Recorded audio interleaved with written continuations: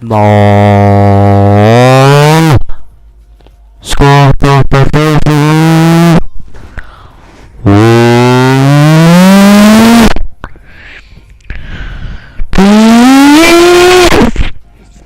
Bak şimdi köy.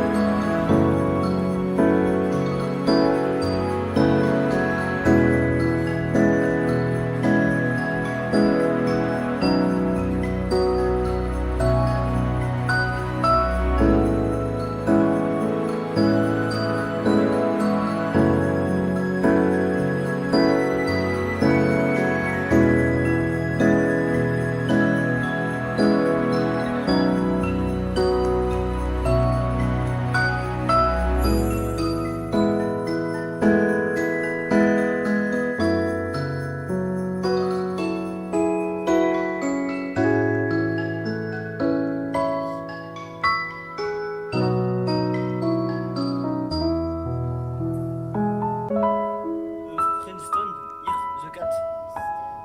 Hier.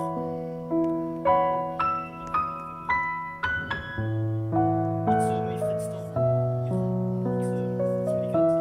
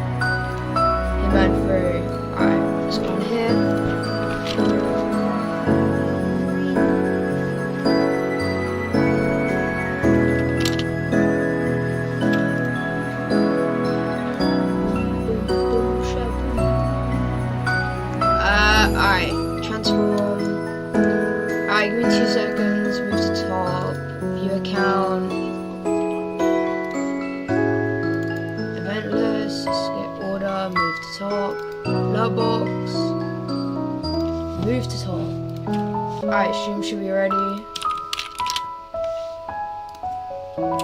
Life is not dream.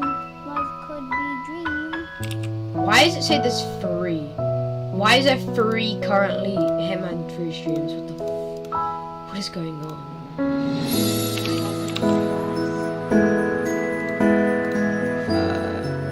Streams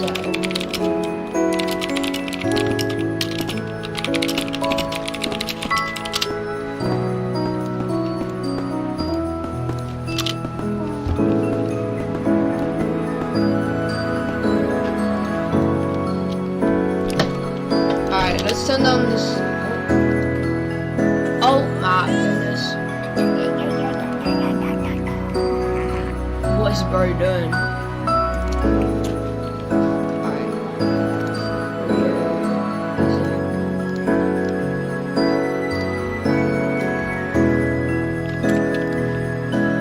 I'm doing the finish line, it's my favorite map.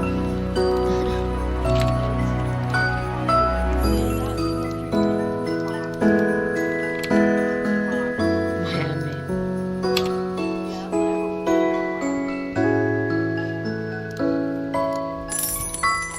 Ooh, shaboo, like a bee dream, but on the paradise above. Yeah, you love, life could be dream, shaboo.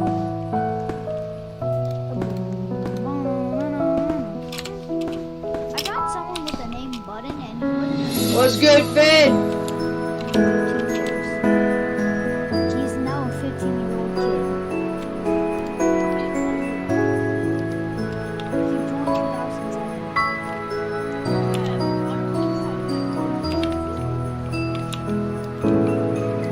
Maybe? Wait, Ellis, didn't I already do Silent Assassin on here? Yes. No, I did do it in the end. Remember I did it. Yeah, I did. I got the achievement.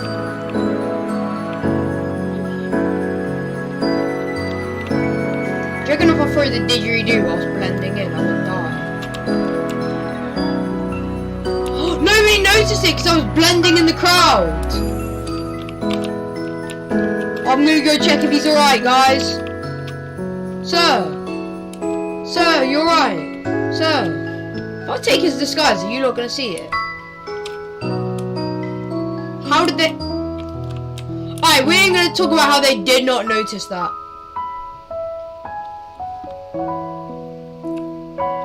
Oh. How did they find the body? Fuck you. Bro murdered security with a bat? It's a didgeridoo, my boy.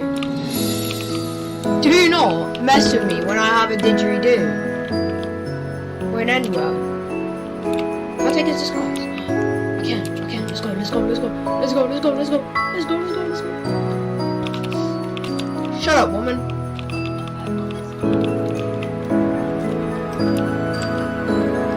Oh!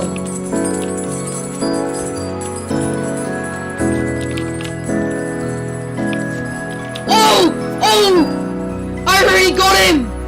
Bro, he was in the best space. Robert Knox, bro, he was at the top of the main stairs. That wasn't me. Let me take this disguise. No, I don't think I did. I kind of killed like 10 people. I probably should have put 18 plus and just mass murdering. Sierra Knox is easy? Yeah. Finn actually knows this game. He said Sierra's easy. Come on, W, bro. Nah, but I'm on Roblox stream and I'm just mass murdering right now.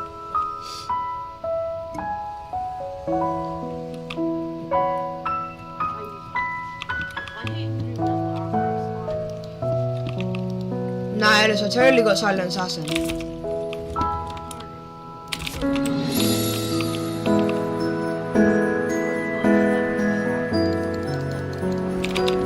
Crash.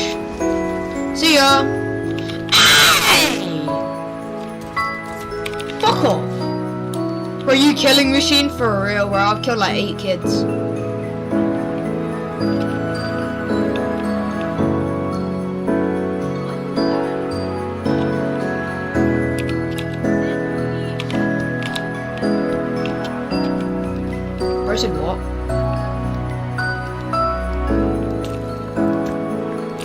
Perfect aim on God.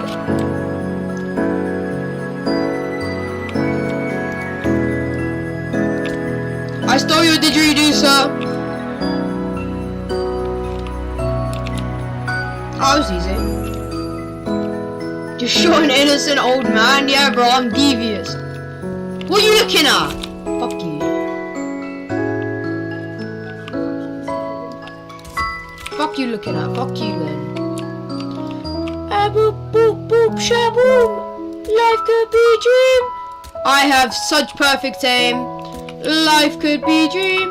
Life could be a dream. Shaboom. That's pretty easy. Bro, that old man, bro, I feel sorry. Should I just keep speedrunning it?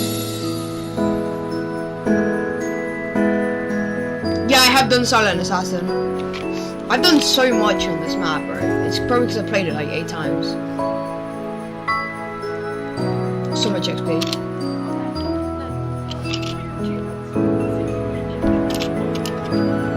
Alright. Wait, how do I see it? Challenges.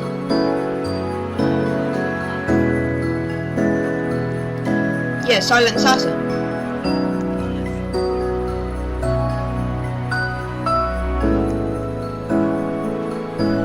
One out of 14 of the classics. Yeah, look. Silent Assassin. Oh yeah. The classic Silent Assassin, bro. Done it.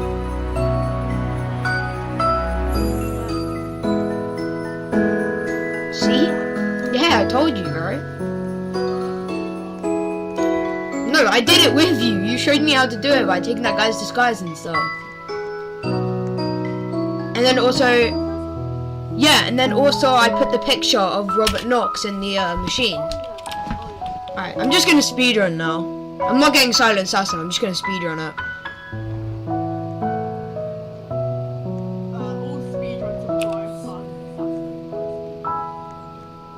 Assassin. No, I'm just doing like a non-speedrun speedrun. I'm Gob.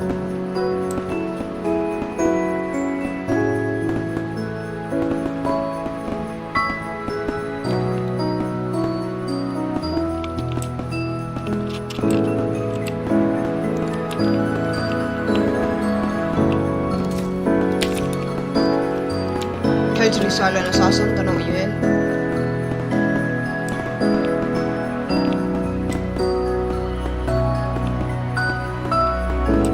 Still not compromised, I can still run up here and shoot him.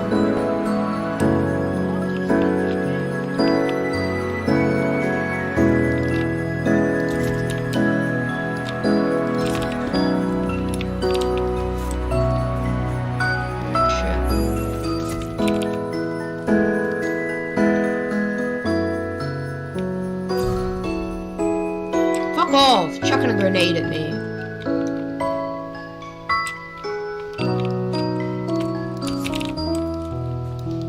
You're fine. Can you like look away? Look away! I'm trying to steal a disguise. Alright, minute 30, I've killed Robert Knox and now I'm at the building.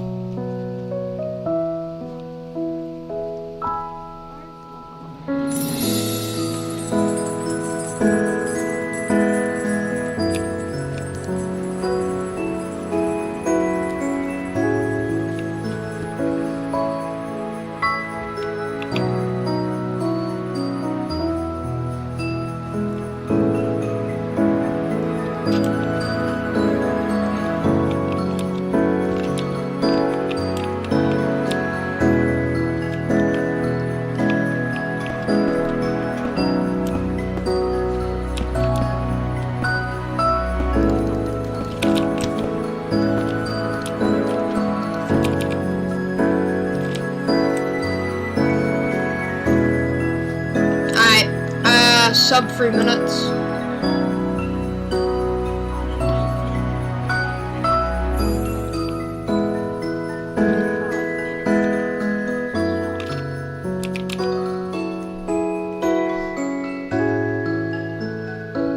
I mean, technically I would be getting like a good record, but I didn't do Silent Assassin. I don't think you actually were. The record's like 48 seconds. Bro, what? I got like 3 minutes 10.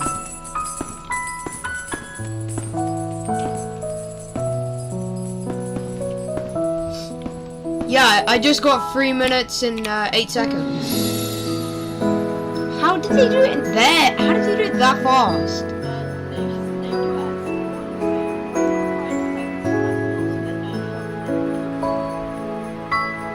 Jesus Christ.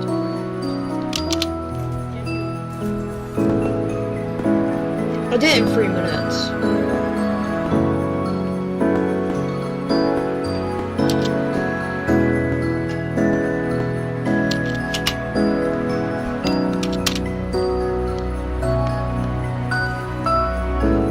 Wow, that's a nice scene. That's, you know, the scene of the crash car with the guy.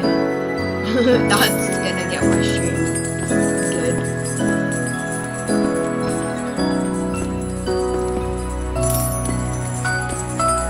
Jesus Christ. Why is some guy putting his name, bro? It's him at free stream. Finn, are you still in the stream? Get this kid out of here.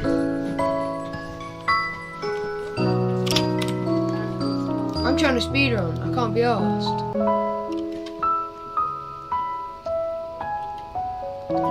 Thank you, Finn. Motherfucker. Nah, it's good. Finn's dealing with it. So yeah, Hitman free stream. Get out of here, spamming your name. Stupid ass bot. Bro really thinks I'll come with Hitman free just to give him money.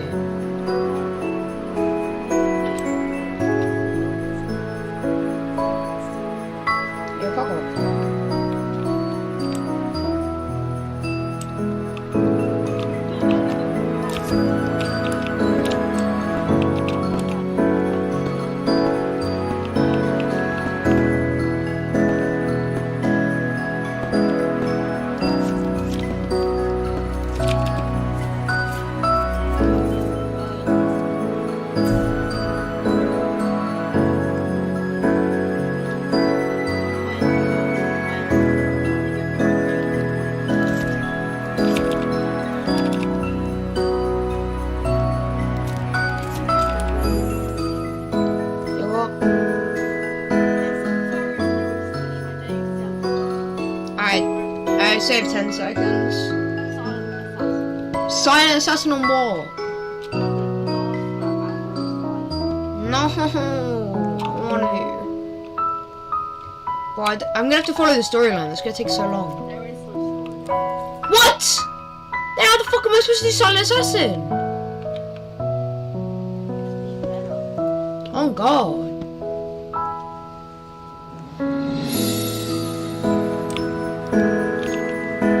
Come on, bro, hurry up, Carl.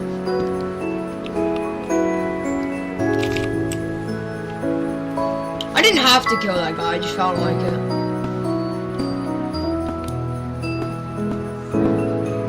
Oh, hurry up!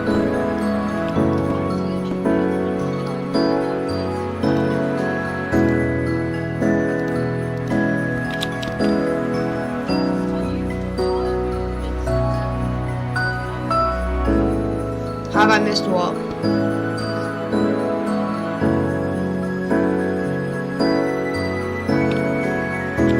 No.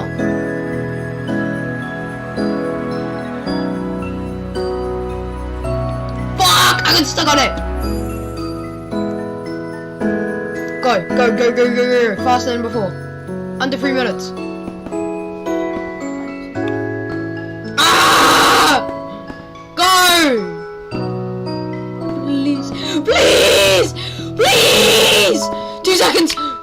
Oh my god, I think I got 2 minutes 59. What did I get? What did I get? 2 minutes 59! What the fuck? Bro, I got 2 minutes 59. Holy shit, bro, that was so clutch. I feel so accomplished right now.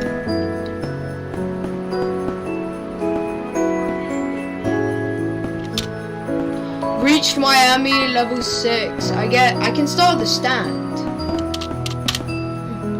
Isn't that just more shit? I wouldn't want to start that.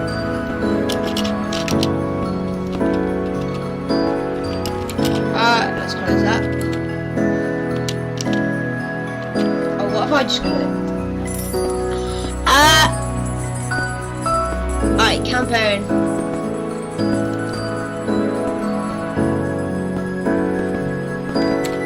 Alright, let's do a map I haven't done before. Chasing a ghost, another life, or the Ark Society. Oh yeah, I tried that, didn't I? I failed hard.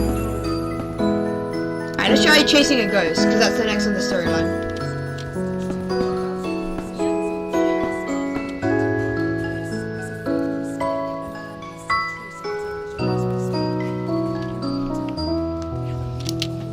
I don't really care about the storyline.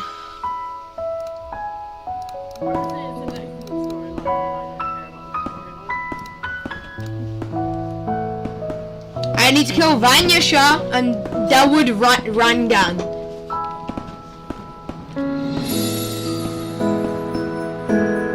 Bro, you already know Dawood and Dawood. Find the Maelstrom and find his identity. Welcome to Mumbai.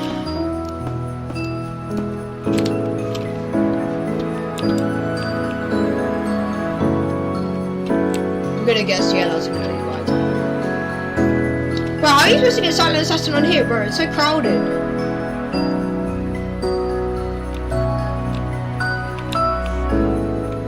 Oh, I might need to steal someone's clothes.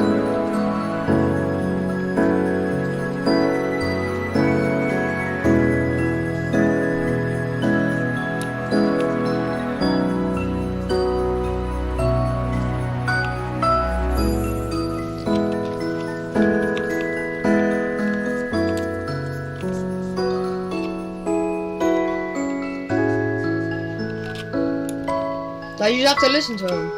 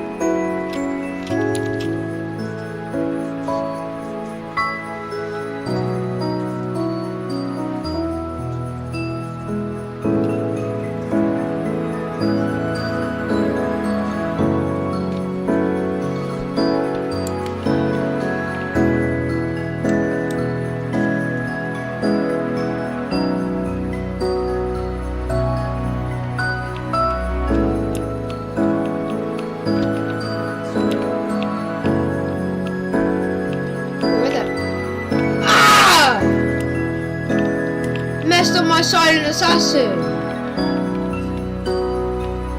Oh, fuck that, bro. I'm not restarting.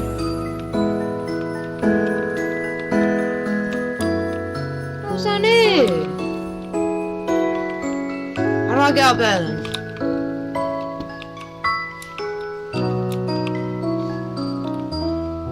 I wanna go up there. Ah! Bro, how do I get up there? Oh, excuse me.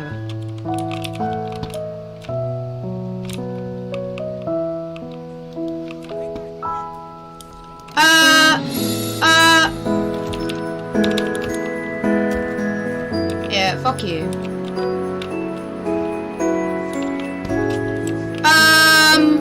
Sir?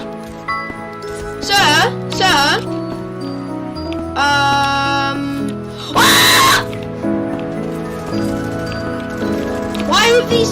Why have you got an AK?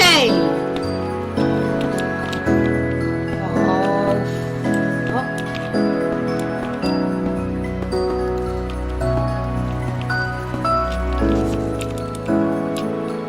No longer compromised.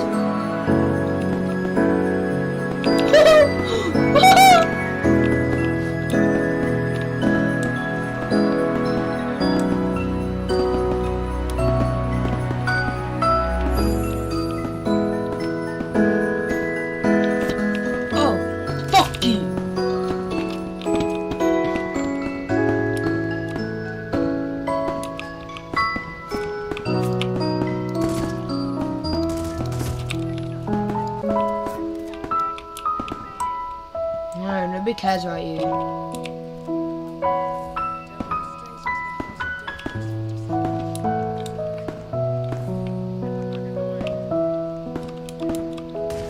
Why are you shooting me?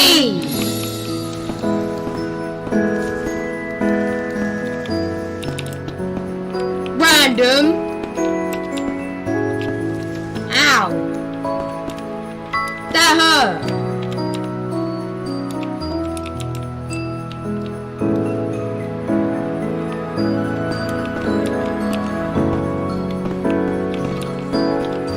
Fuck off.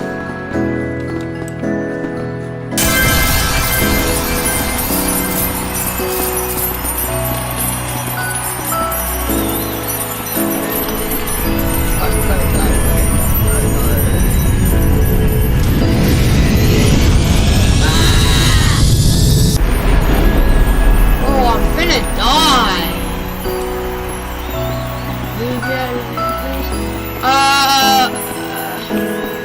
I don't. Thomas, I trespassed. A guy saw me.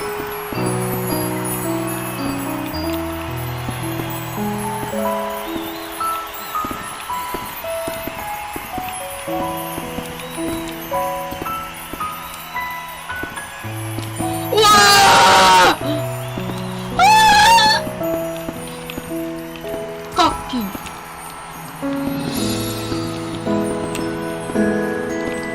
Alice messed up the mission.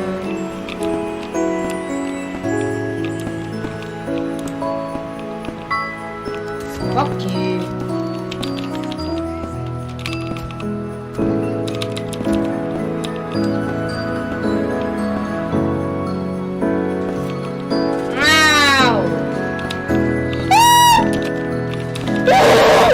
What's good, Wilson?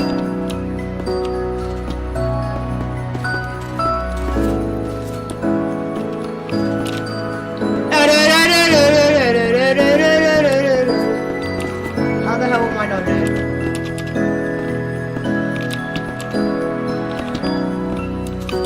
Ah!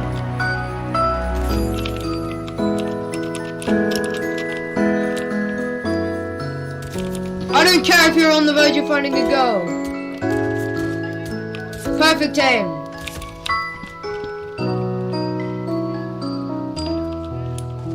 Why was there so many?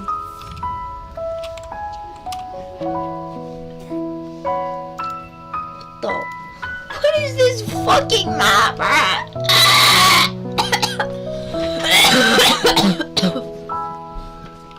Alice. Help, I don't understand how to do this.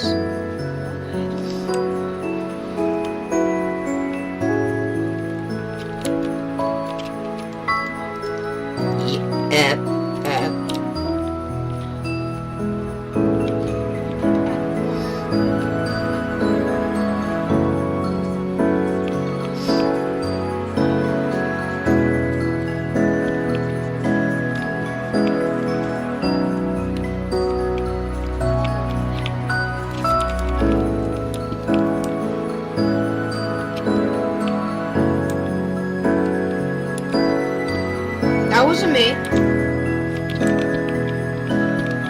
Which one of you look compromised me then? Oh, I'm compromised in both clothes.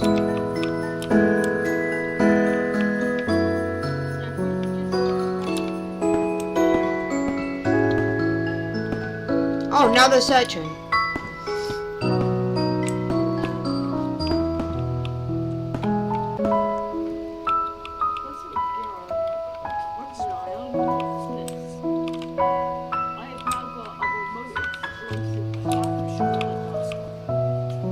Wait, what? I've got a black rubber dog that I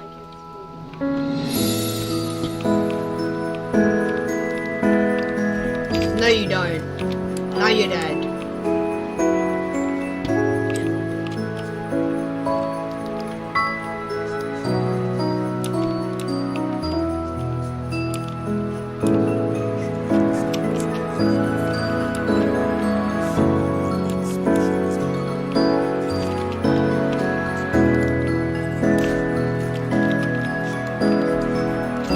Fuck you. Give me this.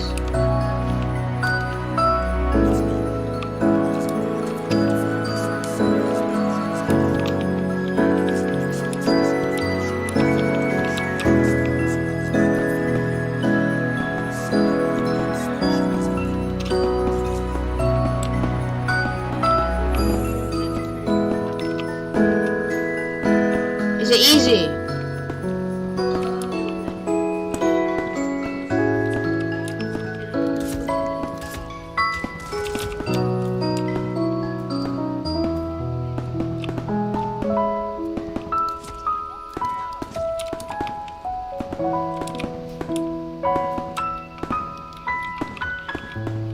Can I please drop?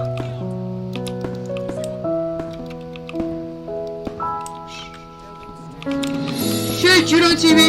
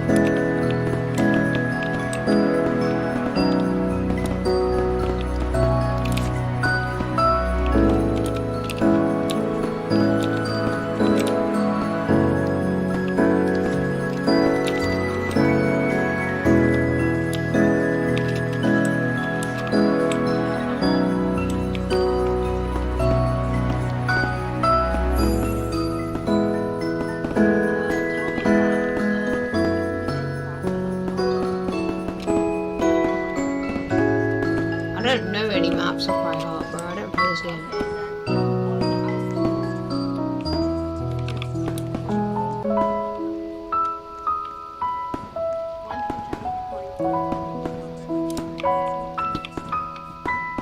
From 1 to 24. 24.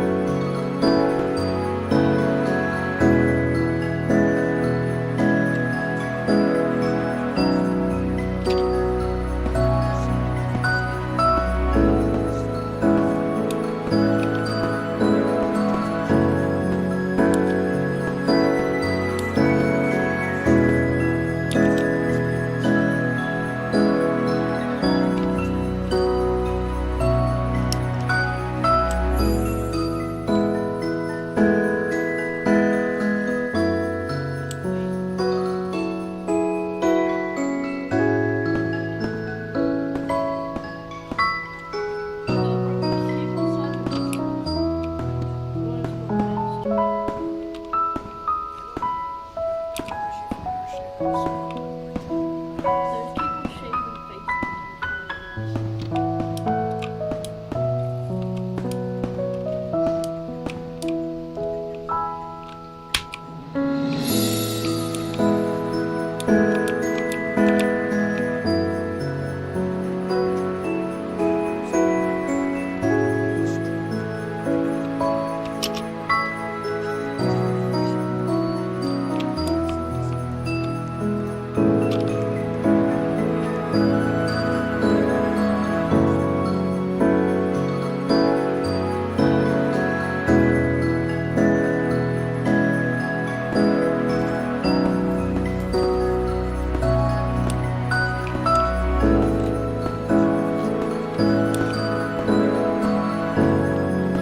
I found him.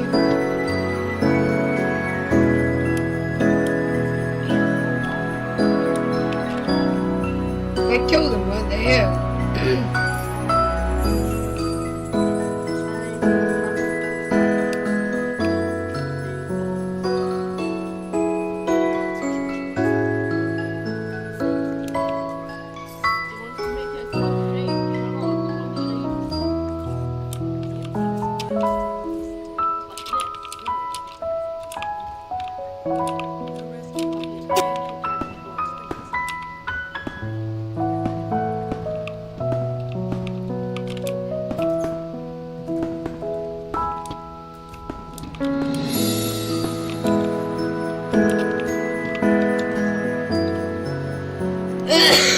That took so long.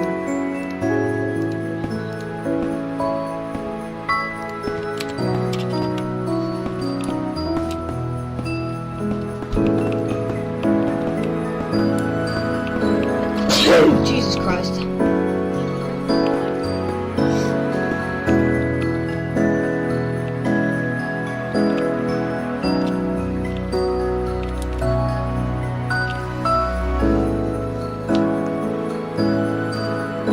Where you walked into me?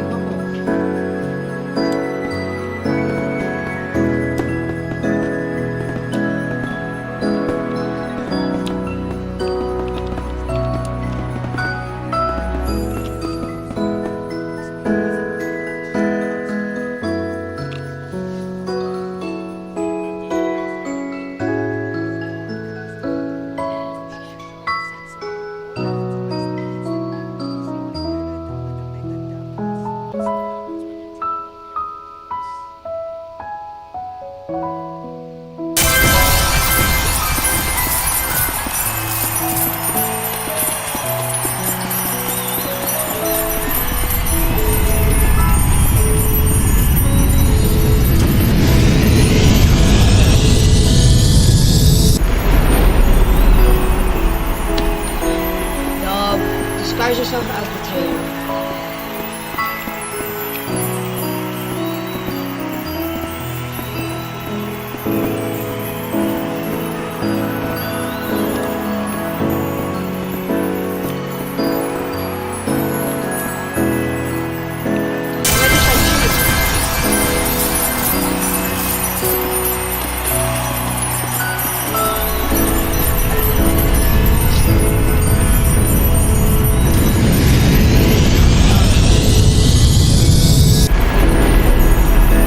Maybe.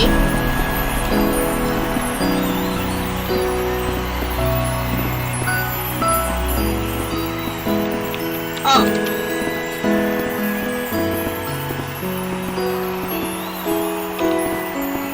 Which one do I click? Yeah.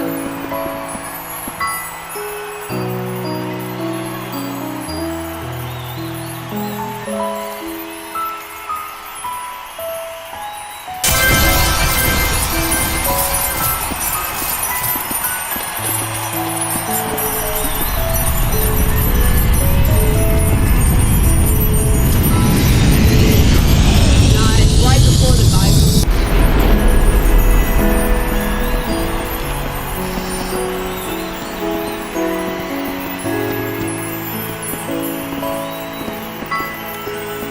Can't I just kill him before he even sits down?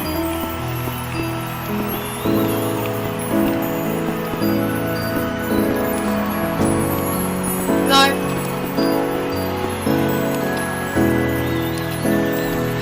Did you see that then? Get out! Isn't it? Oh, now I'm hunted.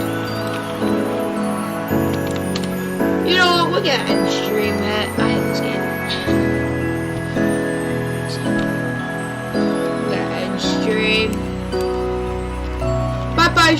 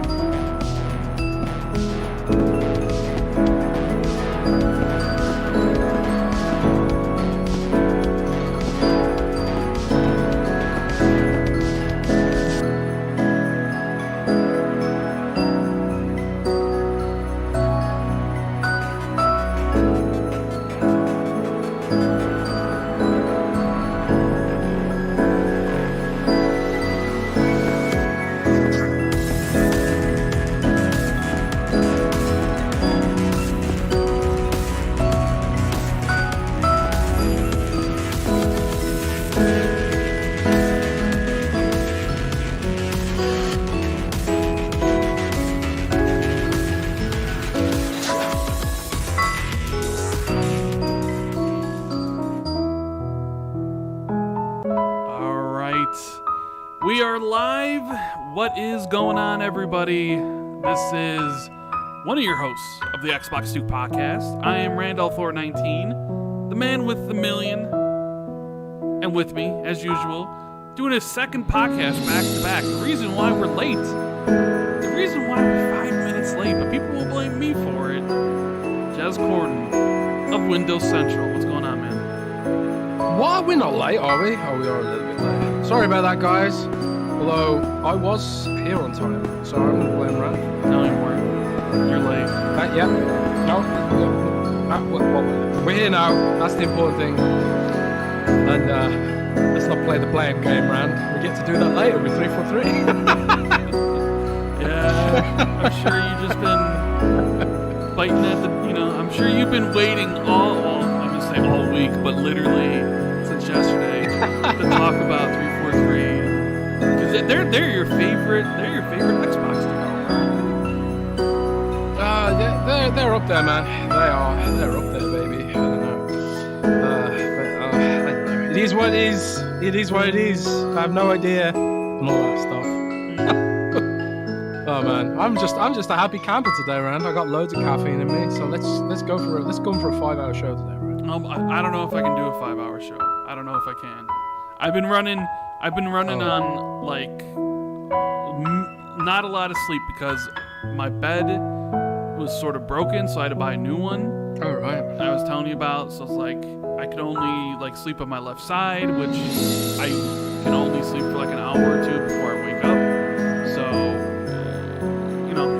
it hasn't been the best like 2 weeks, but got the new bed today or yesterday actually. So I'm looking forward to actually breaking it in and actually sleeping for a solid, 12, 18, 24 hours because catch up on the sleep I've missed over the past like week and a half. You don't realize how much you really love and need sleep until you can't sleep, or you can only sleep in short increments. Oh, dude, I do. Trust me. Trust me. No, I had like a really bad bed situation. You can't. Investing in a good bed is a really good investment. Well, yeah, we got a podcast to do. We do. I know it's funny. Right when we were starting at this, my next door neighbor is like literally doing something. I don't know if it's like doesn't sound like he's cutting the grass, but he sounds like there's something electric running, and it is so loud to me, right? But you guys can't hear it, and neither can Jez, which is odd because you guys can always hear my dog Shakespeare when he barks when somebody comes to the door, but you guys can't hear this. It's like literally right next to the window. It's gonna butt me all show. What? It's because noise cancellation is really good at cancelling out a droning noise. But when Shakespeare barks, it thinks, oh, that's important speech. The dog's trying to contribute, so it sends that right through. But I can hear it a little bit, but it's not bad. Why don't you just, go and tell your neighbor to go away? Tell him you're doing a podcast. Yeah, like I'm podcasting. Please, can you please be quiet? I've been waiting all week for the podcast. I just want to also make mention that I really appreciated all the birthday wishes last week. It meant a lot to me. Everybody that said something during the show, in the chat, and the people that reached out to me on Twitter. It's just amazing. Like, I don't really think very much of myself. I'm sure you guys probably know that. So it's like, it honestly makes me feel really good. Like, brings a tear to my eye that so many people do care. So I just wanted to let everybody know that, you made my year. So thank you guys so much. But we have a lot of interesting stuff to talk about because, I was a tad bit worried about this show particularly, right? Because there wasn't too much new to talk about, and all of a sudden, yesterday, they just decided to drop some stuff. The CMA over in the UK decided to basically be in Sony's pocketbook. They're out there protecting PlayStation. I did see a tweet. You ratioed the UK government, huh? I did. I ratioed the government. I'm so proud of myself. But yeah, we're getting to all that stuff. Yeah. Not only that, but Halo Infinite decided to break their silence about, co-op, because co-op was supposed to come in August, and then all of a sudden August ended, and there was no co-op. So what happened to that? We got a roadmap. PlayStation buying more studios. Tokyo Game stuff. Game Pass, friends and family. Apparently, Matt Booty said some things during his PAX West thing. I haven't watched it yet, so I don't know. But apparently, Jez, he said during the... Now, this could be wrong. Because I saw it in one of the Discords I'm in, I believe. I think it was Xbox Era Discord. I could be wrong, and maybe this is misinformation, and shame on me for spreading it if it's the case. But I think I saw people in there saying that he mentioned that Playground is really, really, really wanting to show Fable, and Microsoft is not letting them or something. I have no idea about that, but we can talk about that in a bit. Yeah. So that'd be. I mean, I want to see Fable. I don't know about you guys, but I certainly want to see Fable. Probably one game. Well, that and like Perfect. Well, we've seen Hellblade a couple times now. So yeah. So you guys can do us a big favor. Make sure you hit that like button. Subscribe if you're new, and please share this out. Let people know we are live. Whether you do it on Twitter or what other social media is out there. Should we do TikTok? Xbox 2, TikTok. You ever think about getting in on the? Cause you don't like Facebook or Meta, so you just do Twitter and YouTube.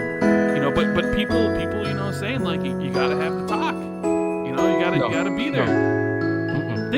Think about all the cool things you could post on there, and you could become an influencer on TikTok. Josh. No, bro. No, bro. No, Okay. No TikTok. We will never do TikTok. Never. I don't care. I don't care if TikTok destroys Twitch, YouTube, Google. I'll just die with it. So TikTok sucks. your stance is that we're never going to do TikTok, just like my stance is that we're never going to have My Little Pony gameplay on the show. Essentially. Oh well, dude. Well, dude, come on. Like, Democracy. You're democracy. You're blocking TikTok. I'm blocking My Little Pony. It's a tit for tat. We haven't done a democratic poll about TikTok, bro. What we have done a democratic poll about on Twitter is whether people want to see the Xbox Series S and X version of My Little Pony gameplay footage on the Xbox 2 Live Show podcast. And an overwhelming 75% of respondents across thousands of votes, they voted yes. Yeah, but People want My Little Pony. They don't actually want that. They just want me to suffer. They just want me to suffer. Dude, they're all over chat. People in chat, they came here expecting My Little Pony this week. And what game do we have up there right now? I don't know, whatever is in there from last week. Well, This man, would this would have been the week to have it, because I would have been like, all right, but you didn't have it, so oh well. Well, they haven't acquiesced my request for a review code. They right. probably won't send you a review code because nobody's asking for one. You're probably the only one. They're like, huh? Somebody wants a review code for our My Little Pony game? Either way, yeah, let's get a couple of these super chats in before we dive into everything. We got one from Sean Kramer, who says, I'm never awake here in Taiwan when you guys are live, so here's a super chat before bed to say these pods are the best part of my week. Oh, that's pretty awesome. Hashtag more Peppa. Oh no. See, dude, people love that stuff, man. No, not Peppa. Hey, it might, yeah, you could get some more. There's DLC coming for Peppa. Did you see Jeez, that? are you gonna play it? You're not gonna play it, right? I'm gonna play it and get some gameplay for the next week's show. So the Peppa Pig. No, you said DLC. you were gonna grab multiverses footage. You said you were gonna grab multiverse. Come on. You never grab footage of stuff. Oh. could, but it'd be Yeah, World but of Warcraft. I'm addicted to World Nobody, of Warcraft. I'm just saying, again, you were like, talking all this smack Yeah, about I it.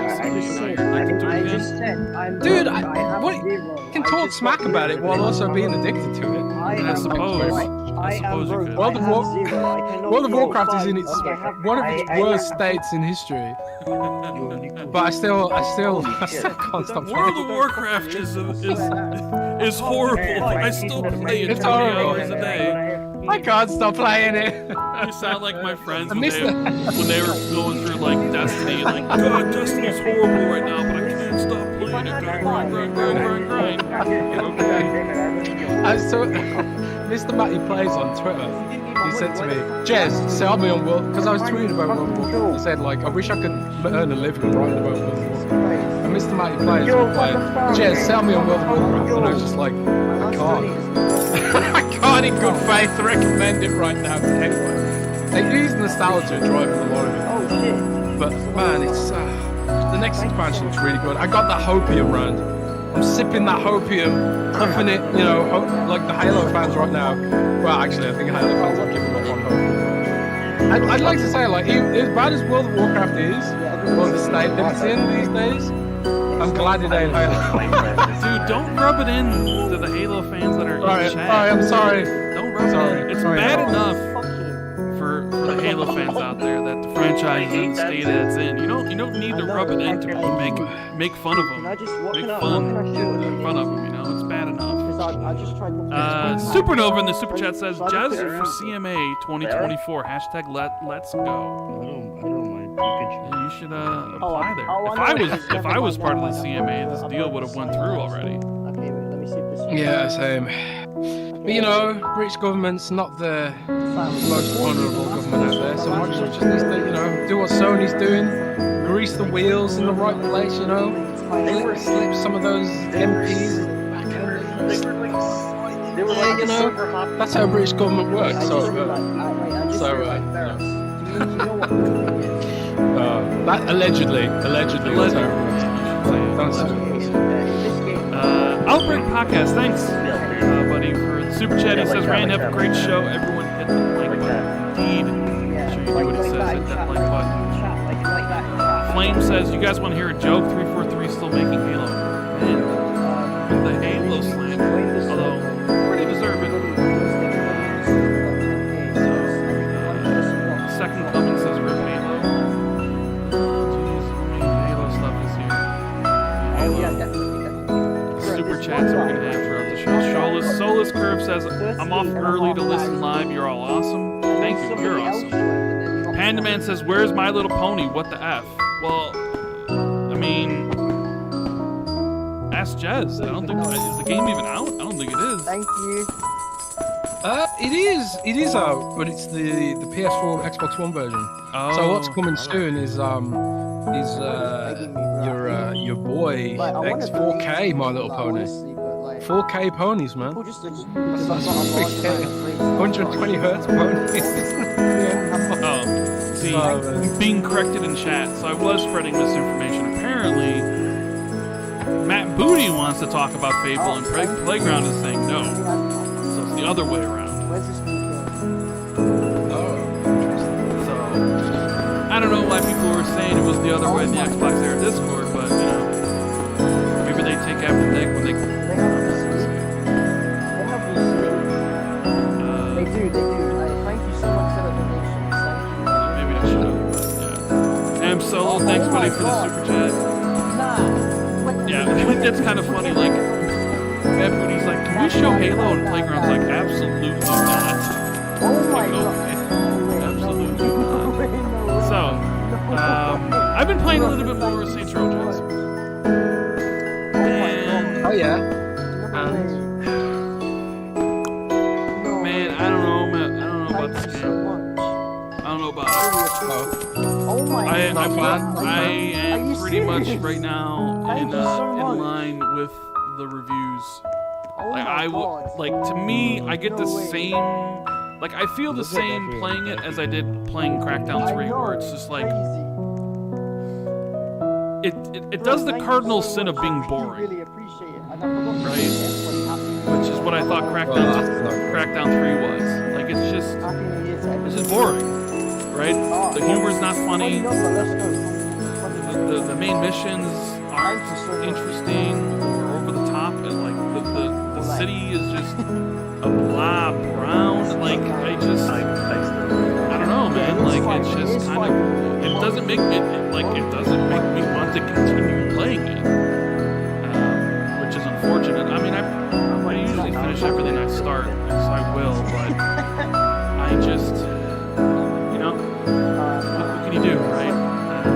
You finish everything you start? I mean, normally, if I play something or I start something, I finish it. That's just what I do. Same thing with books. Start it, finish it. Usually, if I start a series, I finish the series. You know? Me too. I always finish. You don't finish anything. What are you talking about? I don't finish everything. What are you talking about? No, you don't. I'm working on trying to finish World of Warcraft right now. You never. That's That's the problem. I can't be finished. Easy 6K. But my Of course it can. Of course. One day. top leaders did. I was looking at World of Warcraft because World of Warcraft has achievements. Yeah, I told them. I've been playing this game for almost 20 years, and I just almost have half the Yeah, achievements. she wants to be back on top again. Oh no. Okay. She's gonna get back on top. Have you been playing anything else besides Saints Row? Things in the late 60s. No, that's about it. I do want to play Immortality, Oh which came to Xbox Game Pass. I want to try to get back into That game sort of came out of nowhere. Yeah, it did. I don't really know much about it outside of FMV stuff, but I kind of at least want to. Supposed to be really good. Yeah, I want to try it out. So I'll probably play that this week, and then probably go back to Saints Row and finish that off and stuff. I'm probably just gonna mainline the main missions in Saints Row. Because like normal, I don't know about you, but like when I play an open world game, like I want to do everything before moving on. So it's like I do let me do this side hustle and this side hustle and this side mission and this over here, and I do everything in an area, and then it's like, all right, time to do the main mission.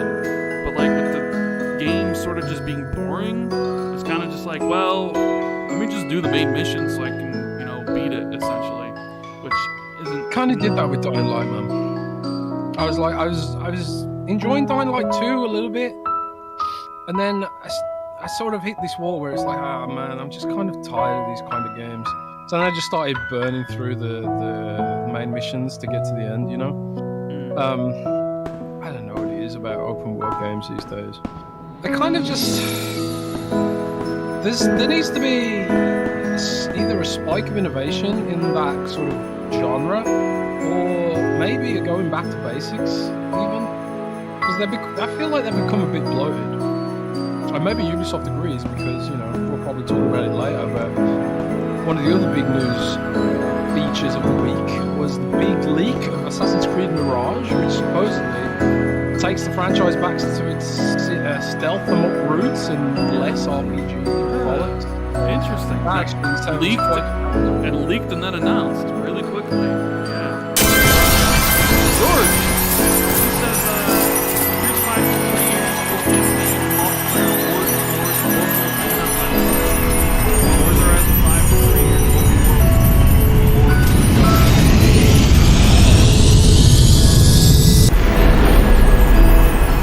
Battle Royale Online. God, I hate 343 Wars. Definitely not spicy. Very spicy thing. Spicy. Godsman says, why are Gears devs helping out with State of Decay? I love the show. Hashtag rip I think Matt Booty said that during Game Nelson or something. Yeah, you want to say? I haven't listened to it yet. So I haven't listened to it fully, but he said that, and this isn't news, I think this has been previously announced, but the Gears of War devs, they are wizards with that engine. They're comprised of many former Epic Games devs. They know the Unreal Engine inside out and backwards. They made that demo of the Matrix, so they are the gods of that engine. They are up there with Epic Games itself for using that engine. Sorry, I'm joking. So one of the issues that Undead Labs had with State of Decay 2, and I won't go into this in too much depth because we've got a lot to go into there, but one of the issues they had with State of Decay 2 was that they weren't that familiar with the engine. So a lot of the issues that the bugs and quirkiness of State of Decay 2, that was because they'd moved from the Cry engine to Unreal Engine for the first time. They didn't have a huge amount of experience with it. Obviously, that situation's improved now because they've been updating State of Decay 2 like crazy. Like it's not a true service game, but they're sure as hell kind of treating it like one. I don't think I know any game that's been as supported as State of Decay 2 without anyone really clamoring for it. I think the community around State of Decay is really passionate, albeit small. But they've updated the hell out of that game, and we've heard that they're continuing to update the game in partnership with Wushu Studios. So the main Undead Labs cohort is now working on State of Decay 3, and being the wizards that they are, the coalition's contributing to the technological aspects of the game. So this only bodes well for State of Decay 3, in my view, especially because the trailer they put out for it sort of gave the impression of photorealism, and I've criticised Microsoft in the past for having these really flashy trailers which don't represent the final product. Maybe it will this time with Coalition. Yeah. I mean, I like studios when they kind of collaborate together and help each other out. Right? Coalition's the workhorse. At least I've always described them as the workhorse of Xbox. I mean, Microsoft's best dev. Yeah, well, except for Obsidian. I don't know. I think Obsidian's Microsoft's best dev, and then the Coalition. Coalition's definitely probably in the top. We didn't rank the studios when we did that thing about. We just kind of ranked the excitement of their next projects. But yeah, the Coalition would definitely be near the top. Man, I don't know how the Xbox One generation would have played out without the Coalition, because they released 3 games: Gears Ultimate, Gears 4, and Gears 5. And Tactics. Well, yeah, and Tactics too. If you want to put they contributed. Yeah, they contributed to that. So they definitely. Oh, and then they even released Hivebusters for the Series X launch. I mean, they deserve more credit. They do deserve more credit, and people should talk more about them and how good their games are and how great they look. I mean, Hivebusters was like, holy cow, right? Like, what's interesting? Hivebusters could have been like, they could have just cut that off and sold it as kind of like a Miles Morales expansion for like the launch of a new gen. Instead, they basically was like, it's part of Gears 5, and if you have Game Pass, it's free. Which is another. People ask me all the time, why did Coalition give Hivebusters away for free DLC, but then if you had Ultimate, but Forza Horizon 5 doesn't give DLC away for free. I always get that question, and it's just like, I don't know how to answer that, because it's like, I don't know. Maybe it's up to developers, but I was told that was an experiment with business models. So they do experiments and shit like that sometimes, and that was one of them. As they're trying to figure out, user behavior around the subscription service, because it's still new, right? You don't know, and this is one of the reasons why the Xbox Game Pass Family Plan is only available in a couple of markets right now, because they're still experimenting with user behavior. They don't know how this is going to impact profitability and stuff like that. Will users behave differently in a world where they don't have to pay for it? So there are a lot of experiments going on still across the board with business models, and even Minecraft itself wasn't on Game Pass for a long time, because I think they weren't sure if it needed to be, if it would actually benefit the game or benefit Game Pass with it being there. So they're still experimenting and messing around with it and looking into it and stuff, but and they won't stop. It's not going to be the last time they do it. But I do think that there was something weird about Hivebusters. I kind of feel like it didn't get enough attention, enough press, because it's a really great DLC, but it just kind of shipped and was immediately forgotten. I mean, there wasn't a huge amount to it, but it was so cool. It was so well done. It had some amazing set pieces and had great characters, a unique sort of area, and it was just great. I really loved Hypebusters. So yeah, if you're listening to this and you haven't played Hypebusters, go bloody well play it, because it's actually really good. It is. My buddy Jacqueline says, "Gents, how bad would you have wanted to see Michael Pachter tell Jim Ryan that Phil was going to eat his lunch this gen? That would definitely have been funny to see." Did you heard about this, Jen? No. He said it on his own podcast. Right? Well, not his podcast. He was on David Jaffe's podcast, and they were talking about certain Pachter is very high on Game Pass and what it's going to do for Xbox, and basically very negative towards PlayStation. Like, he thinks they're not. He thinks they need to also sort of move to a subscription service, and they need younger blood in there to kind of do it, because Jim's not going to do it because he's older, right? And yeah, he said he had lunch with Jim Ryan in 2019 and told him that Xbox and Game Pass is going to eat his lunch. So wow, that is man, that's something. That is something, and I have to say I agree with him. Ooh. I saw a great article a while ago. I can't remember which outlet it was. Someone in chat might remember, but I think it might have been Forbes. Actually, it might have been Paul Tassi or someone like that. They basically wrote that while Sony, sticks to the premise of the article was basically, while Sony sticks to traditions, Microsoft is changing the whole industry around them. So even though like Sony's still ahead right now, Microsoft's literally re-landscaping the whole industry rather than compete directly with Sony. And I think like it's going to play out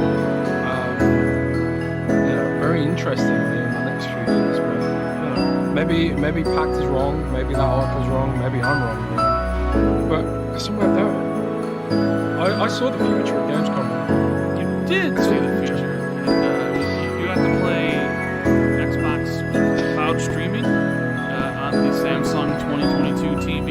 Is it as good as advertised? Because I saw Paris talk about it when he tried it out at like E3, like Danny Pena, a lot of people that were out there for the Jeff Keighley stuff. They were trying out the Samsung app. Dude, you got to play it, so tell me. So is it truly the future? I think it is, but not for us. I think this is the gateway for console audiences to reach mobile kind of gamers, right? People who don't want to deal with console, they don't want to set things up, they don't want to pay extra money.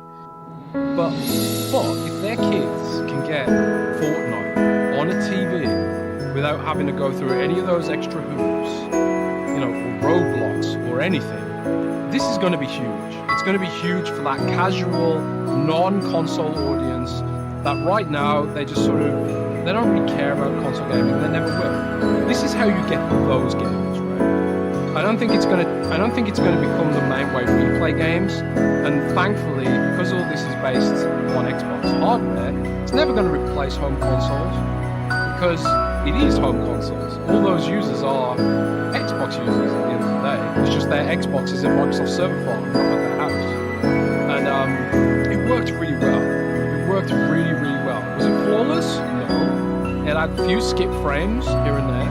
There was some sort of like artifacting around the edges of the screen. Yeah, there were. But again, it's not for me. Like, one of the things one of the devs told me was, in their analyses, little kids especially, they can't tell the difference.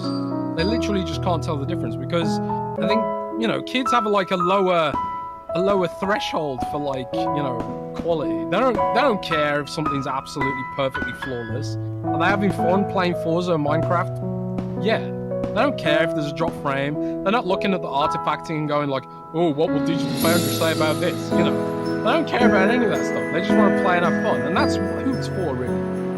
And also, the fact that it's sort of like the app on the TV RAM is based on different technology to that of the phone, which is an important point, right? Like the encoding for the TV app is based on it's sort of encodes the video much more quickly than the technology they're using on Android right now.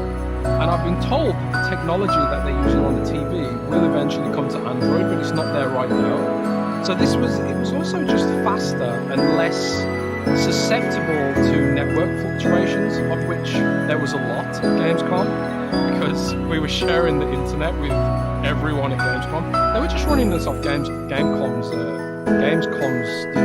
internet connection. It wasn't a special pipeline to Microsoft servers or anything. It was just literally the production level xCloud. So yeah, and when going back to the original topic, Michael Pachter, when he's talking about the future, that's what he's talking about really.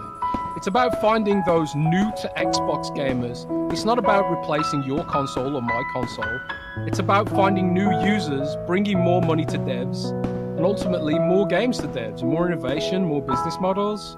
If you can go to Atlas and say, hey, you want to bring Persona 6 to Xbox? We've got 150 million users when you include the cloud, and we'll put your game right front and center at the top of the TV app, so everyone gets to see it, right? That's what it's about. It's about growing the audience, and I think it'll be the TV app combined with phone, web, and family plan. I think it's going to be huge. I think it's going to be really huge. And I hope it is, because I want more games. And I want more stuff. Loads of stuff. Loads of stuff. You wrote an article about it, right? It's on Windows Central. Yeah, I did want to read more, so yeah. RDX on the Fed says, love what Tom Warren said about the ABK deal in the UK. I kind of agreed with him. So did Hogan. I mean, we'll talk about it, but he basically said that it seemed like the CMA was sort of protecting Sony, protecting their #1 spot in the UK gaming market, rather than like protecting competition or protecting customers and consumers or whatever. So yeah, it was definitely weird. So Hargeet Chani, thank you, buddy, for the super chat. He says, looks like Sony sent the same info to all the agencies that they sent to Brazil. Don't blame them, but it's ironic the CMA, which is designed to regulate monopolies, is protecting PlayStation, a monopoly for AAA console games in the UK. Interesting. Although, would you classify them as a monopoly for AAA games? I don't think so. I mean, I get his point. That they're sort of like they're the front runner when it comes to like the sort of classic, what we think of as high quality AAA games, whereas Microsoft's been on the back foot for a while. But the thing is, we'll talk about it more in a bit. But I don't think the CMA's got a leg to stand on. We'll get into it. Poochie's been a member for 9 months. Says, I feel like it'll be State of Decay 3 versus Last of Us Factions, which is pretty exciting. Andre, who's been a member for 4 months, says, if Sony felt the need to give that answer to the Brazilian government, does that imply that these several years of COD on PlayStation may not be that many after all? Well, that's certainly something we're going to be discussing, because that information came out today from Tom Warren, who had a scoop. Phil Spencer talking directly to The Verge. So I know a lot of the talk, because I also have Twitter up right now, and people are going back and forth, and they're really focusing on just the several years thing, right? Being like, I told you, like they're gonna make it exclusive after the several years is up or whatever. But I have my own take on it, which we'll talk about. Charging Buck says, could Xbox be looking at studios currently working on COD to take over, help with current and future development of Halo when the deal closes? I mean, personally, I think the studios that are working on COD are probably going to be busy working on COD, and not necessarily looking at Halo. Maybe if Xbox... I really like my idea of a Call of Duty Halo spin-off. I really like that, because I do kind of like the Halo universe, but I much prefer Call of Duty's combat. So if they did like Call of Duty Halo ODST, where you don't play as the Chief, and it has more Call of Duty style gameplay, just a spin-off, I think that'd be sick. It also says, as well. If you want to play Elden Ring, your choices are Xbox or PlayStation. PlayStation has 80% market share in the UK. Monopoly. Nothing to do with exclusives. Most of the big AAA games are only no PlayStation or Xbox. I mean, there's people playing that on a PC. does PlayStation have an 80% market share in the UK? I don't think it's that high. If you count PS4, Oh, okay, well maybe if you count PS4, but is the Xbox One was really bad. is PC gaming not considered part of that market? Because you play it on, get it on PC and okay. Is that considered a different market? I don't know. I mean, the thing is, all these arguments are things. If it does go to court, and it will, if the CMA tries to block it, which they won't, they'd have to be stupid. Microsoft will take them to court, and they'll win. They will win. And I don't think the British government wants to take Microsoft to court because, frankly, they can't afford it. Do you really think the British government wants to fight Microsoft in court when, like, you know, they're wasting enough money as it is? It would not be a good. It's like, hang on a second, you're fighting Microsoft in court while people can't heat their homes and shit like that. It'll become a big political cluster. I think, do you want to talk about it now, since we're talking about it?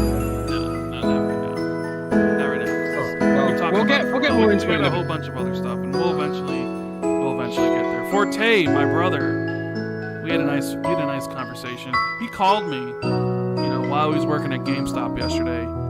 And we're having a nice chat, and then a customer just comes up there, and Forte spends 10 minutes talking to him while I'm on the phone with him. I'm like, rude, Brilliant. I know. It's just, he's at work, right? Yeah, he's at work. Just, you consider it work? It's GameStop. How many people actually come in throughout the day? Probably maybe 5 or 10. You know what I mean? How many people actually step in through GameStop's doors?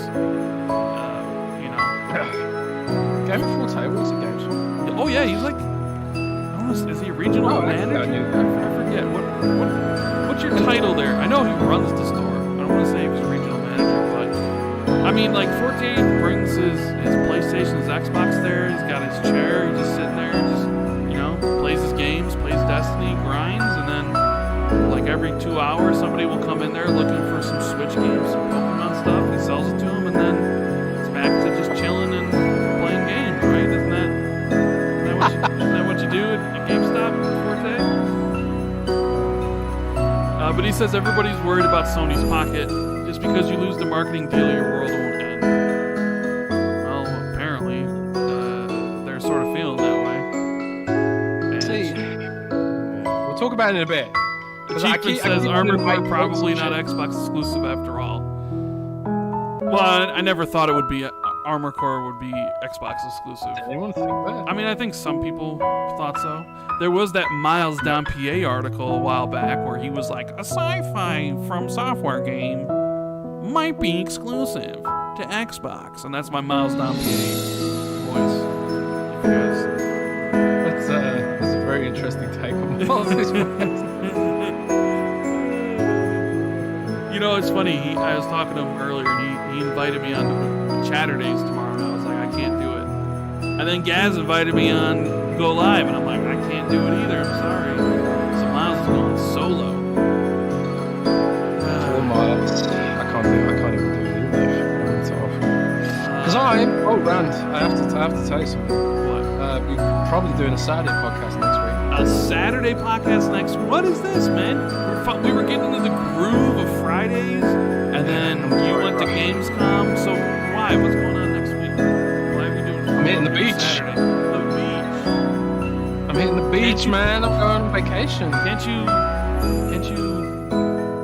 podcast from the beach? Well, I'm traveling back on Friday, you see, so I'll be in a train. I mean, I could podcast from the train Wi-Fi, but I might drop out every time we go into a tunnel. So I don't think it'll be a particularly great experience for those who are listening.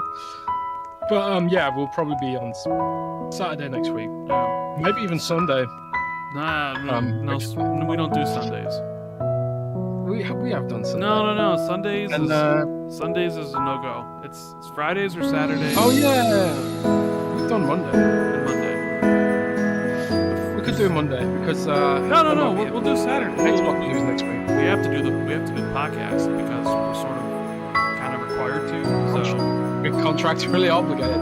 Yeah, but that's what I mean. We might have to do it one day if something goes wrong with my trains or something. Because this is happening. What's going on? Alright. German trains are not the most reliable. Harky drops another super chat. Says console is a different market than PC, much like Blu-ray disc versus streaming. And the market share is much worse everywhere else. UK is one of the best markets outside of US, EA for Xbox. So, Alfonso says Jez going in the Speedo to the beach. Hell yeah, I actually bought an Xbox somewhere. I'll send you pictures, guys. Don't worry. I'll send you sexy pictures of me at the beach. Sexy picture. Oh, actually, there's where I'm going. There actually is a nude beach. There actually Really? is. You're not going there, are For you? real. I don't know. Maybe I will. Maybe I will, man. Well, Does America not have those? I was surprised too. I was like, oh, Germany has nude beaches. All right. But yeah, half the beach is designated nude beach. So I don't know. I mean, I would assume there's nude beaches in the U.S. somewhere, but I don't know for sure. No wonder you've been using the Manscaped stuff. You know, no nude beach. Yeah. Flame says, "Don't do it, Jez. Don't do it." Thank you to Simon Evans for becoming the newest member of the channel. Appreciate the support. Enjoy the emotes. And Forte comes back and says, "Not all GameStops are dead slow brain."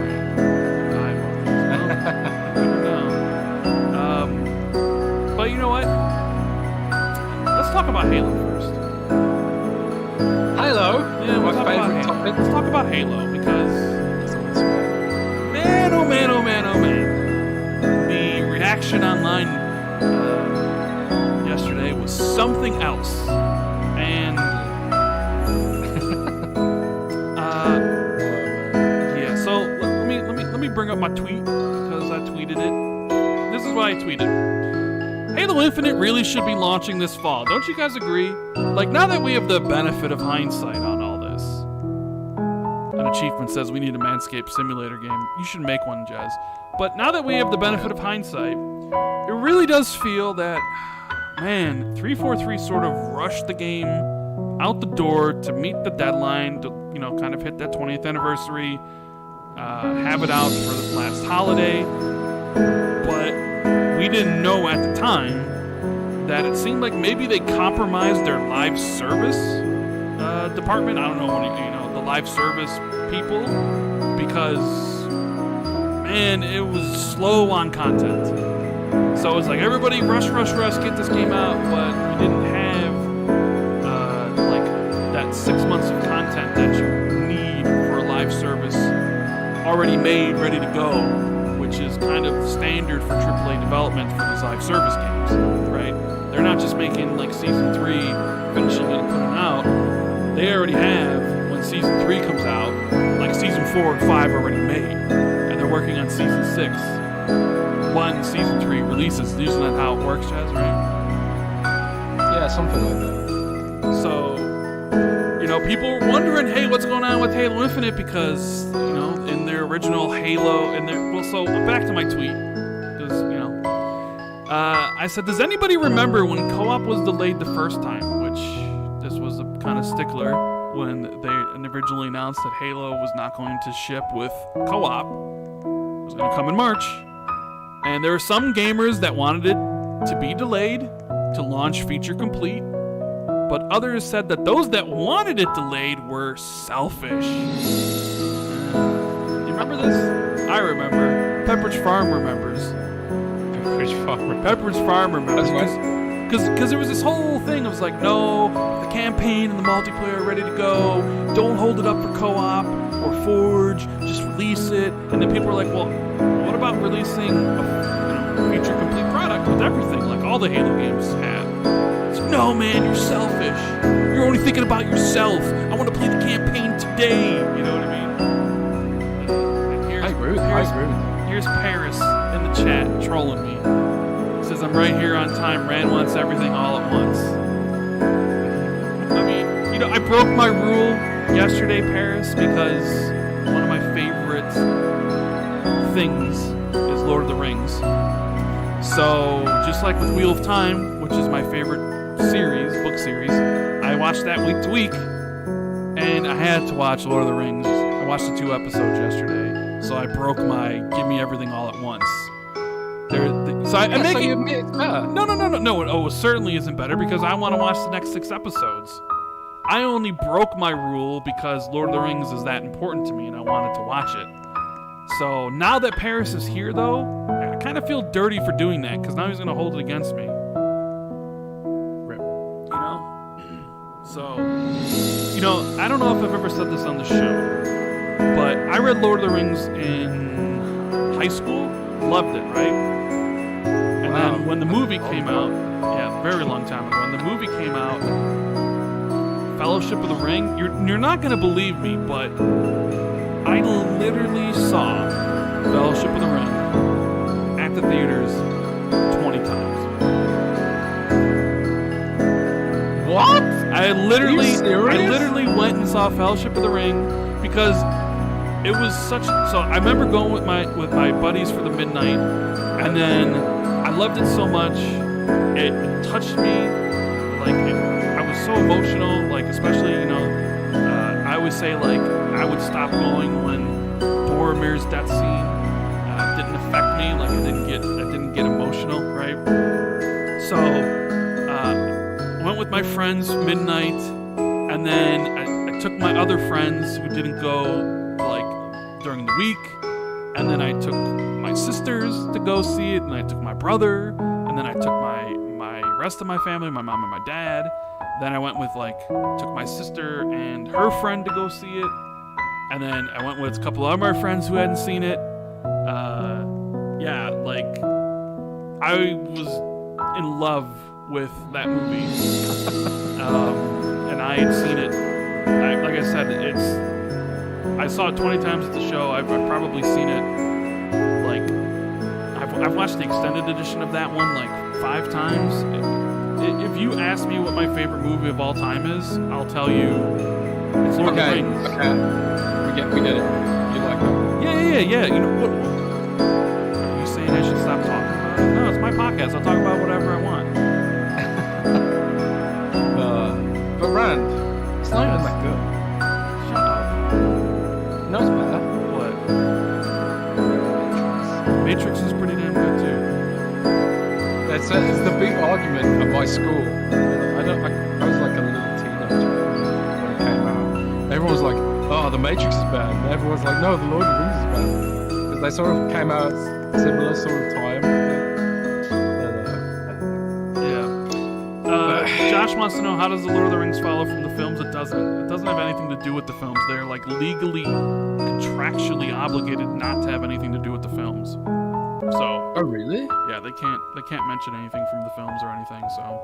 How does that work then? Because isn't it all part of the same canon? No, because the movies just dealt with the destruction of the ring, right? The Frodo and Aragorn. Where this is all the Second Age. So this is all Sauron grading the rings, which really wasn't touched on in the movies. So yeah. Oh, so this is like a prequel. Yes, it is. It is a prequel. Yes, essentially. Interesting. Yes. Any recurring characters? I mean, the main character is Galadriel. One of the other main characters is Elrond. So I mean, there are Same actors though? No, not the same actors because they're younger versions of those characters. But either way, back to gaming, back to Halo, because I don't want to hear Jez go off because I also have some issues with this as well. But, so yeah, I'm issues with it. I think it's hilarious. I know you. Well, but I was just saying, benefit of hindsight. There's a lot of people saying, "Hey, launch it, feature complete." People were there no, I want to play it this holiday. Come on, man. And well, yeah. So they released their roadmap, and what do you know? Campaign co-op got delayed again, along with Forge. So on November 8th, they're releasing a winter update that'll have the Forge beta, campaign network, and co-op and mission replay, a free 30-tier battle pass. And 2 new maps, Detachment and Argyle, which I believe are Forge maps. They also released a 30-minute video explaining all this stuff and kind of talking about the things they're doing at the studio to like fix all the issues they're having and they apologize, all this sort of stuff. They also have Match XP beta. It's the only time I've ever seen a game have to run a beta for XP. New game mode, Covert One Flag. They got a December event, a January event, and quality of life improvements. And then Season 3, which was originally supposed to start November 8th, when they talked about all this stuff in April. Well, that now begins on March 7th. And that includes 2 new maps, an arena, a big team battle map, a new weapon, new equipment, and a 100-tier battle pass. It includes a custom game browser, in-game reporting, so it only took them a year and 4 months to get in-game reporting in. A new game mode, VIP and escalation. I really hate this, like these old like game modes as like content. Like we got escalations coming, it's new content. Like game modes aren't content, man. Especially game modes that have always been in Halo.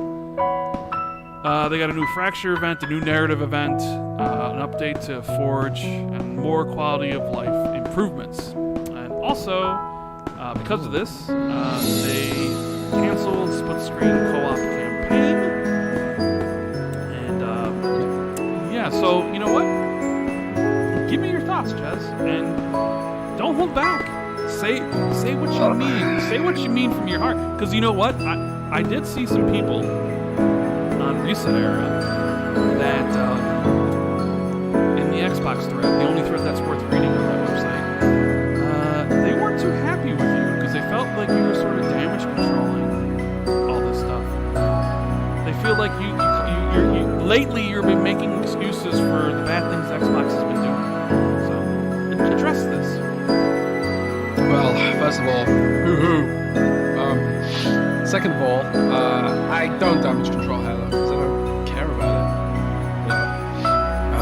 it. Damage control is not something that I'm interested in doing. So damage controlling is a very lazy way of someone discrediting your opinion, because actually coming up with a robust response would take the firing of synapses and brain power, which very few people on Reset Era actually have access to. Oh, Rand's gone away, so we missed my great monologue. But anyway, I digress. You mute Randall muted again? Oh my god, man. What do you mean they can't even hear you? What are you doing that's so important? Man, Rand's banding me, guys. Again. Well, anyway, I really want Rand here for this because I want to upset him, but I don't think they should have delayed the game. Why should they have delayed the game? You know, it's been out for a year. It's racked up millions of hours of play. It's serviced millions of players, and a lot of people who complain about it still play it. So they're getting some form of enjoyment out of it. And at the end of the day, you know, it's a case of messaging. You know, if this was a game that was launched in open beta or early access, no one would be complaining. You know, they'd be having fun with it. They'd be patient, stuff like that. What it's all about really is the positioning. They promised things, didn't deliver. They sold the game for full price at launch. They acted like it's a full price game.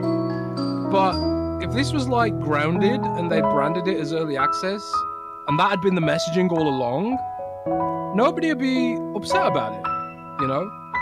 So when you think about like what you actually like, what are you getting here? If you're still enjoying it, you know, yeah, they've screwed up the messaging, but are you still enjoying it? It's kind of hard for me because, you know, I'm not a Halo fan, so I'm sort of like, I can't sort of put myself in the shoes of someone who cares about split screen co-op, because I haven't played the split screen co-op game for 15 years. It's nostalgic, it's nice to think about. We all remember playing Halo 1 and 2 on the original Xbox, you know. But split screen games barely exist anymore, you know. Destiny doesn't have split screen co-op, does it? I don't think. You you know, Borderlands is the only open world shooter that has split screen co-op as far as I'm aware, and it looks like a cartoon. You know? So if you want visual fidelity in your campaign, in your open world campaign, there's potentially going to be technological issues. You know? And this is ultimately a question of messaging for me, because they were promising split screen co-op, and then later on they were saying like, oh, we haven't got split screen co-op in because we don't even know how the respawn system works. And it's kind of like, hang on a sec, you've promised, Bonnie Ross gone on stage and promised split screen co-op, and then later on you come out with a blog post saying the reason we don't have split screen co-op yet, or co-op at all, is because we don't know how the respawn system's going to work. Hang on a sec, how can you promise something without even knowing if you've got the engine to deliver this system? And the truth of the matter is, I think there's just been a lot of lies thrown around 343. I think people have been lying. I think, you know, Jez Podcast. Left slide, $5. Thanks for that, buddy. He says, here is to the Jez Podcast, according to Sky. Yeah, I think someone, because Bonnie Ross is not developing the engine, right? She relies on someone to tell her what the engine is capable of. So clearly there's been a miscommunication somewhere along the line here. Bonnie Ross, I don't think she went out of her way to lie and deceive her audience, because it's her job to delight the audience. It's not her job to lie to the audience. What she said was, she believed that there would be campaign co-op and there would be split screen co-op because someone at 343 had told her as much. You know, they told her they could get this into the game, and then she communicated that to the audience, and now we have another sort of like, oh dear, we're in a position now where we've been caught with our pants down and lying to the audience, right? So at the end of the day, this is a structural issue at 343 that they need to be transparent about and fix. You know, why isn't Bonnie Ross getting the correct information? Why isn't she getting the correct information? What can be done to fix whether or not someone's getting the correct information? What is the issue here? You know, why are we having to explain away lies? And why are we having to explain away, you know, failed promises being kept and all that kind of stuff? And John Gay in the chat says, fire whoever did it. I think they already did. Because I think, from what I've heard, is that the previous studio head, whose name I can't remember off the top of my head, but he's not there anymore. I think I've been told by a few people that he wasn't forthcoming with the situation with Halo Infinite, you know, and that's why he moved on, and that's why we now have Joseph Staten. Joseph Staten is revamping 343. He's restructuring, and he's a sort of old school Microsoft guy, Joseph Staten, right? He's an old school Microsoft guy. He's been there for a long time. He's produced a lot of games with Microsoft, and he's well liked at Microsoft too. He's very, very popular, and he's known for being like a guy that delivers. You know? And he understands all of Microsoft's internal processes, and he understands what communication needs to happen between the various departments of Microsoft in order to deliver what they're, you know, promising. So again, while nobody wants to hear this, and I know lazy people are going to say, oh my god, it's damage control, just be angry, I want to feed off your negativity, you know, because it's super lazy to sort of just call something damage controlling when it's not like going along with the mob anger, you know. It's really easy to do that. It's super fucking lazy too, right? The fact of the matter is that 343 and Halo is just sort of a bust right now. But I also think they can recover. I think they can pull off a No Man's Sky rather than an Anthem. And I think they can sort of redeem the game, deliver the service that people were hoping for and expecting, and ultimately, you know, turn Halo Infinite into something that it could be, you know, reach its full potential. How long will that take? I have no idea. Will people care by then? I also have no idea. But that's for Halo fans to decide, right? That's ultimately like, if there's nobody playing Halo, then there's no point even trying, right? I mean, I've got to believe that Halo Infinite is in a better state than Battlefield 2042 right now. You know, because I'm a Battlefield guy. I don't care about Halo. I don't give a damn thing. I don't give a damn thing about Halo. I don't enjoy the gameplay. I don't really care about the universe that much. You know, but I care about it on behalf of you guys, because you guys care about Halo. It's very popular in the Xbox ecosystem. I've always been a Gears guy. I've always been a Battlefield guy. So I'm like, the way you guys are feeling about Halo right now is the way I feel about Battlefield. What the hell has EA done to Battlefield? Look at Battlefield. Battlefield's a mess right now. As a franchise, right? I'm back. But maybe they can and will pull it back. I mean, Rand, I'll just round up what I was saying. Okay. Because I'm not gonna repeat everything that I said. Well, you don't have to. Said that, like, were you listening?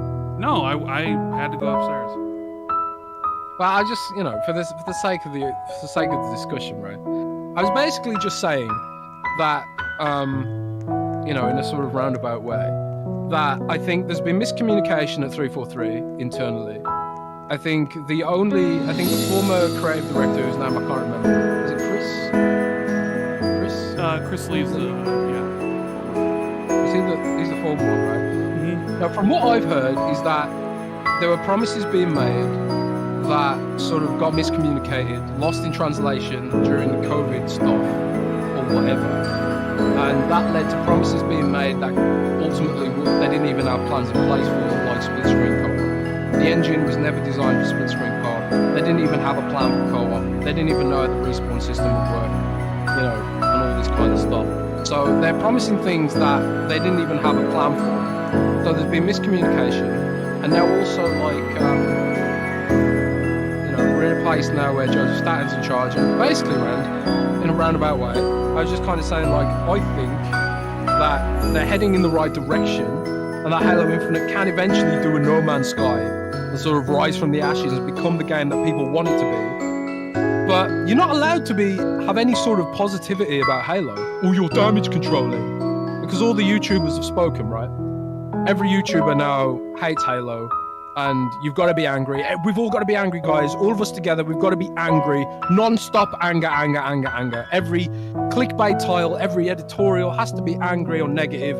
You can't have any positivity or any hope or the possibility that Joseph Staten's restructure will eventually lead to a sort of No Man's Sky renaissance for the game. You can't have anything like that. If you do that, you're damage controlling. You're a Halo fanboy, even though I don't like it. But I think, like, because I'm not a Halo fan, I can sort of see it in a sort of less emotional way and just be like, well, you know, I've sort of seen other games come back from this kind of state. Look at Final Fantasy 14, where I'm reborn. It went from, like, the worst MMO to arguably the top MMO, you know, and stuff like that. And people saying, what positivity has been 6 years in development? Yeah. They have screwed up. But what are you going to do? You're going to be angry for the next year? Or you're just going to be like, well, screw it, I'll play something else? You know? At some point, you kind of have to let go and just accept that there's nothing you can do about it. Voice your displeasure constructively, but you're not entitled to be non-stop angry about it because it just doesn't help anyone, you know? I don't care, you know? How do you feel, Rand? Are you sipping the Rager Hall right now? On for Halo? I mean, I'm not angry because I'm not playing Halo Infinite. And I've already said before I wasn't coming back to Halo Infinite until the Battle Royale mode comes out, so them delaying this stuff doesn't matter to me. But I will say in the grander picture of things, I don't know, is 343 the right studio to have Halo? I just sort of feel that they've had 3 swings at it. 4 if you want to count Master Chief, and all of them have problems to a certain extent, right? Like Halo 4, good campaign, bad multiplayer, right? Master Chief Collection broken for years until they fixed it and became good, but still launch broken, which was inexcusable. Halo 5, bad campaign, great multiplayer, and then this we thought was like, all right, this is it, third time's the charm. And the campaign was pretty good. I think I gave the game like an 8.5. I thought multiplayer was pretty solid, and we were like, oh, the King's back. You go look at some of the reviews from back in when it launched. Library was the King is back. Except obviously nobody knew that their live service was going to basically be the downfall of Halo Infinite. So I don't know. I think they've had management problems for the longest time. I sort of feel like you went from Halo being the flagship franchise for Xbox to now it's not at all. And it's not necessarily because I don't think Halo became less popular. I think it's because other games became more popular, and Halo's sort of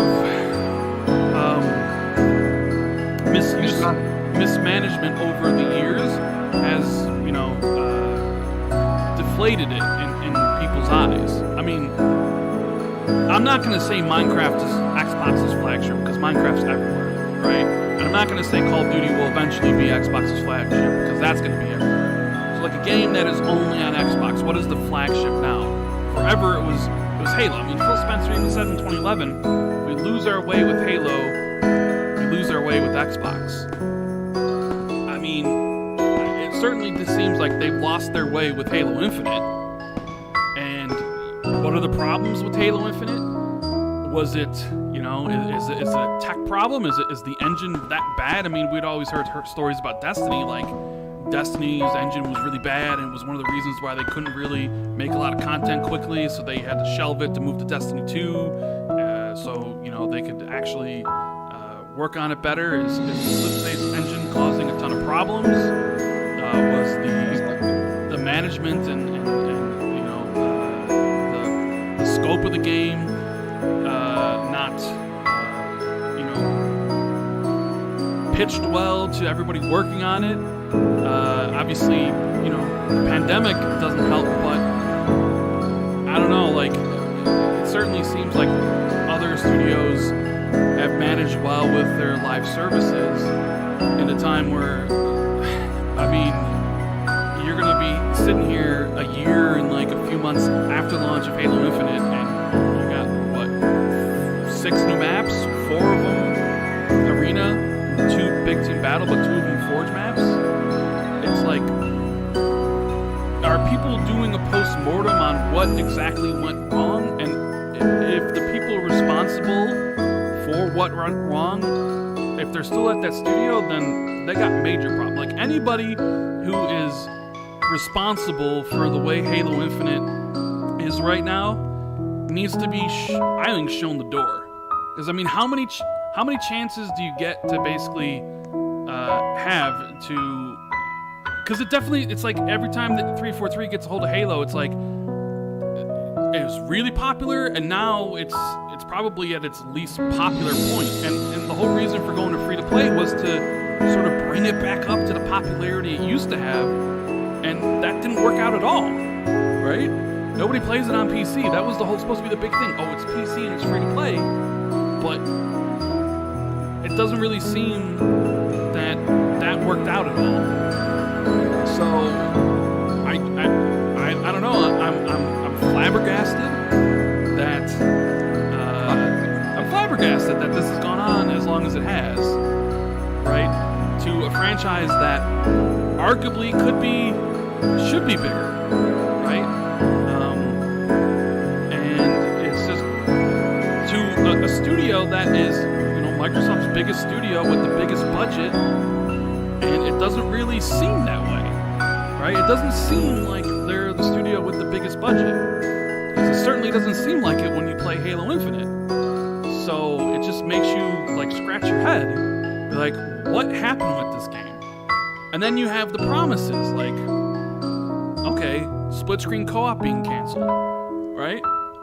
Now, I haven't played a split screen co-op game in forever, so I don't care. I never would have played it. However, you can't go on stage and say all future Halo games will have split screen, and then not have split screen in your next game. Like, you shouldn't be making promises in perpetuity. That's just like, it's like Bonnie Ross said that in 2015, 2016 or whatever, and they got the cheap PR hit, like, all future Halo games will have split screen. It was like, yay, right? But now, because of, you know, the engine and the way it is and all the problems that they do have, like, I think they even said in the video, like, yeah, we pulled people away from doing split screen because we had other issues that are more important than needing fixing. So, you made a promise, and you broke your promise, so you only have yourself to blame. So don't do that. I mean, come on, so I understand why people are like, you said you were going to do this, and you didn't do it. You lied, we're upset. I get it. You know, I've given 343 3 chances, right? I'm starting to think maybe it's time for someone else to have the reins of Halo. You know what? Maybe 343 should work on something new where they're not constrained by what Halo needs to be or what the fans expect of it. Have them make a new IP where they can put all their creativity in it and do something new, and give Halo to a new steward. Hang on. You want a studio that has no experience with Halo whatsoever to make a Halo game over 343. Like, it's. I think what you're arguing for is that Halo dies. I mean, because there is no studio that can do Halo. If 343 can't do Halo, then nobody can. In my view. I don't know. There is nobody but Bungie who would make sense, and that ship has sailed. Bungie's gone. Sony have them. That's the end of it. I think you're arguing for the death of Halo. There's no one that can take that on. There's no one that can take on that challenge.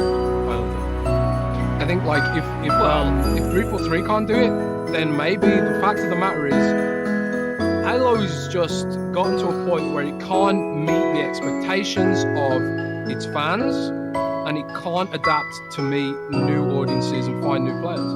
So I think we just kill it. Let it die, man. All good things come to an end at some point. And I'm not advocating for the death of Halo. You think it's so bad that it needs to die? That's not what I'm saying at all. I'm saying maybe there's someone out there that could have taken. I'm not even saying like you could talk about spin-offs. What if Machine Games could do a spin-off Halo? Like, you can't put that out. You can't put that into the world without having a plan for it. You can't just say I don't run Xbox. I don't need to have a plan. Yeah, but like it's just wishful thinking at that point. Sure. It's wishful thinking. Like they could barely spin up a studio to make Perfect Dark. They had to bring in Crystal Dynamics, all the original team from the initiative left. And you want him to make the new studio for Halo. No, I'm not saying you need to make a new studio. My perception of the Halo community is that they are restlessly critical. Yes, they are. They are. You want a new studio to give it a go? I don't think that's what they do. I don't know. I just said, they've had 343's had plenty of opportunities, and it seems like they can't get it right. And okay, sure, I can give the benefit of the doubt to Joseph Staten. He hasn't really been there long enough. It certainly seems like this is his show now. He's cleaning house. So you might be right. Maybe 2 years from now, maybe if you deleted Halo Infinite today, completely forgot about it, and then 2 years from now you load it up, maybe it does have that sort of No Man's Sky renaissance, where it's like, oh my god, look at all the stuff that's in Halo Infinite now. all that needed was time, right? But still, it's like it never should have gotten to that point. It never should have gotten to the point where this happened. Like I said, Microsoft's biggest studio, their biggest IP, and it just seems to be continually mismanaged over and over and over and over again. So, could it end up like No Man's Sky? Yeah, it could. But could it end up like Anthem? Maybe. I think both are possibilities. You know, it's sort of sad to see what Halo has become. I mean, there are some people in the chat who are like really offended that I'm not taking a view of like, oh my god, fuck 343, because like I've been through this with World of Warcraft, right? And I had to bring it back to that game, but World of Warcraft is a service game, and it's had serious peaks and serious troughs. Like Warlords of Draenor, for example, expansion was notorious for having a year-long content drought. Or something in that region. It was miserable, and I have no idea developmentally why that happened. Like what happened on the dev side to create such a long content drought. Cataclysm had a content drought as well, like really bad. And these were like early service games, which you also have to pay a subscription for. You know what I did, Rand? I stopped playing it. I took a break. I played something else. You know, I can't bring myself to be consumed with rage and entitlement. Like, there's something about Halo that makes people feel like really angry, I kind of feel like. I don't get it. I honestly don't get it. I really don't get it. Like, I love World of Warcraft as much as anyone loves Halo. But like, when WoW's back, I'm just kind of like, stop playing it for a while and I'll play something else. And maybe World of Warcraft will get better again. Maybe 343 will sort things out. Give Joseph Staten a chance. That's how, like, my mentality is. Like, Joseph Staten's only just come in. Give him a chance. Like, World of Warcraft Dragonflight is the first expansion under Mike Ibarra. I'm gonna give it a chance, you know. I don't get this sort of witch hunt mentality of, like, someone needs to be on the chopping block for this. Chris Lee's already been ousted. They've already restructured Halo. You know, what more do you want? You know, and a lot of people talk about Bonnie Ross, replacing Bonnie Ross, but Bonnie Ross doesn't develop the game. She's more on the business side, managing the whole franchise. Maybe she hasn't done a great job of that. A lot of people didn't like the TV show, but qualitatively, I was in a pub and there was a table next to us. They were discussing the Halo TV show, and they were saying, "Oh, have you seen the Halo TV show? It's really good." And they were also saying, "I've never played the games." You know? So maybe the TV show was made for people who've never played the games to maybe bring them into the franchise. I don't know. But the fact of the matter is, Halo clearly makes enough money for Bonnie to keep her job. You know, whereas like in World of Warcraft, if everybody stopped playing it, I'm sure somebody would get fired, you know. But the fact of the matter is, World of Warcraft still makes money hand over fist, even when it's in its, you know, relatively bad state. There's lots of stuff to play, and I don't know why people want to feel like they're somehow victimized by the game being bad. And like, we get bombarded with all this content and all these tweets, and you know, this is, you know, we're enraged, and it's just really hard for me to feel that way when the game is free, you know. Multiplayer's free. Yeah, multiplayer's free, but that's where the problem. That's not an excuse though. Why is there an excuse? It's not an excuse. It's just like, they owe you fucking nothing, Rand. It doesn't matter. They owe you nothing. What do they owe you? What do they owe you? Like being free. Do you want blood? Okay, here's what I say. I've said it before. Being free or being in Game Pass isn't an excuse for low quality effort. Yeah, but that means the game's bad and you stop playing it. It doesn't mean they give you blood. What do you want from them? Just quit the game. I'm just the saying. Game shit. Quit the fucking game. Well, all I'm saying is the idea that like it's free, so don't complain about it is absurd.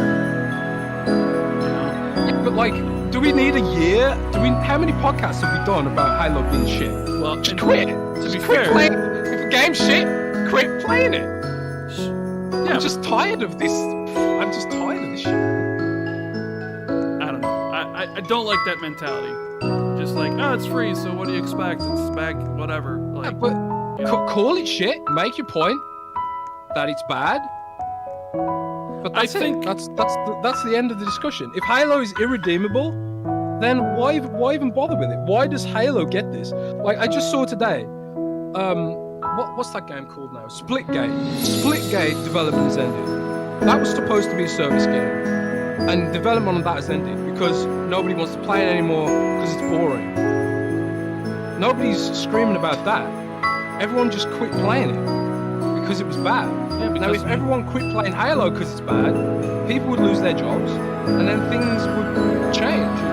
I mean, come on. You know, Comparing Splitgate to Halo, I mean, you're talking about a game that literally is, what, a year or two old versus one of the stalwarts of gaming, one of the reasons Xbox even exists. I mean, they're not necessarily fair comparisons.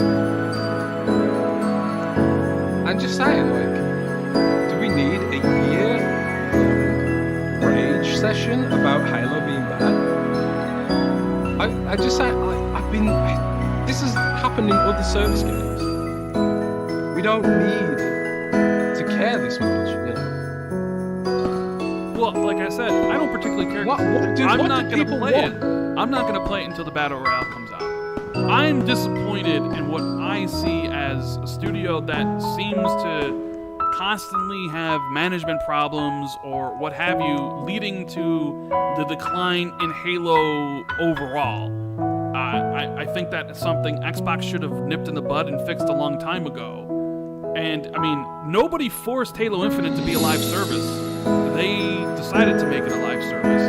And they're not providing content for said live service, so I understand why people who are playing it might be like, where's my content?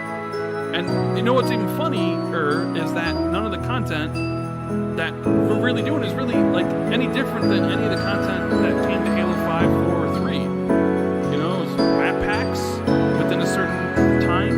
I mean, Halo 5 had, you know, like Warzone that looked like it's really no different than any of the other Halo stuff outside of like the microtransaction core stuff that they constantly have in battle passes. It just seems for whatever reason it's taking longer for 343 to get the content out. And if you're a Halo fan and you're constantly playing it and that's what your game is, I mean, and you like, are you not supposed to be disappointed if you're looking, you know, 343 set these things and they didn't deliver? Or are you just supposed to be like, well, it's free, so can't complain, sorry, like, I don't know. I'm not saying don't complain, I'm saying surely they know. Sure, of Do you course think they they know. don't know now? Of course they know. So And I just think we're at a point where we're beyond complaining and we just quit the game. No? if it was any other franchise or any other franchise that didn't have this history, people probably would quit it, like the Splitgate or whatever. But this is Halo, like it's that almost has like a message This where is like what happens in Warcraft 2. It's like when Warcraft is bad, people stop playing, and Blizzard shows that in their financials. They're like, yeah, people have stopped playing because there's no content, but they'll come back when the expansion comes out. Isn't this not how live service games work? I think ultimately the point here is that Halo shouldn't have been a service game. probably not. They probably were not ready to actually do a live service game, and it shows. Now, if Joseph Staten's reconfiguring the studio to actually be able to do that, maybe you see the fruits of that in 2024. But that's like asking, like, hey, just wait 2 years for Halo to be good. Why'd you even release the game in 2021? It should be coming out this year. Hell, maybe it shouldn't even be coming out until 2023 until they actually had like 2 seasons completed. But then people would say, well, they actually needed to put it out to figure out what's wrong. Now they know what's wrong and who they need to get rid of. So Joseph Staten can kind of come over and take, like, I get all the different arguments. To me, I'm just sad to see the state that sort of Halo has fallen to. Do I want it to get better? 100% absolutely. I want Halo to be great again, right?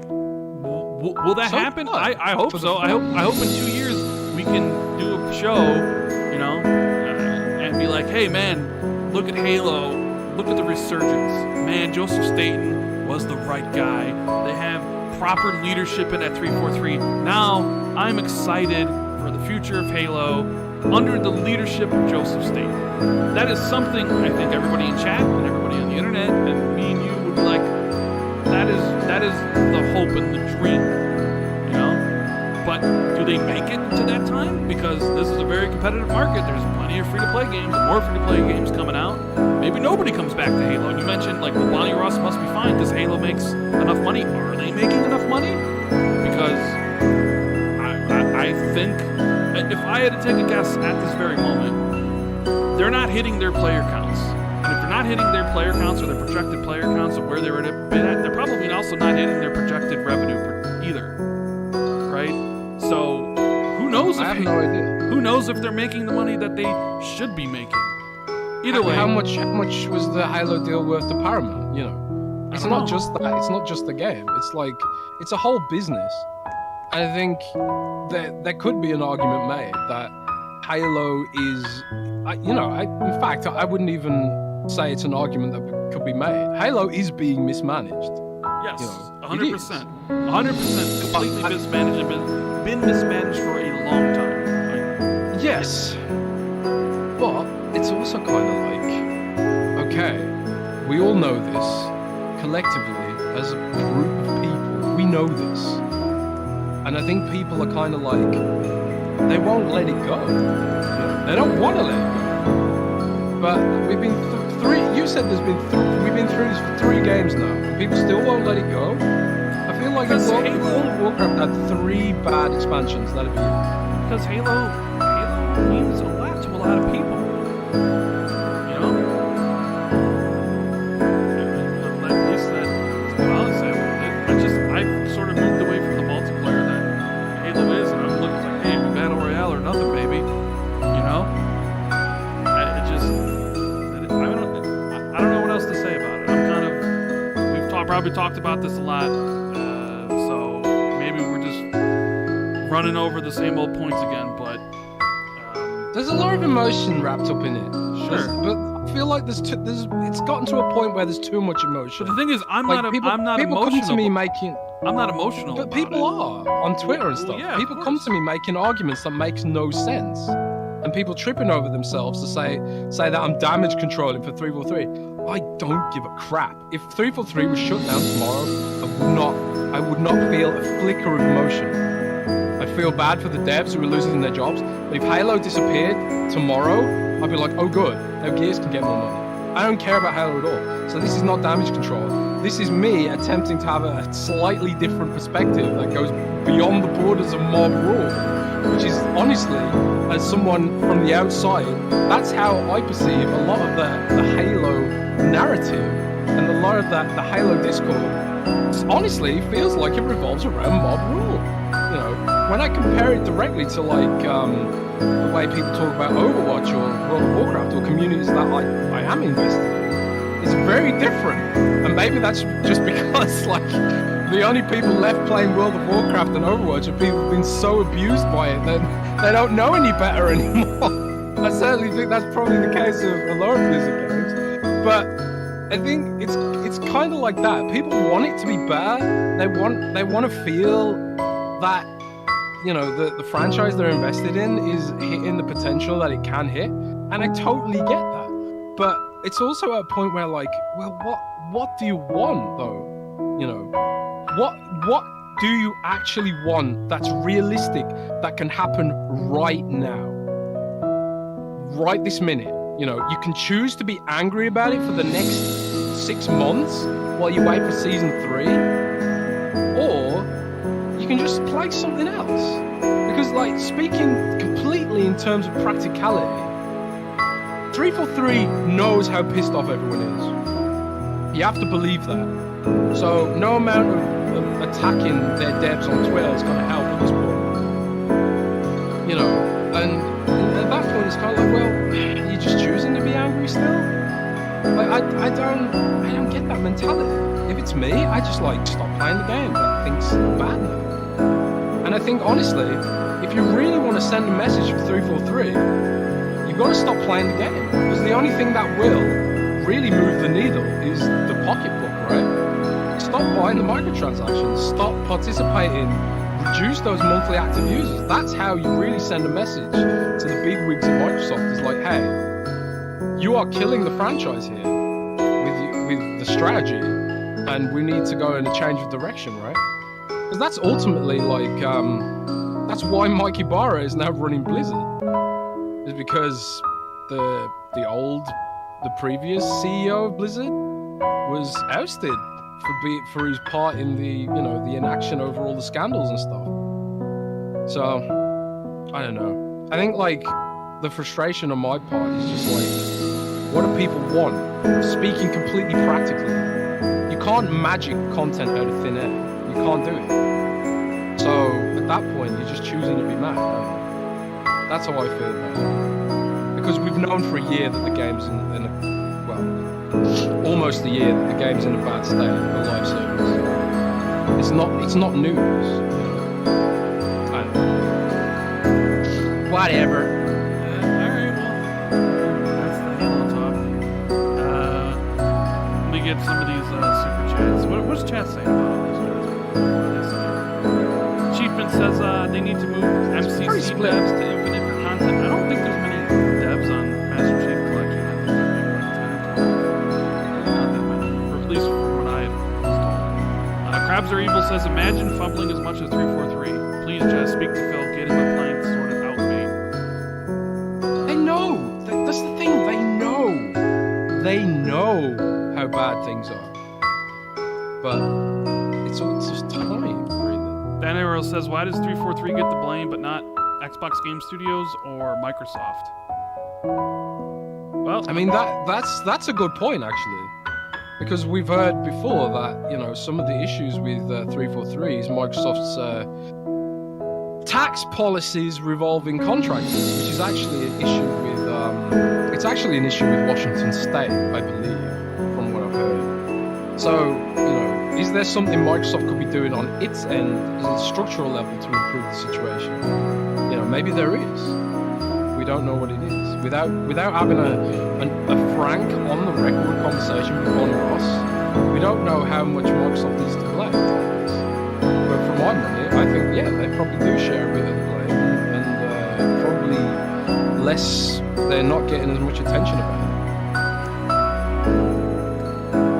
Yeah, I would agree with you. I'd agree with you. There's blame. There's blame to go around, right? You can blame Phil Spencer. You can blame Matt Booty. You can blame Ronnie Ross. You can blame the leads at 343 for poor planning.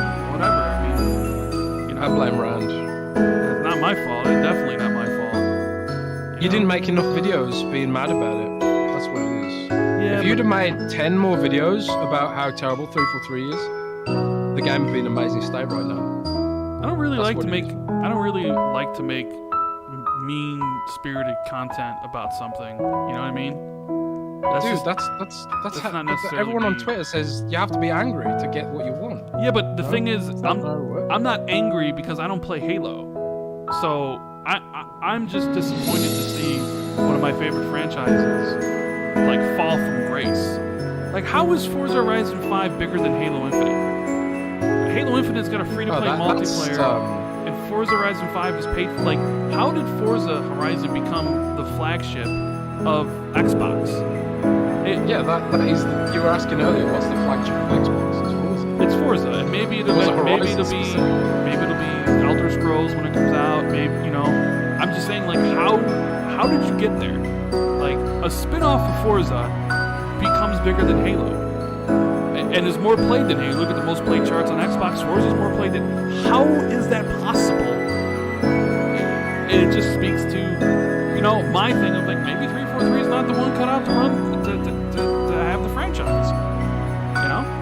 But you probably I hope Joseph Staten is the man for the job. If he can clean everything out and get a clear vision, and 2 years from now we're like, man, Halo's amazing again. Everybody's happy. That'll be the perfect fairy tale ending to all this, Yeah. People, if feels like we're all almost every podcast the solution. Yes, Forza is a better game. game. True Ally says because Forza is a better game. It is a better game, 100%. Forza Horizon has been a better franchise for a longer time now than Halo is. You know? But, like, you're talking about where Halo's popularity was and where Forza started from nothing. It's just interesting to see one franchise rise while the other franchise falls. You know? And the mismanagement of 343 and what's going on here is also leads to the talk of does Xbox, Matt Booty, and Phil Spencer know what they're actually doing in the studios? Because if you can't manage your biggest studio with your biggest IP, how are you going to manage all these other studios? And that constant perception that, you know, they have management problems with other studios is also largely because of how 343 has been handling Halo for, you know, since basically Master Chief Collection. Either way, moving on from that, I get the rest of these super chats. Chris R says, Sea of Thieves went through a live service pain. It took a while, but now they have 4 different teams making staggered content. Now they're in a good shape. Indeed, and maybe that's the future of Halo. You know, their first few seasons or whatever weren't the best, and I mean, Sea of Thieves also launched with lack of content. You know, you go look at the reviews for that game, I think it's like a 60 on Meta, but, you know, it's one of them, it's Xbox's biggest new IP of last gen. I mean, you could make the argument Sea of Thieves bigger than Halo at this point. You know? Did Microsoft give an update? Well, has Microsoft given an update about how many players Halo Infinite's played since they said 20 million? They said it's reached 30 million yet? No, I think Sea of Thieves got to 30, didn't it? I mean... Yeah, Sea of Thieves, it might be a bigger game, but I think, like, Halo Infinite's the one you recognize, right? I think this is ultimately another source of, like, the anger around Halo. Like, even if you're not a Halo fan, Phil Spencer himself said it damages the perception of Xbox itself when your flagship franchise is being mismanaged so badly, especially in a world that Microsoft wants to live in. Microsoft wants to live in the service game world. You know, they've got Sea of Thieves, they're about to buy Grand No, they're trying to buy Activision Blizzard King for all the service games there, they have a Forza service game, they've got World of Warcraft and all the other service games, and they wanted to make Halo a service game. You know, they dabbled a bit with the service model in Halo 5. And you think they would have applied some of that learning to Halo Infinite, but for whatever reason, they didn't. They really didn't. And that is the scariest thing about this for me, as someone who doesn't care about Halo, is like, you know, are you casting that sort of doubt over everything now with Halo? Because that's the one franchise where you'd think they could nail it. But thank God we have Forza Horizon, right?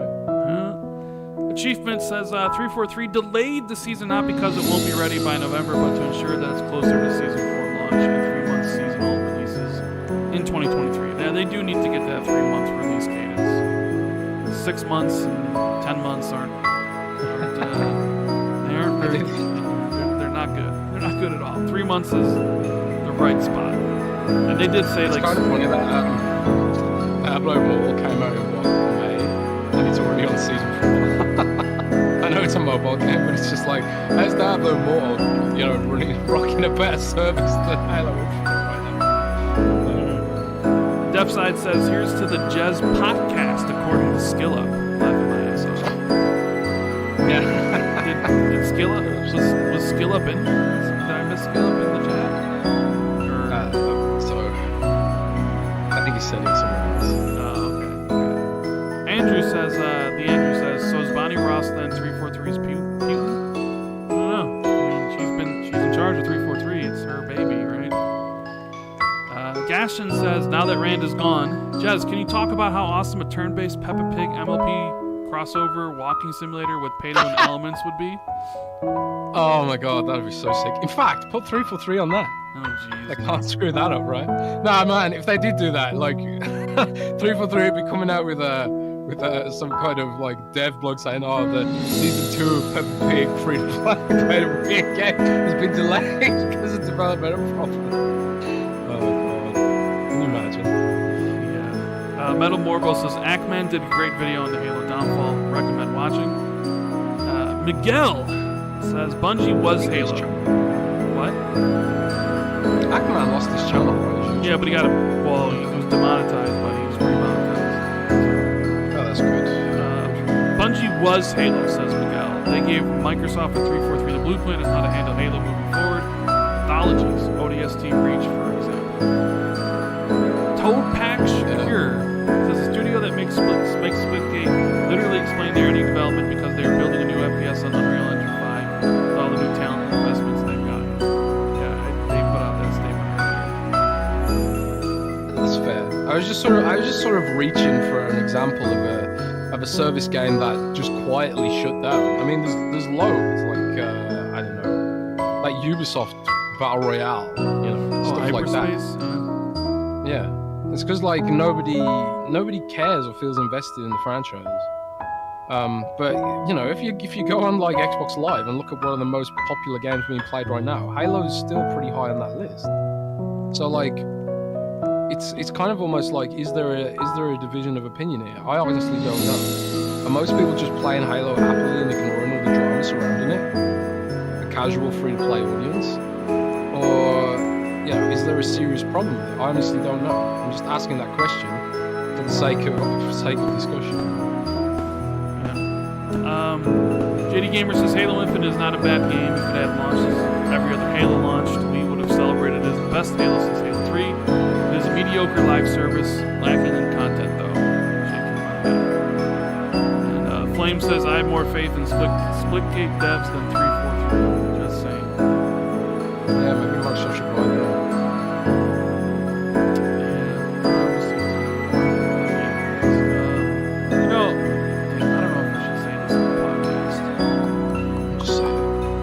But it was something. Say it. Okay. Alright, I'll say it. I'm not gonna say who told this to me and where this person even worked, but he was in the industry. And he told me that the only thing 343 was good at was spending a lot of money. Well, he actually used the word shit ton. Was spending a shit ton of money to make mediocre games. See, that's where my anger is thinking about how that money could have gone to Gears. You know, and I joke about it, right? But seriously, imagine if that money had gone to Gears 5 and having a bigger team and sort of, because they had some serious ambitions for Gears 5. You know, they had like, you know, these semi-open world things instead of like the very mild sort of progression system with the robot. Imagine if they'd had a bigger budget, bigger team to hire more devs, and they could have pushed that out there. And I also think about Gears Tactics, which I heard had a DLC plan which was scrapped, and also had a management layer which would have taken the game to the next level. Because unlike, they basically made an XCOM game that had less features than XCOM, because it had no management layer. It had no like, you know, you have to manage your base and resources and stuff like that. There was very little of that in Gears Tactics, and I heard that they had that planned, but it was scrapped, you know, because they wanted to keep the budget low. Now, I think like all the money that has been wasted on Halo Infinite could have gone to those games, or any game. You know, any game. It doesn't have to be Gears just because I like it. Could have gone to any games, any of these innovative studios, and it's been squandered at 343, you know, arguably. You know, Master Chief Collection screw up, and then you've got this screw up, and having to fix this, and all the technical debt they've got to run through and rehash the engine and all that kind of stuff. Well, that's where the anger comes from for me. And it's kind of like, I agree that there has to be, you know, a point where they just say enough's enough. You know? Enough's enough. We can't keep doing this anymore. It's a money black hole. Or, you know, we could be doing other things. You know, how do you even approach that conversation? Because Halo is Microsoft's biggest franchise. Was. But it's their most recognizable franchise this side of Minecraft. Yeah, well. No, Forza's probably as recognizable now. After they get Call of Duty, take one step down. But Batman, which just says all I'm hearing is that we have to wait even more. Yeah, that's the thing about, you know, wait more for Halo to get better, I guess, or maybe not. Maybe it doesn't get better. Who knows? Highlander says I have more faith in World of Warcraft coming to Xbox before 343 fixes Halo. ABK is done, they can get some people from COD to help with Halo. I don't think World of Warcraft's ever coming to console, is it, Jez? I think we've talked about that before on the show. I'm pretty sure you said it wasn't. Yeah, it's never coming to console. Kai. But they might do some kind of WoW spin-off action game or something like that. I think there'll be some kind of WoW on console, but it won't be World of Warcraft itself. Kai, he says, do you think Microsoft's handoff approach to their studios is a bit too hands-off? I always see this coming back up as well, because it's weird, because during the 360 gen, they were kind of criticized for being too hands-on with their studios. And now their approach is sort of hands-off, let them be creative, right? And some people are like, well, maybe you're too hands-off. Maybe you sort of need that, you need to parent them a little bit more and be like, all right, well, it's time to finish this up. We need to get these games out. Like, you can be creative for so much, but there's still deadlines. We'll find out when these games start releasing, Kai, if their hands-off approach is the right approach. If Hellblade 2 comes out, or Valve comes out, and these games are all amazing, that'll answer your question, I think.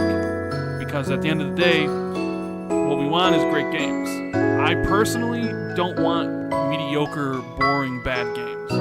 So if a game has to take an extra year to come out... Why do you play walking simulators then? Because walking sims are great, especially ones with amazing stories. I'm just saying, I'm perfectly okay with waiting more time, or like a studio spending more time to create a better product. Like if you were to say, hey, Hellblade 2 could come out in 3 years, but it couldn't be as good as it can if it came out in 4 years. I'd be like, take the extra year. Give me the best version of Hellblade 2 that you can. You know? So that's where I'm at. I don't know if anybody else is the same way, where like maybe you're like, I don't really care. Just give me the product as fast as possible. Personally, I just want the best product, so I'm okay with them taking more time. We've already been through a gen where, we had mediocre games. I don't want to go through that anymore. I'm sorry, I just don't. Metal Borbo says live service bubble is real. Chiefman says Spawncast said Microsoft never owned Bungie. True. Question mark. They didn't, did they? They just had some kind of very close relationship contract. Something like that. I'm not 100% sure either way, frankly. Someone in chat might know that. I mean, is it Spawnwave who said that, or is it someone on the Spawncast? I mean, I think the idea that Microsoft didn't own Bungie, somebody's got to know in chat. I mean, Microsoft owned Bungie because then Bungie bought themselves out from under Minecraft or Microsoft, and then Microsoft had stock. I mean, this would be easy. Just Google it. Let's see, Google Microsoft buys. I'm sure there's an article here from 2000.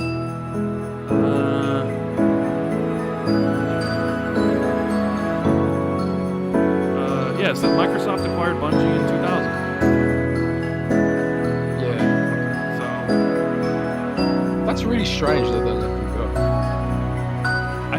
I think it's very strange. I think everybody was going to leave the studio. I think it was one of those things where like their contracts were ending or something, like major players, and those people were just going to just leave and then take everybody with them. So it was like Xbox is like, well, yeah, I don't know. Is there like I would love to know more about it, but then Interesting. it's weird. I don't know. The idea that they didn't own Bungie, that's I don't know. I guess that's wrong, at least according to this. I guess there's some confusion about exactly what the deal entailed, but Yeah, they know. clearly they had like usually when a company gets bought out, what happens is they get like they get a retainer. They get some kind of retainer where it's like we'll buy your company and you have to work with us for the next 5 years or something, or it'll be like a non-compete agreement. Like you can leave, but you're not allowed to join a competing game developer or start your own game development company for the next 5 years or something like that. And I saw that in my own company when Windows Central got purchased by a bigger company.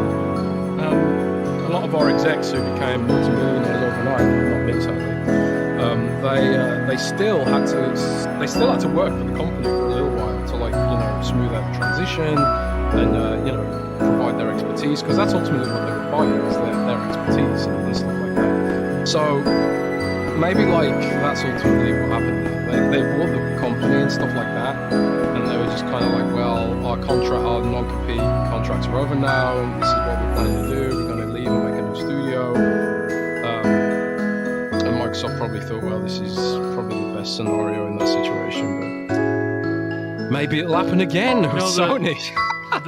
There's a universe out there where Microsoft lets Bungie make Destiny, and then they still have 343 have Halo, where Bungie never leaves Xbox, but Bungie is making Destiny. In fact, I think there was a Xbox could have published Destiny. There was that chance, but eventually went with Activision.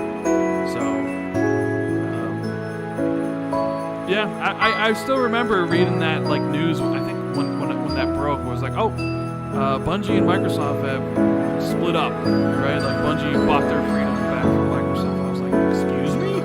Like what? Because at the time it was just like, Bungie were the king, and it was just like, you're losing your best developer? Crazy. What else we got here? Danny Passion Official says Destiny 2 has similar issues until Forsaken. Yeah, it took them a little bit to get their live service stuff down, but they got it rolling now, man. People are loving Destiny 2 live service seasons and expansions. Raiden Blade says, earlier today I made a mistake on Boom Show that I had 410 days in Halo. I was wrong. I spent 19 days, 18 hours, 58 minutes. I play and enjoy this game every day. 343, take as much time as you like, no rushing, says Raiden Blade. Yeah. So it's really annoying because there is a difference of opinion here. But if you come out with any sort of positivity about Halo right now, you get attacked and told you damage control and stuff, because there's a sort of mob mentality about it, which is honestly why I don't cover Halo, partially. Because I got Brendan Lowry to cover it, and he actually really loves Halo, but also because the community terrifies me. The community can be. I would not want to be a 343 community manager. I've seen some of the shit I have to put up with. It's not nice. So that was a lot longer discussion talking about Halo than I thought, but I guess we needed to have it. Now let's talk about Activision, Blizzard deal, and the CMA. Do I need to set this up? Should I set this up? Yes. I guess I should. Set it up. You gotta set it up. You gotta get the right information, right?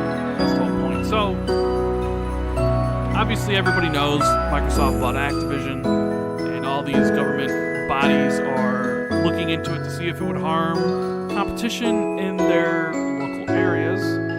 And we know Saudi Arabia passed it. We talked maybe like a month ago where the Brazilian Commission had published their findings that asked a whole bunch of third parties about the deal, and pretty much everybody was like, not a big deal, perfectly okay, just part of the business, from Warner Brothers to Google to all the third parties were like, whatever, not a big deal, except for Sony. They didn't like it. They were like, we can't lose COD, it's too important to us. And Game Pass, it takes forever to compete with that. Sony's against the deal. In fact, I think behind the scenes, Judge, I think Jim Dance Moves Ryan is making some calls to some lobbyists. I think Sony's trying to get the deal blocked, because a lot of the answers, a lot of the things that CMA is saying in these documents are almost verbatim what Sony was saying to the Brazilian Commission. So I think Jim Ryan's snitching. I think he's snitching to all the regulators to get this deal blocked, or if maybe not blocked, but maybe postponed long enough. But it certainly seems, to me at least, that Sony doesn't want Xbox to own Call of Duty. They're scared about the potential that game could do on Game Pass, and it would be best for Sony for this deal to get blocked. Am I the only one that feels that way? No, I think that's pretty much hit the nail on the head there for my money. I think and I agree with you that the things the CMA said are pretty much, they're all Sony talking points from that Brazil stuff. I will say though, Rand, Bobby Kotick had an interesting statement about it. I don't know if you read this, but he implied there was more than just one country that had Yes, he said, yeah. Well, we know about Saudi Arabia, but we don't know about any of the others. So yeah. But the thing is, the fact of the matter is, this isn't not going to get blocked because Sony can they can delay, they can do their back, the little calls with the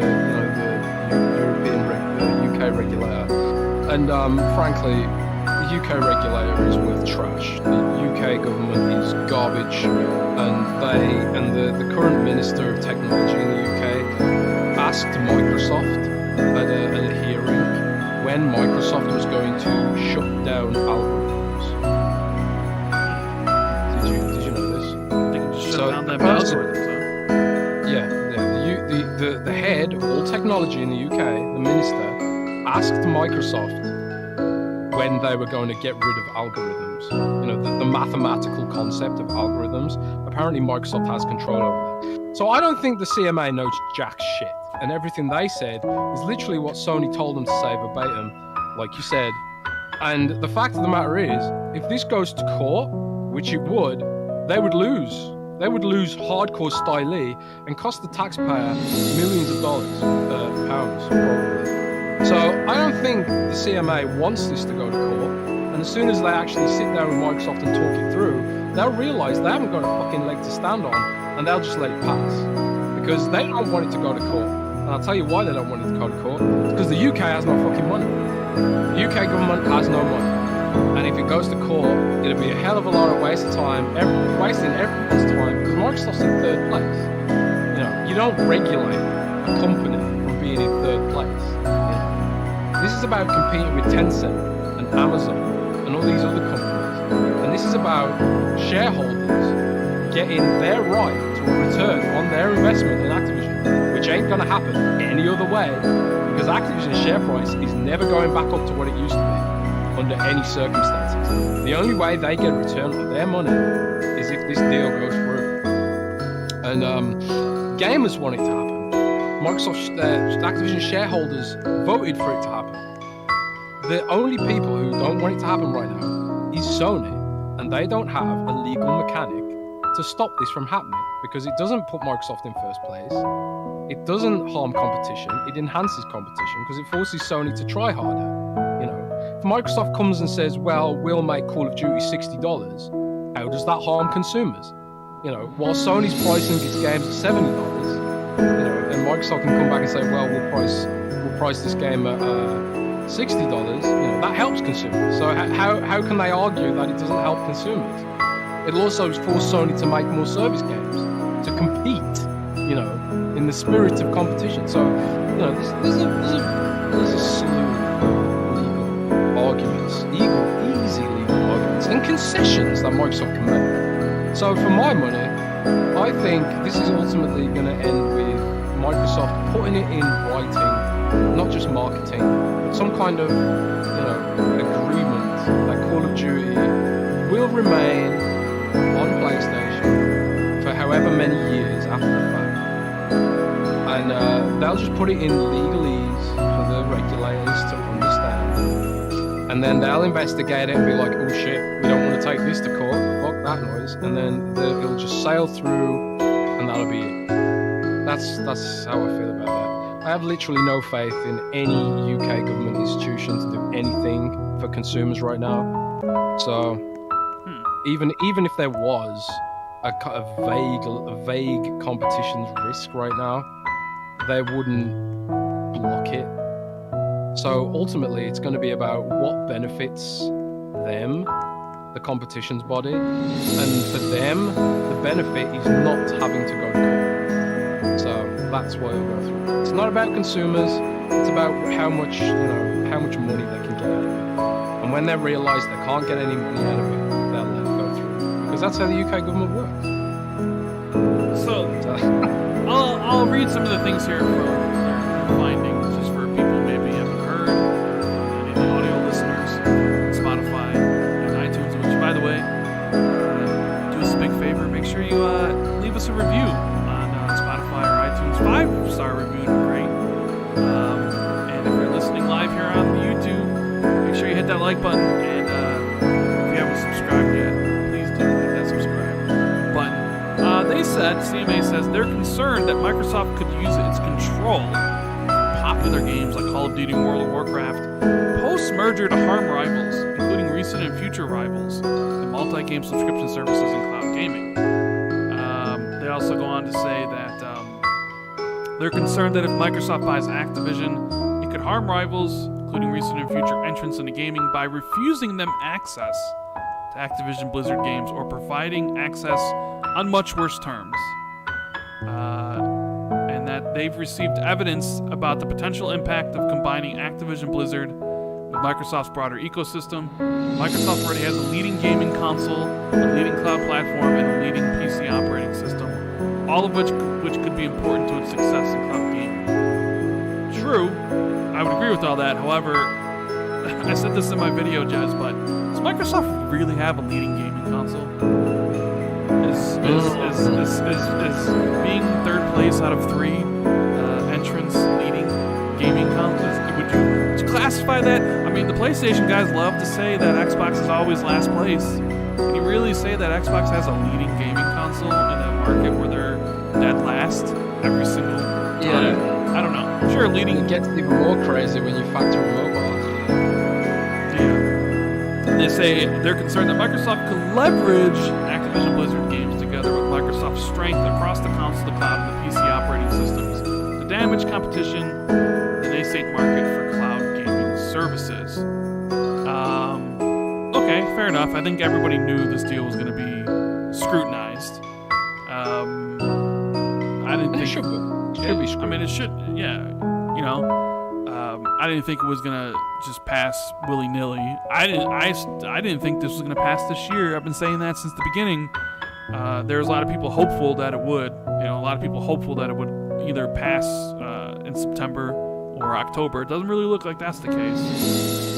But the interesting thing isn't like they're going for an in-depth investigation. It's the PlayStation stuff, because it doesn't make any sense to me at all, right? This quote here that says, the CMA is concerned that having full control over this powerful catalog, especially in light of Microsoft's already strong position in gaming consoles, operating systems, and cloud infrastructure, could result in Microsoft harming consumers by impairing Sony's, Microsoft's closest gaming rival, ability to compete. Like, the idea that consumers would be hurt because Sony's hurt is absurd. Like, so they're basically saying, so if Microsoft gets stronger, which then Sony would get weaker, that hurts consumers. Like, excuse me? This whole thing reads like the CMA is trying to protect a market participant instead of the market itself. Like, they're worried throughout this whole thing, they're worried that Sony losing their number 1 position in this market would harm consumers. It's really dumb when you factor in the fact that Sony just put up the price of the PlayStation 5 in the UK as well. And Sony's a very strong advocate of $70 games in the UK as well. Whereas Microsoft hasn't. So the idea that Sony's market position helps consumers is bullshit, not only on the face of it, but on the reality side. Yeah. And it's Sony is harming consumers with its price gouge. Well, so Sony raises the price of the console, harming consumers. And Sony also raises the price of its games, harming consumers. So the idea that consumers are harmed because Sony is harmed is fucking stupid, right? There's my one F word I can say for the podcast, so I don't think it's demonetized. Well, yeah, I've said like 10. probably because you were very passionate about Halo. Sorry. But it's like it's sort of like, well, what about Sony using their market leader position, leveraging that to hurt Microsoft? Like, they're the market leader, but they've been doing some pretty interesting things behind the scenes to make sure that Microsoft doesn't get any stronger. I mean, you talk about these third-party exclusives, Final Fantasy VII Remake, Street Fighter V, all these things they've been doing are designed specifically to harm Microsoft's position. You know, not... Money had in Street Fighter V last gen basically destroyed any chance of the fighting genre taking off on Xbox, which hurt Microsoft's position. And Sony used their market leader position to get that deal cheaper than what it would have cost Microsoft, because Microsoft didn't have as big of a user base. So it's easier for Sony to get these deals because of how big they are. But God forbid Microsoft competes. The moment Microsoft competes, all of a sudden, we can't have that, because if Sony is impacted, that's bad for consumers. I think Sony should be careful what it wishes for, because if this did go to court, Microsoft would have to pull out all the dirty laundry, like Sony blocking crossplay. That doesn't help fucking consumers.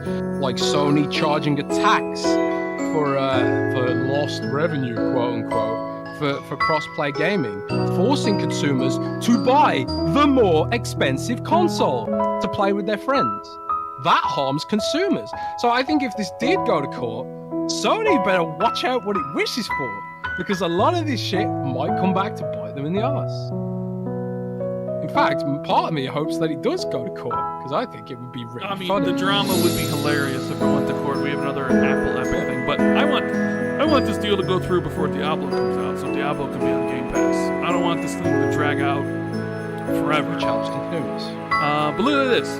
PlayStation currently has a larger share of the console gaming market than Xbox, but the CMA considers that Call of Duty is sufficiently important that losing access to it, or losing access on competitive terms, could significantly impact Sony's revenues and user base. The impact is likely to be felt, especially at the launch of next-generation consoles. Gamers make fresh decisions about what console to buy. I mean, this reads like just pure PlayStation propaganda. Like Jim Ryan's literally feeding them lines about what to say. The CMA believes that the merger could therefore significantly weaken Microsoft's closest rival to the detriment of overall competition in the console gaming. I don't get that. So, like, the idea that Microsoft getting stronger by buying Activision Blizzard weakens competition in console gaming because Sony gets weaker, because Sony's revenues decrease and their user base decreases, therefore the competition decreases? Like, what?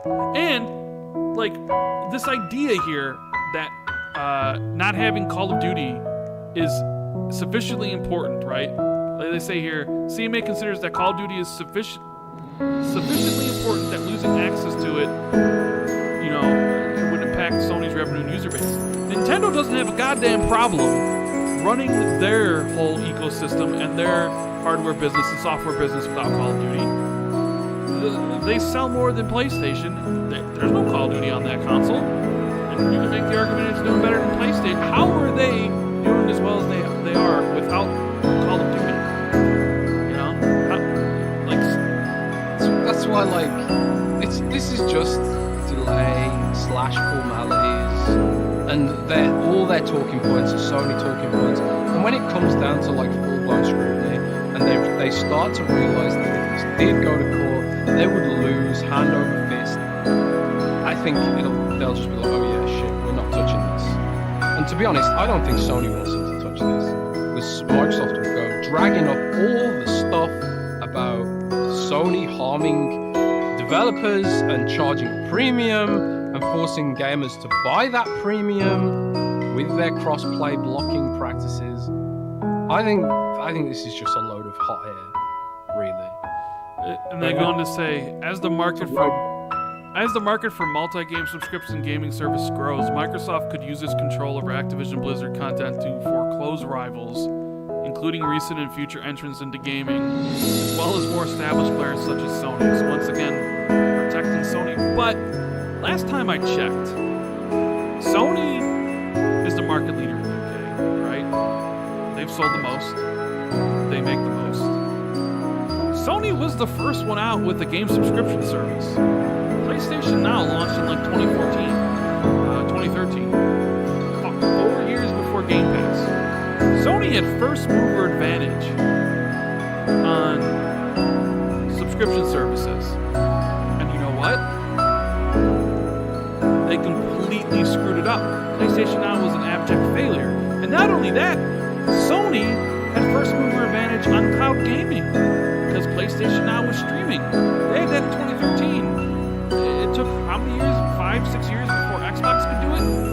Like, the idea that Sony's done all these things first and they failed at it, and here comes Microsoft later on with a better subscription service and a better cloud gaming service, but yet they might be penalized because they actually have a better product simply because Sony might be stopped from doing, like, what do you mean Sony might be stopped? Sony is purposefully not putting their own games in their own subscription service. And you can make the argument, since PlayStation games seem to be a little bit more popular than Xbox games, right?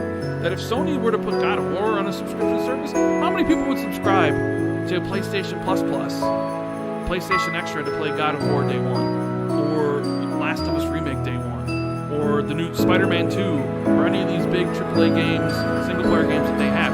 Maybe the business models don't work, but there's no denying that Sony's games are incredibly popular, right? So I don't see, like, okay, you don't get Call of Duty anymore, and considering Activision never put any of their games, never put Call of Duty in any subscription service, it's simply like that can harm Sony, who doesn't even put their own games on there. Who you make the argument that right now PlayStation Plus has close to 50 million subs and Xbox Game Pass has last time 25 million, so they're already double. What's really going on here, right? Like, how is Microsoft penalized for doing things better later? And you know, Sony already tried these things and failed. But the idea here is the CMA is like, well, it'll harm competition because it harms Sony, and they may not be, like, Google Stadia entered the market pretty easily. They may not be doing very well, but they entered the market. Call of Duty is not on Google Stadia. You know, it entered. It's hard to enter this market because, you know, you need your own set of games. Like, Nintendo's got their stuff, Xbox is their stuff, PlayStation is their stuff. It's a reason to actually, you know, buy the system, invest in the ecosystem. So Google Stadia was sort of just kind of up Schitt's Creek without a paddle because they were coming in so late. Nobody really wants to switch digital ecosystems. They canceled their own first-party development stuff, so there's really no reason to get Stadia because it's not like they have any exclusives. You know what I mean? Like, the idea here that it would somehow stop it is, I don't know, it's all future-looking, but I don't know, this all reads just like, oh my god, Sony's in trouble, therefore this is a monopoly, and it's going to impact competition. I was stunned when I read this. Breno says COD is on PlayStation Plus, but not the new one. Which COD is on PlayStation Plus? I didn't think they put any CODs on PlayStation, did they? I have no idea. I don't know. Yeah, I think the whole argument just falls apart under scrutiny, and it will if it comes to that. But yeah, it's just another road bump, and there's probably going to be more along the way. I'm interested in what America says ultimately, because that's where a lot of the money for this is ultimately held on. It's America. So. Well, but then Phil Spencer responded. You know, obviously he knew what was going on, and he wrote an article on the blog basically going over. It was basically a response to things, saying that like actually Xbox owning Activision is good because it's good for these reasons. Like people will be able to play things cheaper because games are in Game Pass. Developers can take advantage of that. More people can play because of mobile, etc., etc., etc. Even kind of take shots at Apple here. Definitely take shots at Sony because he calls them industry leaders. Like he says, the gaming industry today is robust and dynamic. Industry leaders, including Tencent and Sony, continue to expand their deep and extensive libraries of games, as well as other entertainment brands and franchises. But it's Tencent and Sony just bought into From Software, so it's like Tencent and Sony is going to be continuing to acquire their own stuff, and the idea that like Microsoft acquiring something shouldn't happen because it might affect Sony is the bad thing. Like, where do you draw the line between just competition, where what you do does affect your rival and it hurts them, and that's just okay because that is the definition of competition, versus like where's the line where it's like, okay, this is really monopolistic and you just can't come back from this, and this is just like you are stomping on the competition, because I don't get that with Call of Duty, but apparently Sony feels that way. But Phil did say that they're gonna intend to make Activision Blizzard's much-loved library of games, including Overwatch, Diablo, and Call of Duty, available in Game Pass. This is the first time I really mentioned those. So Overwatch, Diablo, Call of Duty in Game Pass. He doesn't mention day one, but I'm assuming that's what it will be. And then he said, in doing so, we will pursue a principled path. We've heard that this deal might take franchises like Call of Duty away from places where people currently play them. That's why, as we said before, we are committed to making the same version of Call of Duty available on PlayStation on the same day the game launches elsewhere. We will continue to enable people to play with each other. What? It's currently not what happens because Sony money hats the beta. So, that'll be better for consumers as well. Well, I mean, they're just saying the same version of Call of Duty. So it's like, I don't think that really falls under betas. It's like, hey, Call of Duty is available. It's available, on PlayStation and Xbox at the same time. I imagine they would, and they'd do parity. The only thing that won't be parity is Game Pass. Sure, I agree. So you got Phil saying that Call of Duty is going to be on PlayStation the same day, and then we got more information today from Tom Warren over at The Verge, where Phil said, quote, in January we provided a signed agreement to Sony to guarantee Call of Duty on PlayStation with feature and content parity for at least several more years beyond the current Sony contract, an offer that goes well beyond typical gaming industry agreements. Now, so that's almost like calling out Jim Ryan, being like, you can't use this argument because we've signed this agreement. Yes. So you were right from the very beginning. I remember chat hating on you when you had your hot take that day when we did that emergency podcast. You're like, hey, Phil's a nice guy. Call of Duty's, what you call it, a ritual? Call of Duty's a ritual. Call of Duty makes way too much money. Call of Duty is going to be multi-platform. They're going to Minecraft it. And chat hated you that day. Chat hated you. And maybe some of them are hating you today for your Halo take. But either way. Like a great Halo take. It sounds like you were going to be right the whole time. Because they've talked about this, where Phil made his tweet about how, oh, we have a desire to put it on PlayStation or keep it on PlayStation, and we kind of sat there like, well, what did Phil really mean? He used the word desire. Like, I desire to be super skinny, which I'm actually trying to get to. I lost like 20 pounds so far. So far, so good. Randall skinny. Yeah, Randall skinny. And then when I get super skinny, we'll be on camera, feeling good about ourselves. It'll be a whole thing. But yeah, so feel good about myself, because, diets are hard, and I'm only eating like 1,300 calories. So, I'm trying to do my best. But either way, we talked about, you remember that, right? Going over Phil's thing. What does he mean by desire? What does this really mean? And then, well, you get this thing about coming the same day, and it's like, okay, well, that's really apparent. You got Brad Smith saying that, what Brad Smith said, which I don't have the quote in front of me.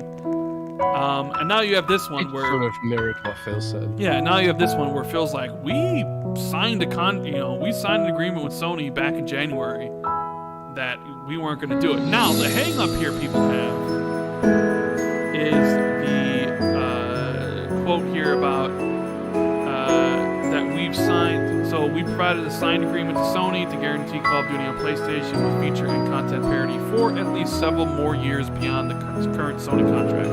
So I believe Jason Schreier said that the Sony contract ends with the next Treyarch game because they had a marketing contract for Modern Warfare 2, Warzone 2, and Treyarch's next game, which we know got delayed to 2024. So Call of Duty had to be on PlayStation until then. Phil's saying we already signed the contract and it's going to be for at least several more years. Now, of course, people are saying that, like, oh, well, that's, this is going to go exclusive, right? Because they only signed it for several more years. What does that mean? And I'll let you answer. So,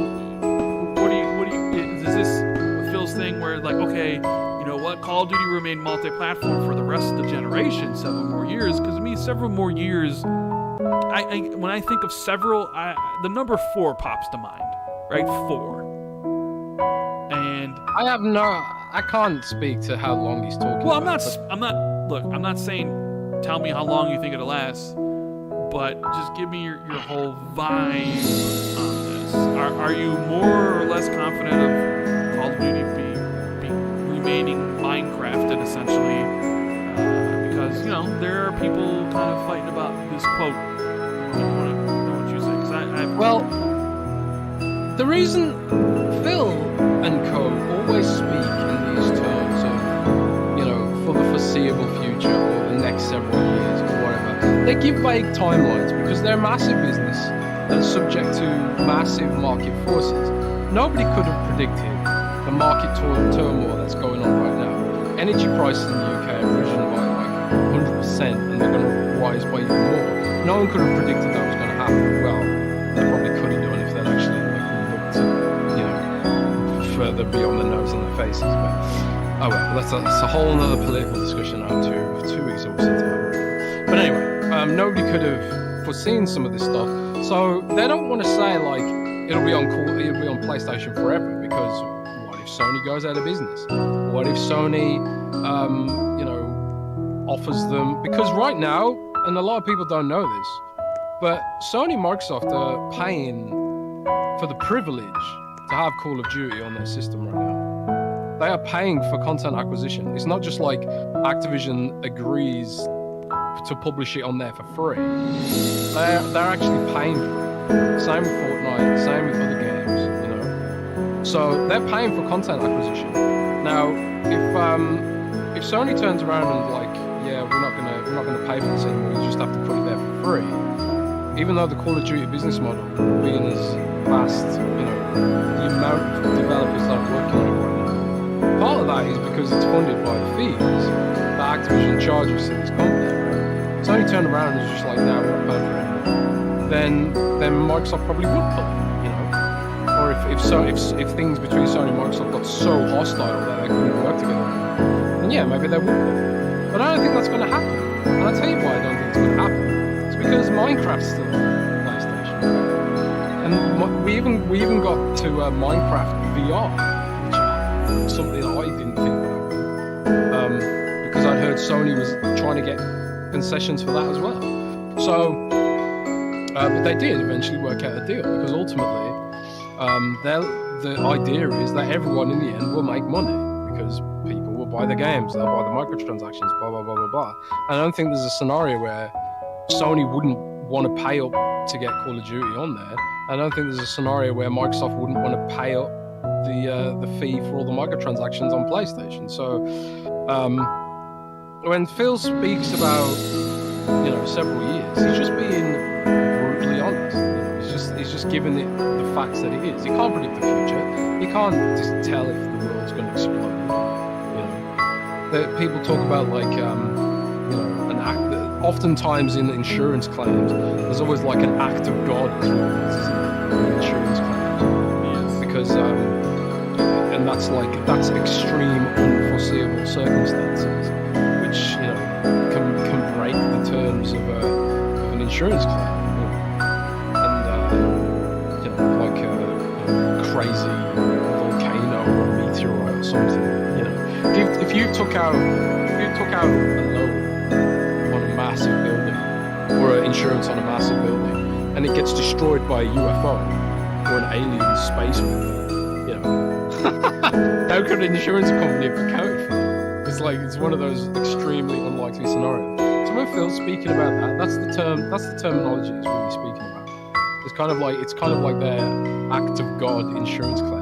Phil's not trying to pull the wool over anyone's eyes. There's no conspiracy theory. I know the internet loves a conspiracy theory in 2022, but it's just legalese, basically. I think it will be on PlayStation permanently, as long as PlayStation still exists, as long as Call of Duty is still a popular franchise. I think it will still be on PlayStation. I think, look, I know there's a lot of people parsing the language of what is, several years that gave them an out. But to me, you wouldn't sign an agreement saying that Call of Duty is going to remain on PlayStation in perpetuity. You're just not going to do that. So it's like you have it for a few years, and then you probably then sign another contract for another few years, and then rinse and repeat as long as you want Call of Duty on there. Now, I think Michael Pachter, I think even Hope Law, I could be mistaken. I think they expect the FTC and these people to have a consent decree where it's going to be required that Call of Duty remains on PlayStation, right? So, and that's one of the reasons why Microsoft has been kind of from day one saying that they want the game on PlayStation, because I think one of the first things they decided when they bought Activision that Call of Duty was going to be multi-platform. I think that was one of the first things they decided that's what they were going to do, right? So, they're okay with there actually then being a consent decree that Call of Duty remains multi-platform because that was something they already decided to do. So, I don't really think it means anything. They knew. I mean, they know. That's where all the contention is from a business perspective.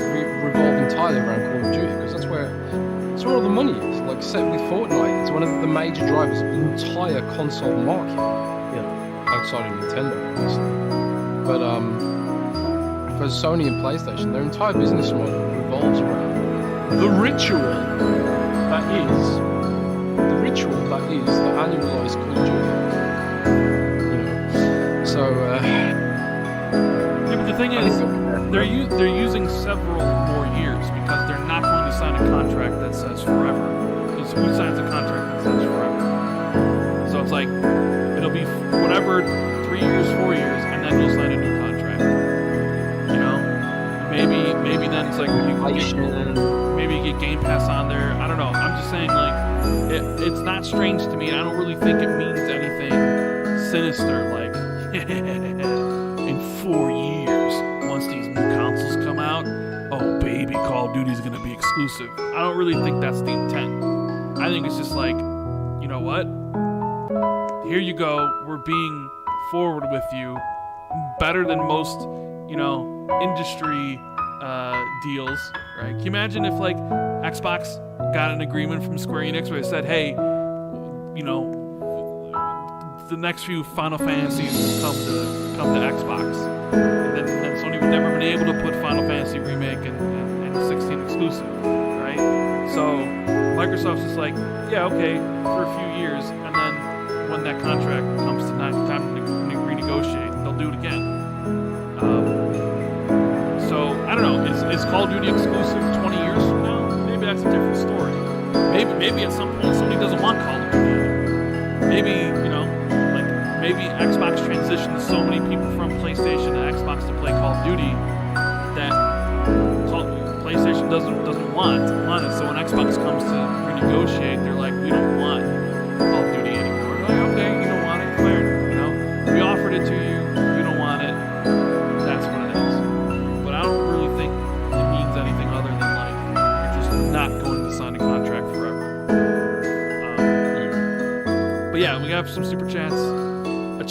says, if Microsoft has to make written exclusively verbiage, do you think they'll die on the hill of Call of Duty or all IP? Surely they want exclusives. I really don't think the CMA and all those places care about Diablo or Overwatch or any unannounced games. I think Call of Duty is specifically mentioned for a reason.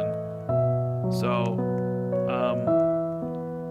they'll probably be fine with Call of Duty, being consent decreed to be multi-platform forever or for a certain amount of time. But I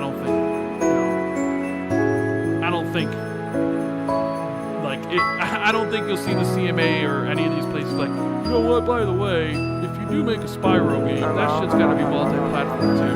I don't think that's. It's all about COD. It's just all about Call of Duty. Hawkrit says, I'm not surprised Microsoft already owns the PC market. This new deal has the potential to put Microsoft position to own the whole console market as well. Does Microsoft own the whole PC market? I mean, like, sure, they do Windows, but Valve runs the PC gaming market, not Microsoft. Right? So,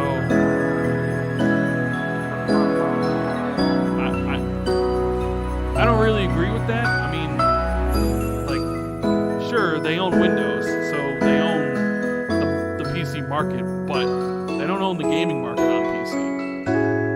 Am I right on this, Jez? Do people view like Microsoft is owning the gaming market on PC, or is the PC market the gaming market?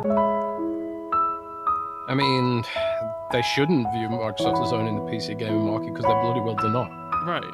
So,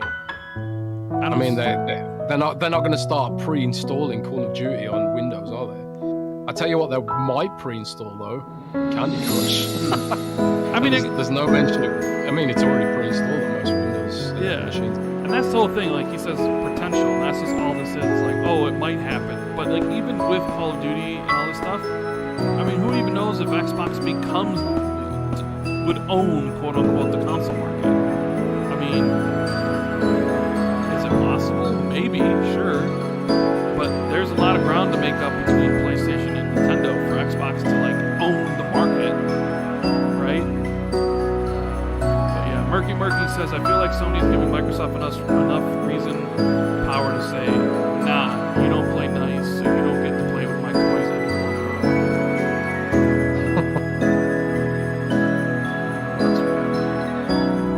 bro. Joe says, Xbox can lose money and undercut the industry. They are $2 trillion company. Think bigger, guys. Yeah, I mean that's the excuse people use about Game Pass, that you can't compete with it because Microsoft can just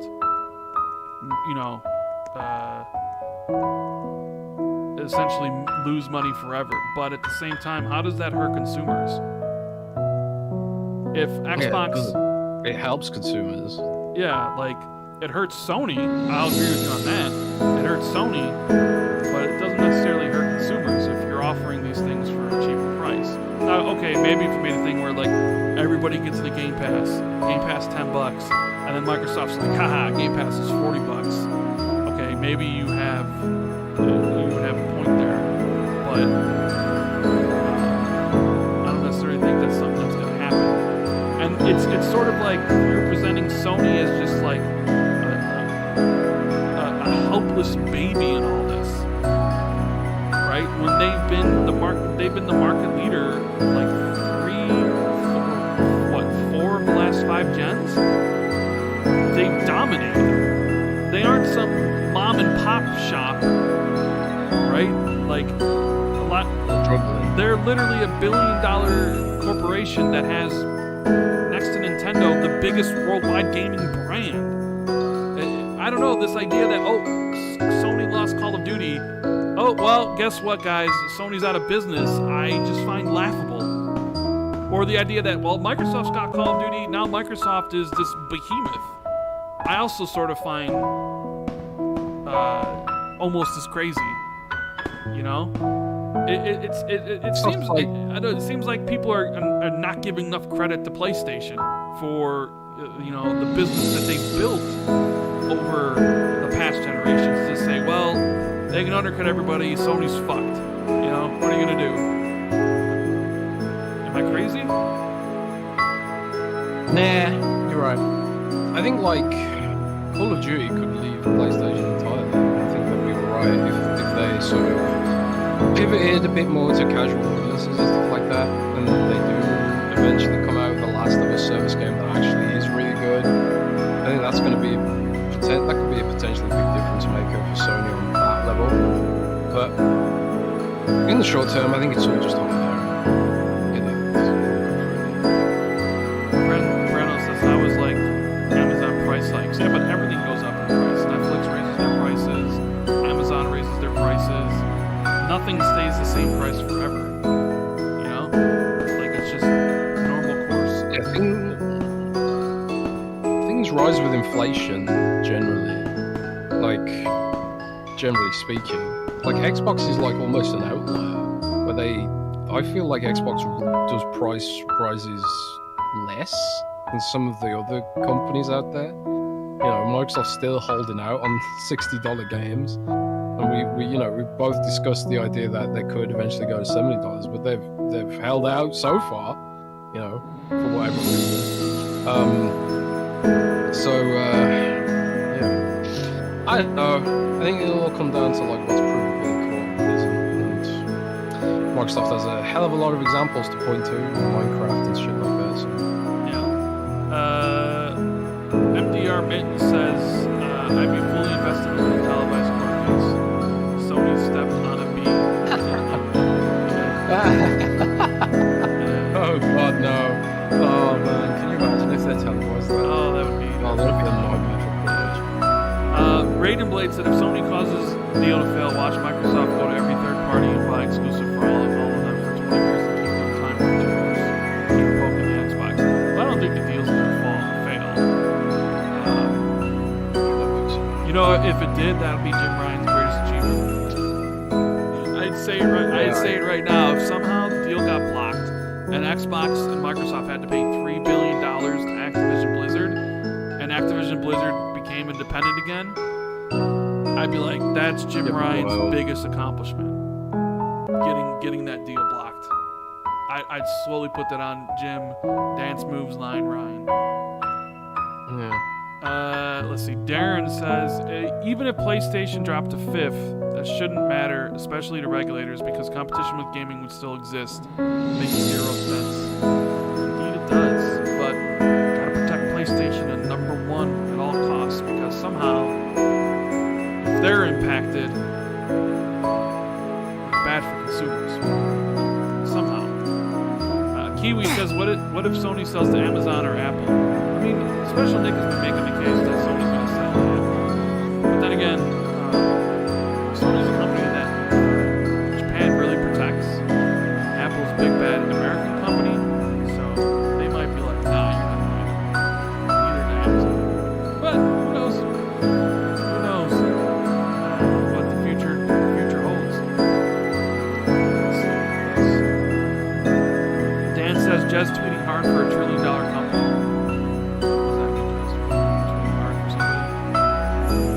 I don't know. Someone got triggered, I guess.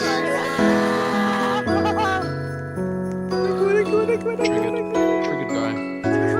How dare you? How dare I tweet my opinions? Yeah. PlayStation bought a new studio, Savage Studio Mobile. Goodbye.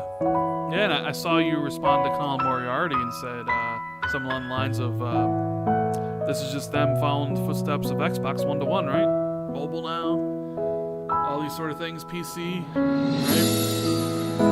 Yeah.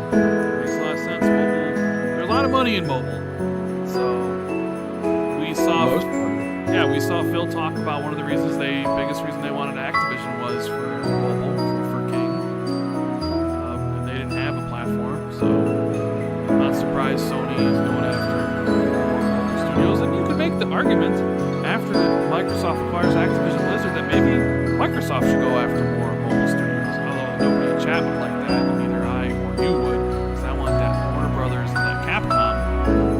But you could make the argument that probably from a business perspective, going after more mobile studios is probably the right business move. You know, especially if you want to get after 3 million gamers.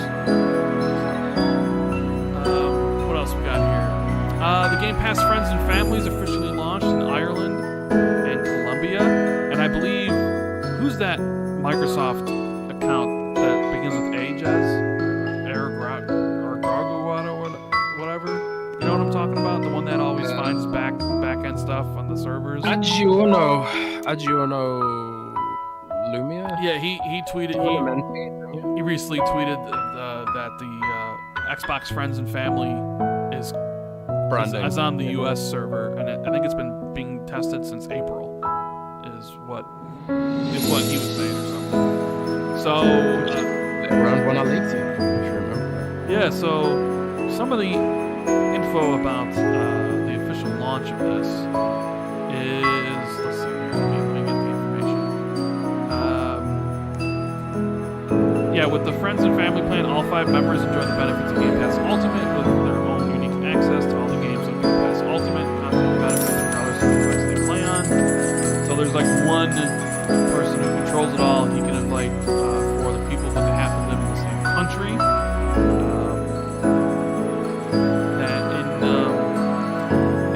It'll cost 21 euros, which comes out to about $24.99 US, which seems about right. That's actually no.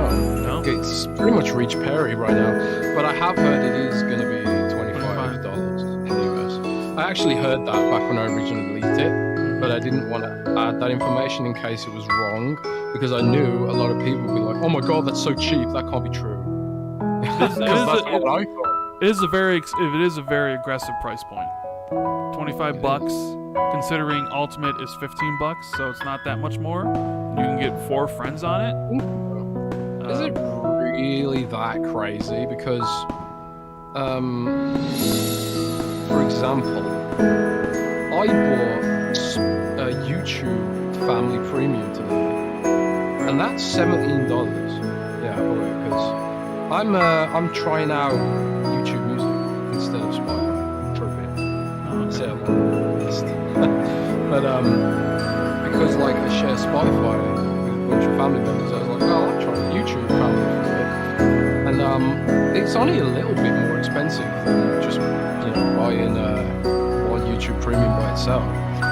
And I think it's because like their analysis on user behavior is that the extra members perhaps don't use it as much as the main account holder. So it's actually like it's not a big loss. And I suppose like if everyone's constantly using it, maybe that wouldn't be so great. But I don't know. We'll have to see. Yeah, and there's some like limits. I think like the person who is paying for the account can invite up to 8 people in a calendar year. Like that's it, and like the people and I think you can only join someone else's thing like twice a year or something like that. So there are restrictions on how many people you can invite, and then how many times you can join someone else's thing. So I wonder when it's going to officially launch here in the States. Probably for this fall, maybe. Yeah, I think it's probably pretty close. I wonder if they were like preparing to have it ready for Starfield and Redfall. Push, be like, here's Starfield, here's Redfall, we got Game Pass Family, let's make a big splash out of this, and then those games got delayed, but, we still have Game Pass Family coming out, so, look for that soon. If they're testing it in the US, I mean, it's probably not that long from now until we get an official announcement here. RDX NFS says PS5 is now $50 more than Series X in Canada. Edwin says Xbox needs a platinum achievement equivalent. I agree. I would love that. I'd love for there to be a platinum achievement. Or like a badge or something. Oh, you were going to say something? No. Oh, okay. Well, let's talk. I just had a bit of off there, sorry. Okay, let's talk after let's talk after the show, so let's talk after the show. Okay. Yeah. I don't know. I mean about your cough. We can talk about that after the show. Oh, okay, cool. Let's see what else here. Xbox Tokyo Game Show, Jez. Xbox announced that they were going to have a presentation at Tokyo Game Show. Let me see if I can get the information here. will take place on September 15th at 2 a.m. Pacific Time, 5 a.m. Eastern. And according to Xbox, it will be a show curated for players in Japan and Asia. We invite fans to tune in to the Tokyo Game Show, where you can expect to see updates on existing titles from Xbox Game Studios and titles launching from development partners that we hope will delight players here in Japan and Asia around the world. I did see that this past week, Famitsu reported that Xbox sold like 16,000 or 20,000 consoles for Xbox or something like that. Most since launch day. It's most since launch day, so it's doing well. What should we expect from Tokyo Game Show? Anything? I don't think there's anything gonna be majorly new, but hey, I could be completely wrong. Maybe there's got some like super secret thing partnership they're gonna announce or a new game or something. So they did say they're going to be announcing games from their partners, and they've been operating there for quite a while, trying to make deals and trying to, meet new devs and fund people and stuff like that. So maybe we could see some of the fruits of those labors, but honestly, I have no information really. I mean, I know that Phil Spencer's going to be there, I think. Is that confirmed, or did I just leak that? Did you just leak that? I might have been. I mean, he previous years he's done like a video. Is he actually going to print it this time? I don't know if he's going to be there physically or if he's just presenting or something, but Phil's involved, put it that way. Which he wasn't involved at Gamescom, Phil. Where was your attendance at Gamescom, Phil? Phil always dogs Gamescom for some reason. I don't think he Wait, I could have sworn that Phil had some video for Gamescom, though. No? Yeah, but he wasn't there. Oh, he doesn't need to be there. He doesn't need to be there. Greenberg was there. Aaron was there. Yeah, Aaron was there. all you need is Greenberg. You don't need Phil. Phil's got bigger fish to fry. Bigger fish than Germany. Bigger fish than Gamescom. There is no bigger fish than Gamescom. He's got a call. Gamescom makes E3 look like a little tiny event in someone's closet. You don't know how big Gamescom is, though. It makes E3 look You know what? You didn't visit my friend Gopher. He was upset. How? I didn't know he was there. Yeah, I told you he was there, and I even told you what booth he was at. Well, I forgot. Wow. So you didn't remind me. So I sure. did remind you. I don't remember that. Wow. Dude, it's really bad because like a friend of mine was like, "Oh man, we should meet up at Gamescom," and I was like, "Oh yeah, we should." And then like I messaged him later, and I was like, "Oh man, I didn't know you were at Gamescom. We should have met up." And I was like, "Wait, we talked about this. You did know I was at Gamescom." I was like, "Oh yeah, shit." Because my memory's just. RDX in effect says PS5 digital is $120 more than Series S in Canada, and PS5 games are $90 here too, which is outrageous. They're pretty expensive in Canada, that's for sure.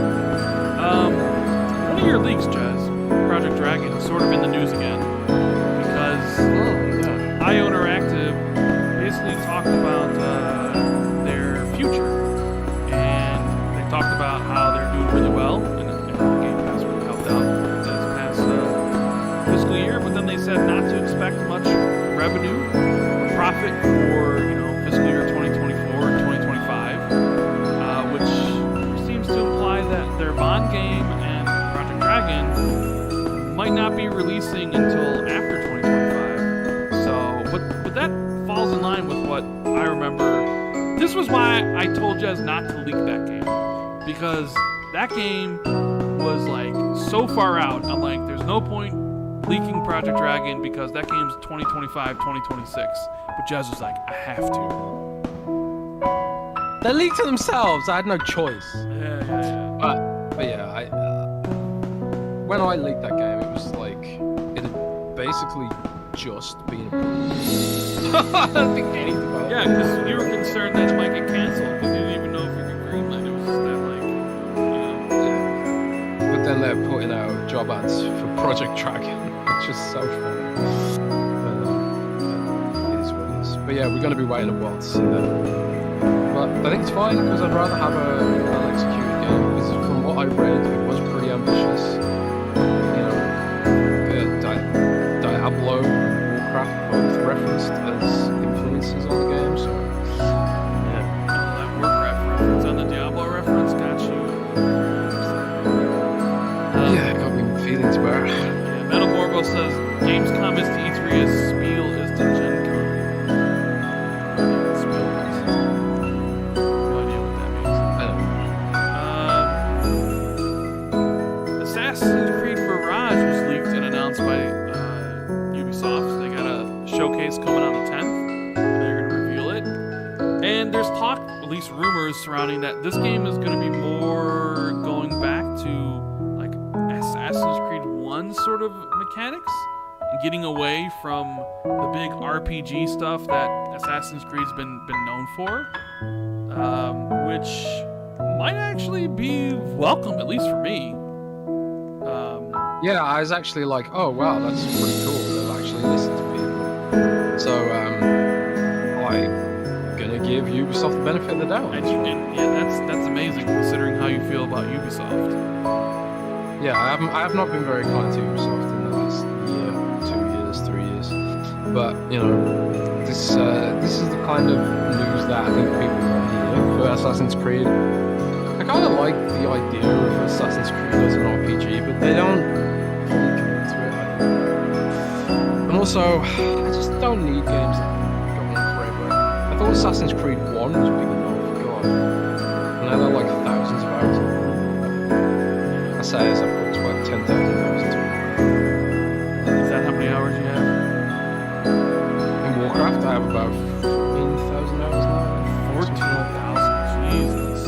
I need to add up all my characters. Because I got loads of characters too. And this new character I made just last week, I've already got 3 days played on it. So what's that? 2 plus 6. Yeah, maths. Anyways, you know what? Let's take some questions. Yeah. If you guys have any questions, make sure to put them in chat. We'll do our best to go through them all. Thank you guys so much for being here. We appreciate it as always. Keep in mind, Jez says that we might be doing the show on Saturday next week. Maybe even Monday, depending on German ingenuity on their trains. Apparently it's not very good. So definitely for sure right now, not on Friday, 100%. Right? 100% for sure not on Fridays, 100%, right? 100% for sure. 100% not for sure. So Then, not on Friday, for sure. yes. So hit the like button before you guys leave if you're leaving. Subscribe if you're new. And yeah, thank you for being here. As always, you guys are amazing.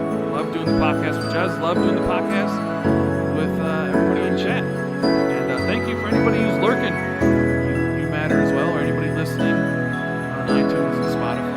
We appreciate and love each and every one of you who takes the time out of their day to listen to me and Jez ramble on for hours and hours and hours about Xbox and gaming news. You know, when we started this podcast 5 years ago, did you think, one, we'd have over thousands of people listening live every week and, you know, all the numbers we did, like, did you envision that when we started this? Nah, I just thought it'd be a fun little hobby, you know? Did you envision a Manscaped partnership? Did you imagine how smooth your balls would be 5 years later? Because of Manscaped? Alright, so, let's see here. Dark says, happy, technically enjoying my favorite podcast and my birthday. Thanks, guys. Oh, happy birthday, man. If your birthday's today or tomorrow, happy birthday. Your day's amazing. Georgie says, you guys talk about Matt Booty's comments on Perfect Dark and Fable? Kind of mentioned it, but neither me or Jez really knows what he says. In fact, I kind of flipped what Matt said about Fable, because that stuff happened like right when we were going live, so we haven't seen his comments on either. We know that like basically he wants to show Fable, but they don't want to show Fable. And I think I saw on Twitter that Perfect Dark he compared to like Bond and Jason Bourne or something. I don't know. Like I said, I haven't seen the interview, so I don't really know. Raj Patel says, hey Jez, do you expect a Series 3 Elite controller next year? And could you please, for the entire Xbox community, ask Phil to fire Bonnie Ross and fix 343, please? There's a rumor, I think from I'm not sure where he's from. But there is a Xbox leaker who has, I believe, had accurate information in the past, who said they are working on a Series 3 for next year. I have no information of my own on that right now, but I kind of believe it. I kind of believe that they are going to continue with the Elite series. And I've heard that they have been working on, recently actually, I've heard that they have been working on improving the reliability of the series controllers, manufacturers and stuff like that. So yeah, I think they are going to keep working on those. It is one of the most popular accessories that sell in the market. So I don't think they're going to stop selling them because they are so popular. So Xbox and their controllers, baby.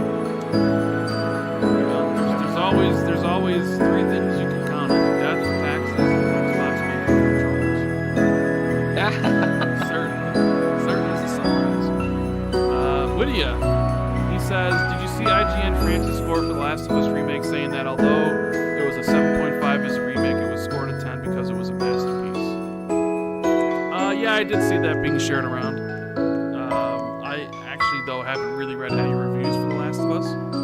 So, I hope anybody who's buying it and playing it loves Last of Us and is having a great time with it. I'm probably not going to play it. Although, I don't know. it's on PC. Eventually it'll be on PC, yes. But not at launch. Not right now. Oh, that's all good. I mean, Sony hasn't done a day-and-date PC game yet, though. Oh, okay. Well, Sony offered me a review code for Last of Us. On the PS5? On the PS5, yeah. Well, bro. No, I don't reply. I don't have a PS5. Could I have a PC version, please? I don't know why. I just auto-piloted a PC version request because that's what I always do because I don't have a PlayStation. And they didn't reply, so maybe they thought I was trolling or something. Look out for your boy Rand, you know. He gave me a birthday present. You know what? I did. I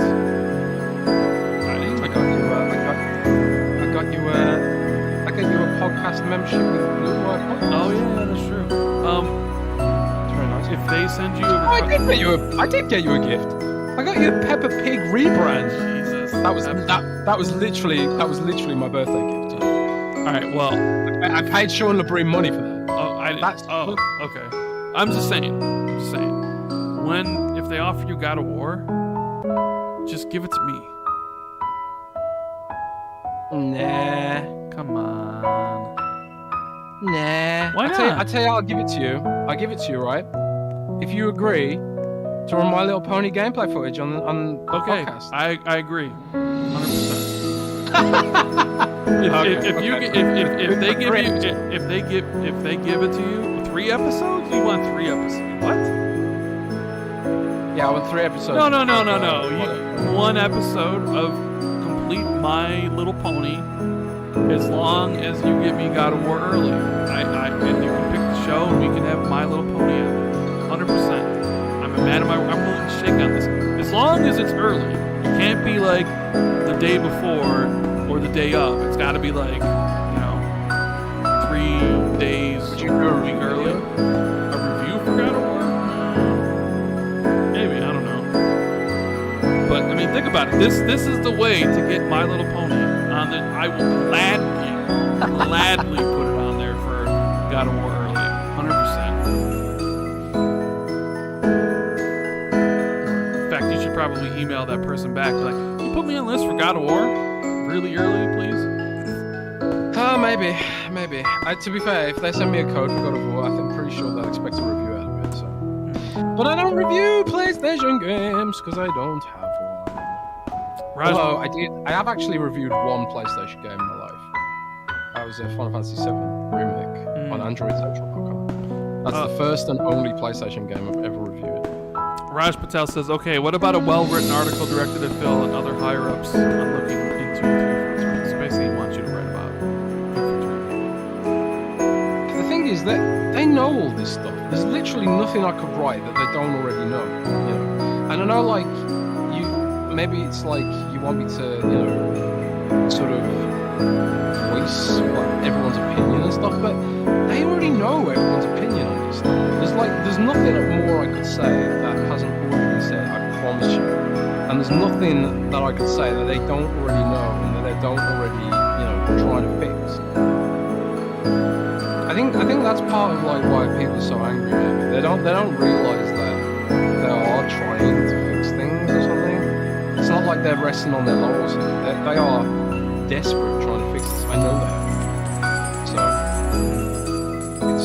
there's just nothing more that can be said about it. Shout out to IreBear32 for becoming the newest member of the channel. Thank you so much for all the support. Enjoy the emotes. Let's see what other questions we got here. Gary says, a simple solution to fix Halo Infinite is for 343 to hire Forge modders. Content creators the same way Bethesda hired modders, like the ones on Fallout London. Okay, Ryan says, could Microsoft do something to make the Xbox avatars more engaging? I mean, they probably could, but I think avatars are dead, right? The way the placement is on the dashboard, I sort of feel like avatars are... did I ever tell you I have a buddy who literally, during the 360 gen when the avatars came out, he literally bought, and I'm not exaggerating, every single week he bought something, a clothing item for his avatar every week. I know other people that do that. There are people spending money on avatars, I think, honestly, a lot of this stuff, like avatars and achievements, and even the game DVR, a lot of that development time is being soaked up by experts.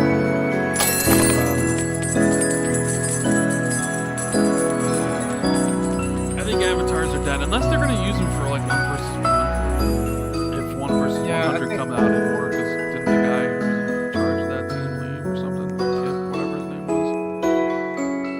Yeah, I think so. But I don't think they're fully, completely dead yet. But I don't think they're going to do anything with it in the near term. However, I think like, actually I can't talk about it. We'll talk about it after the show. Talk about it after the show. We're going to have a good after the show discussion here, guys. I can't wait to have a private interview with Jez about some of these things. Q-Tank Client says, Rand, I got a Kindle. Do you suggest any books? I've read Wheel of Time and am thinking about beginning Brandon Sanderson. Okay, well that is a loaded question. Brandon Sanderson's amazing. You can start at Mistborn or his big series Stormlight Archive. I recommend both. Wheel of Time means you're probably into, if you like Wheel of Time, you're probably into like epic fantasy. The First Law universe, First Law trilogy by Joe Abercrombie is amazing. I highly recommend that. Of course, Song of Ice and Fire, Game of Thrones is one of the best fantasy stories out there. Even if you kind of know what happens, it's still incredible. What else? Meh. I really like Robin Hobb's Realm of the Elderling series. It's like my second favorite series. With first one's like Assassin's Apprentice. If you want to check that out. I also love The Dark Tower by Stephen King. I'm a big fan of Stephen King. In fact, he's got a new book coming out next week called Fairy Tale, which I pre-ordered. I cannot wait to read that. So, Dark Tower is amazing. I'm trying to think what other series I've read recently. Oh, Red Rising. If you're into sci-fi, the Red Rising saga is fantastic. Like the first book is kind of just okay. It's kind of a Hunger Games clone set in like space. But man, book 2 and 3 are the step up in like storytelling is so noticeable that I couldn't believe like the things he was doing. It basically almost kind of became Star Wars in a way. So if you're really into sci-fi, Red Rising is definitely a series I recommend. I'm currently reading right now the Sun Eater series by Christopher Rocchio. It's sci-fi. It's kind of like Dune. It's like science fiction, so it's set like 16,000 years in the future. But it's kind of like more fantasy-ish like Dune is, even though it's science fiction. First book is called Empire of Silence. They're big boy books too. They're like 800 pages. I'm really enjoying it. It's first person as well, so there's a lot of books. Those are some of the ones I'd recommend. So yeah, let's see what else we got. Read a book. Yeah, I know you read a book about World of Warcraft. Ermi says, any news on expansion cards? Lower prices, new 4 terabyte version? Or anything, Jess, about That's a good question. I haven't heard anything. But yeah, they really need to do something about that. Maybe the CMA could look into competition in the export storage market instead. Yeah, I haven't heard anything. Sorry. Satch Question Time says, any word on the Series S disk drive add-on? I want to make my Series S more special. I can't imagine them making a disk drive add-on. Do you? I don't think they'll do a disk drive add-on, sadly, because I don't know if USB is fast enough to deliver some of that stuff. I think like you probably could install a game or watch a movie over USB, maybe, but maybe Microsoft just doesn't think there's enough demand for that. That's interesting, you know, because I actually have a disk drive, USB disk drive for my PC, because I haven't had a laptop with a disk drive in God knows how long. So they just don't make them anymore, right? But so every now and then, very rarely, I think, damn, I actually need a disk drive for this or something. So then I ended up buying a portable DVD drive. I don't know. That's an interesting question. I might ask around about that and see what Microsoft's thought process is with regards to that, because that is interesting. But I haven't heard anything. Let's see. Frizzle says, hi guys, love you too. My question, do you guys think Sony is legitimately paying off regulators like CMA to block the ABK deal? No. when I'm saying like Jim, dance moves, Ryan's making phone calls, it's just kind of jokes. But clearly Sony is telling the regulators what they told the Brazilian Commission. You know, like that is 100% what's happening. There's no one's paying off anybody. And if people are saying that, they're probably just joking. I can't imagine they're being serious with that. So No, I don't. I really doubt that. God, can you imagine?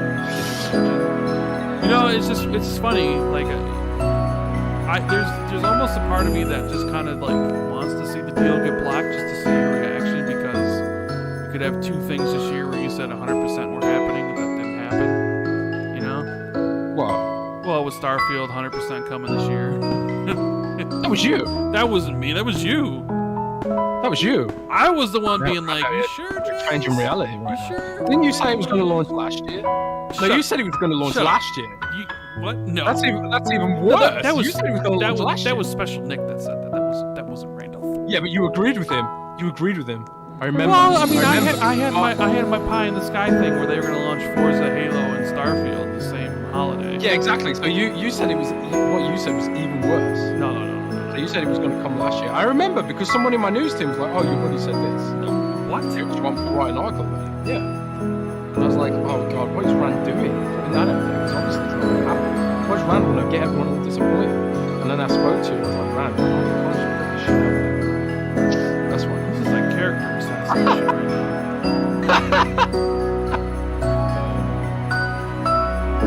Peter Donnelly says, one of the best YouTube shows around. You guys are awesome. Thank you.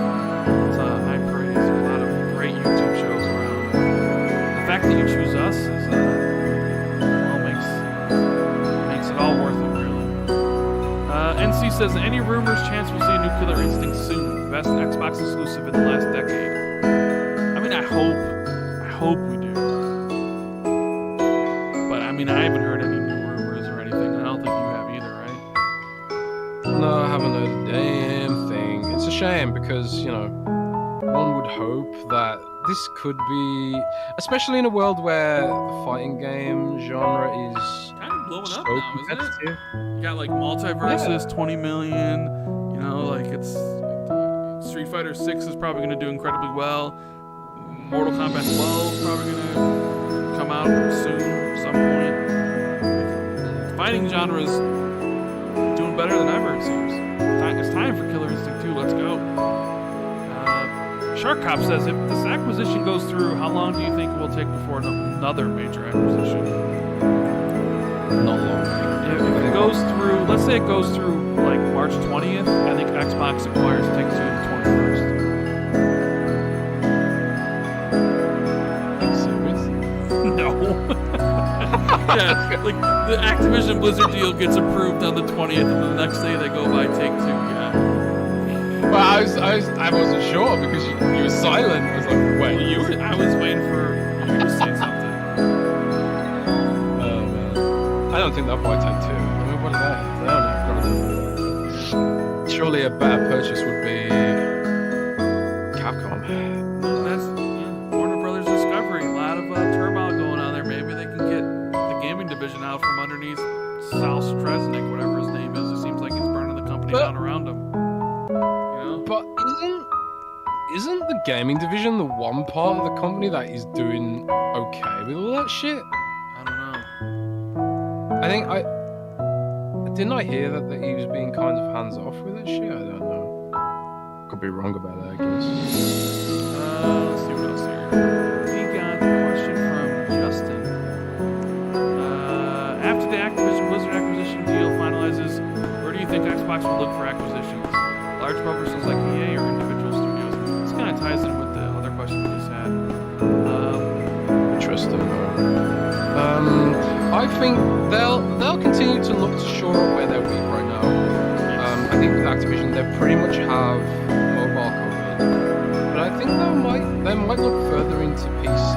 I think one of the things they'll want to do is find a studio that can sort of help out with Age of Empires as a franchise. Because right now they're leaning heavily on Relic, and I don't know how long that whole deal is going to last. No. And I don't know if World's Edge Studio by itself is big enough to actually fully take on development of like Age 5 or whatever. Not that they're probably not even thinking about Age 5 right now, but they have to be thinking about it in the future, right? I think strategy games is an area Microsoft's very interested in expanding into. One game that I didn't talk about was Minecraft Legends, which I wrote an article about today. So if you are interested in Minecraft Legends, go and check that out on Windows Central. I wrote a whole preview of Minecraft Legends because I actually got to check it out in detail and interview the devs as well, because I didn't really understand fully what this game actually was, frankly. But now I do. It's a full-blown strategy game. Like, it's not a hack and slash at all. I thought it was sort of like halfway between the two, kind of like Overlord or something. But the main character is basically just an advanced cursor. You go around sending units out, controlling massive armies, building buildings and all that kind of stuff. It's a full-blown strategy game. Clearly Microsoft thinks this is like, a big area for them to expand into. Like, I always thought strategy games were kind of niche, but maybe there's something about the business model of a strategy game which lends itself really well to monetization. I know Paradox has like hundreds of DLC for strategy games. So there's clearly a business model that works there. But I would either PC or mobile, they'll probably push further into. Did you see or that? an Affinity to help Halo. Yeah, Certain Affinity is probably you gotta get them. Maybe you give Certain Affinity Halo. There you go. New dev on Halo. Certain Affinity. Right? Did you see that Paradox game? I forget the name of it right now, but it was supposed to come to PC Game Pass, and then they announced that not only is it not coming to PC Game Pass anymore, it's not even coming to the Microsoft Store. What? What game is that? Is that Victoria 3? Yes, Victoria 3. Yeah, What did they say about it? They said after discussions with their partners, it's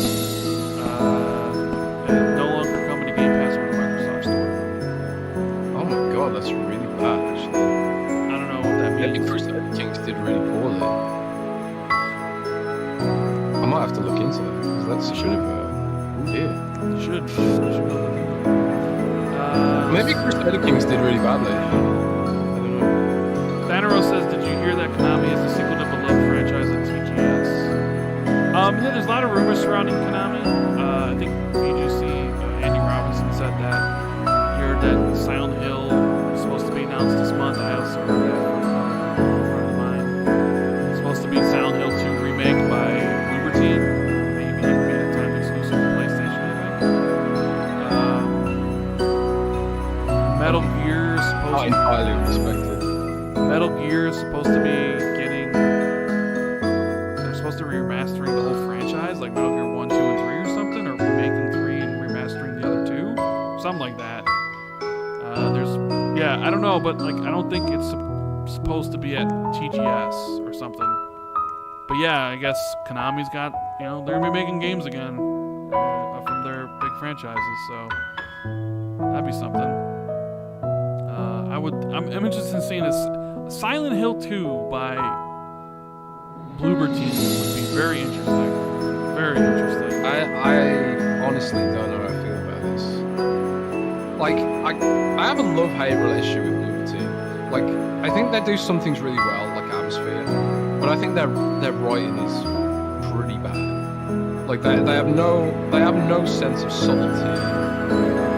They kind of bludgeon you with all of their sort of like their narrative hooks and stuff. There's like no subtlety in what they're putting across, but they lack the conviction to go full-blown gore fest with it. It's like they write gory but don't present gory. It's hard to explain, but I don't know. I think like I really love Silent Hill. It's one of my favorite franchises of all time. I remember getting Silent Hill for Christmas one year, and it was like one of my favorite Christmas presents ever. Just slapping Silent Hill 2 into my PlayStation. Very Christmassy kind of game. I suppose it has snow in it, or is it meant to be ash? I don't know. But I haven't really done any games with real combat.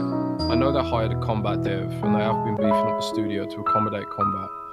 Not that the emphasis on Silent Hill was ever combat, really, but it is a big part of that sense of vulnerability you get. I just wonder if they're going to do the game justice ultimately, because a lot of the third-party studios that Konami has chosen to handle Silent Hill have just been terrible over the years, or at least not. They don't live up to Team Silent. Maybe terrible is a bit harsh, but they're just not on Team Silent's level. It's one thing to do your own games, right? Like Medium. Oh boy, people love Silent Hill. People adore Silent Hill 2. So you better be careful, because if you screw that up, people are gonna come. Marcio Roberto Francisco says, I have a question. Why your wallpaper uses PlayStation controllers? I'm relatively new here, I don't know. Sean Labrie made the overlay, and I think he was just using Xbox controllers, because, we talk about PlayStation, we play PlayStation games, so it's just random controllers just floating in the background. That's the reason. Let's see, any more? Oh, there's Sean Labrie, the one, the only, the master.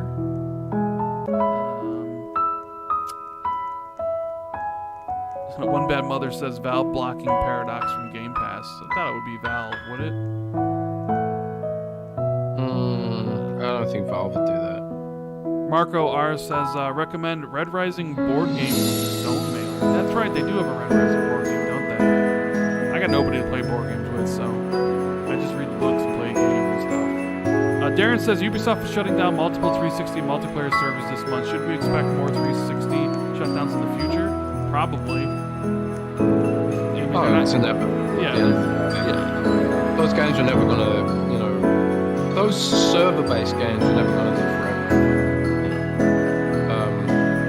forever. Because it's not cost-effective to keep running the servers, right? So you should definitely expect more to go down. Definitely. Frizzle says, do you have any interest in sci-fi? Have you read any 40k books? I do like sci-fi a lot.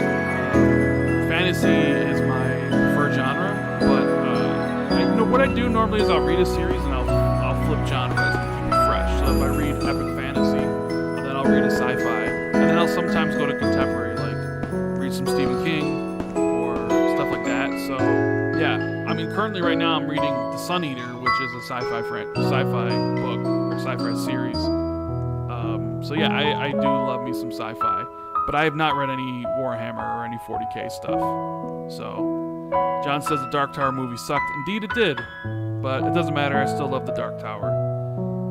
Childish Bambino says, will George R. R. Martin ever finish Winds of Winter in the final book, which I believe is A Dream of Spring? Jeez, man. I've been waiting literally forever for... I started reading Game of Thrones or Song of Ice and Fire when Storm of Swords came out. I forget what year that was. It was in the 90s. And it was just like, I remember telling people, if they adapt this to a TV show, it'd be one of the greatest TV shows ever made. As long as it's done right. And they did it right, and it was until the final season. And it's been 11 years since I think he released A Dance with Dragons. And like, a lot of people have lost faith with him finishing it, but he says he's working on it. So I think maybe he releases Winds of Winter, but I'm not sure he releases the final one. He's getting old. He's getting up there in age. So Do people really like books this much? hell yeah, bro! All your favorite things are books. Your favorite movies, they're all adapted from some sort of source. Books are amazing, bro. You Books get on suck. the You train. have to think. You have to imagine shit. You're talking about It's the best thing. Imagine, use your own imagination. Childish Dude, you're Bambino right. also says, "How you liking Vinland Saga?" You know, okay, so I really like it. I really like it. I'm on episode 16. Here's the thing, okay? This is gonna go into my thing about my diet, right? So my thing is, I don't normally eat a lot during the day. At least my diet, my diet right now is I basically eat something every 2 hours. I got lunch, I eat breakfast, wake up, I have breakfast. 2 hours later, I have some peanuts, right? Like 2 handfuls of peanuts. Then like 2 hours later, I'll have a protein bar, and then 2 hours later, I have lunch. 2 hours later, I'll have like 2 hard-boiled eggs. 2 hours later, I'll have like a thing, a bag of popcorn. 2 hours later, I'll have dinner, and then 2 hours later, I'll have these other bag of chips I like that are good, and then 2 hours later, I'll have chicken and broccoli. So it's just like small portions, but eating every 2 hours so I don't get hungry, right? And it works for me, you know? But how I used to be was I used to not normally eat too much during the day. And then when I would get online at the end of the night to watch something on TV from Netflix or Amazon Prime, I would have to eat something. So like I'd be sitting there watching Vinland Saga, but to watch Vinland Saga, I'd have to order something from DoorDash. And I was pretty much doing that, like, I don't know, 3 to 4 days a week, every month. So, right now, the hardest thing about the dieting and all that stuff is when I want to watch something on Netflix or anything else, my brain tells me I should be ordering food, and I need to be eating food while watching stuff, because that's how I've consumed all my TV shows on all these streaming services for years now, is that when I watch a show or I watch a movie, I'm eating something.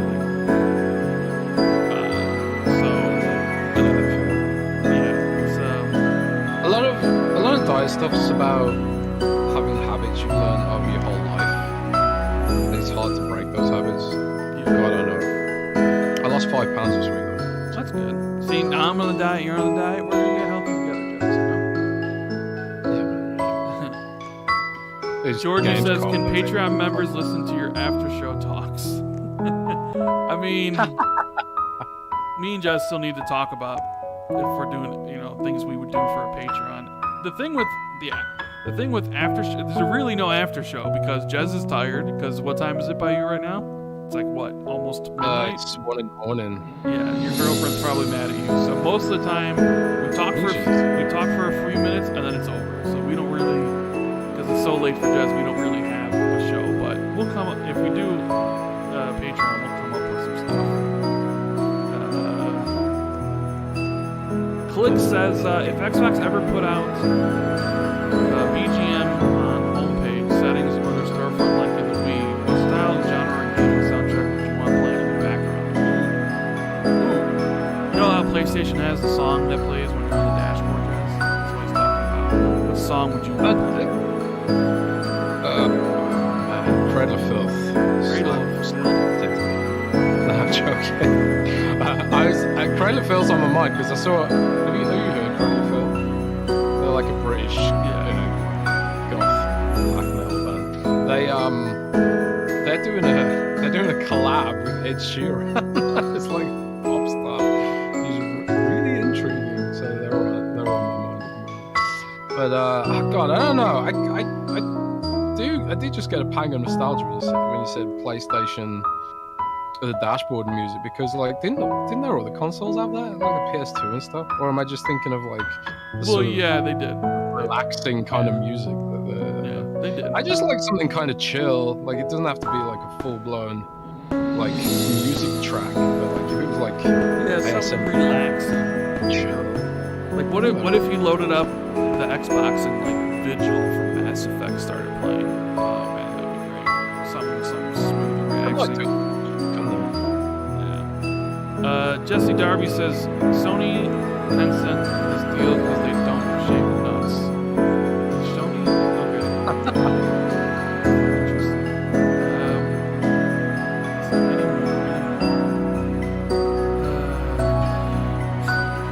Justin says, what do you think will happen with 343 if they move Halo to a new team?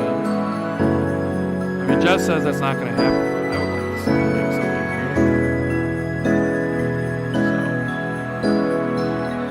new. I mean, I just don't know who'd make it. Like you're trading one problem for another with that scenario. In my view, maybe Raven Software could do it.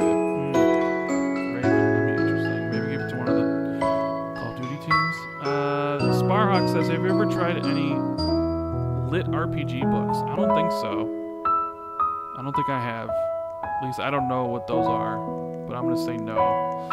Mr. Goodcat says, I'm waiting for the end of the King Killer Chronicles. I have the first 2 books, but I'm definitely not going to read them until the third one comes out. What's the point? Although maybe I should read it because everybody says they're really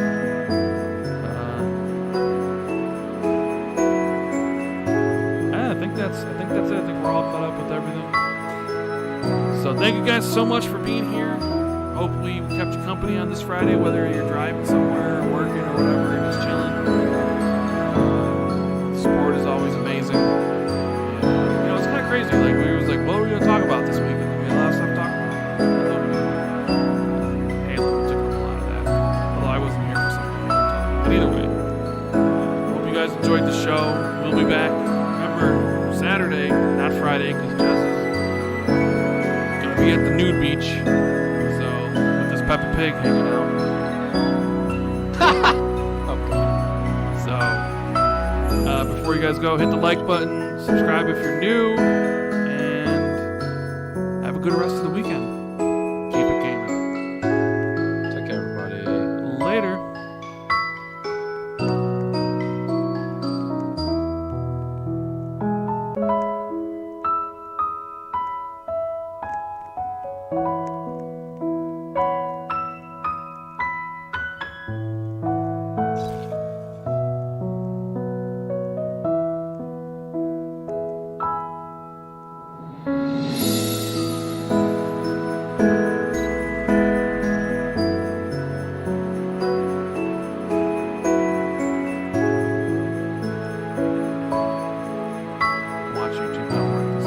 No, it's actually live. What is going on, everybody?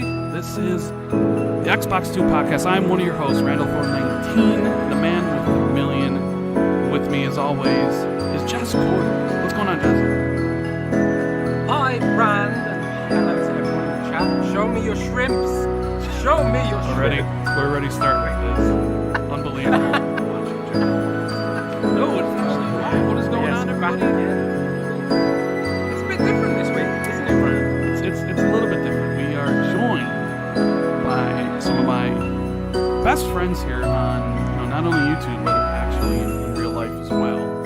And I thought, we did the show on Monday because we couldn't do it over the weekend. So I thought, what better way to celebrate what's going on with Xbox right now, give our E3 predictions, talk about a whole bunch of stuff, because Microsoft decided to have a press briefing a couple days before E3 where Phil's taking shots at Sony. They're talking about acquisitions. I mean, they kind of talked a lot of stuff. And, we decided to have a bunch of guests. I know a lot of people have been asking for it, and I can see all the shrimp emoji in the chat. Jez, what have you done? You started something here. So, if anybody's audio screwed up, just let me know. I'll try fix it. Sounds good on my end. But I want to introduce the Steam panel we have today. I'm going to start off with one of my best friends, Colt Eastwood, the host of the Xbox Newscast. What is going on, buddy? Brand, I'm so excited. I'm finally here. You're Thank you finally for having me here. on the show. Xbox Yeah, I've been 2 waiting. and Colt Eastwood together. Yes. I mean, Rand, chat, Rand and I talk every single day. Like, no stop, right? Mhm. And it's really great to be here, and the panel is awesome. Your chat is really, really great. They're excited, and Jez has destroyed the shrimp word for the rest of our lives, and thanks for having me on.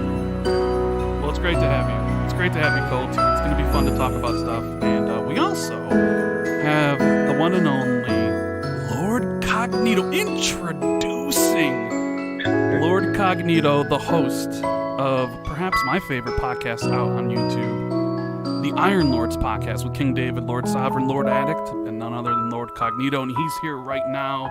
What's going on, brother? Woo! Rand, first of all, glad to be here. Glad to be here. This is really big for me because being that we're in the spirit of giving each other our roses while you can smell. I got to tell you and Jez have been my favorite podcast. It's without question. Every week I watch, whether I'm in the car or whatever. Like I cannot miss Xbox 2. So it is an absolute honor to be here in the realm. We're gonna call it the Xbox 5. What are we doing today? But at the end of the day, yo, dude, it's an honor. I love listening to you guys. It's an exciting time for Xbox. I'm pumped. We got shrimp emojis going on in the chat. Jez is pumped. It's my first time podcasting with Nick and of course Colt, the homie. So let's rock, man. We got a lot of stuff to talk about, but it's truly an honor to be here. An exciting time as we get down to the final minutes. Countdown to what's E3. Oh yeah, the excitement's in the air. And our next guest is one of the co-hosts, the founders of Xbox Era, website, Discord, podcast, everything you name it. My buddy, Special Nick. What's going on, man? G'day, gentlemen. How are we? Thanks for having me on. Look, it's quite early here, so I apologise if I sound somewhat muted. What time is it in Australia? Yeah, What time is it? it's 6:15 in the morning, Ooh.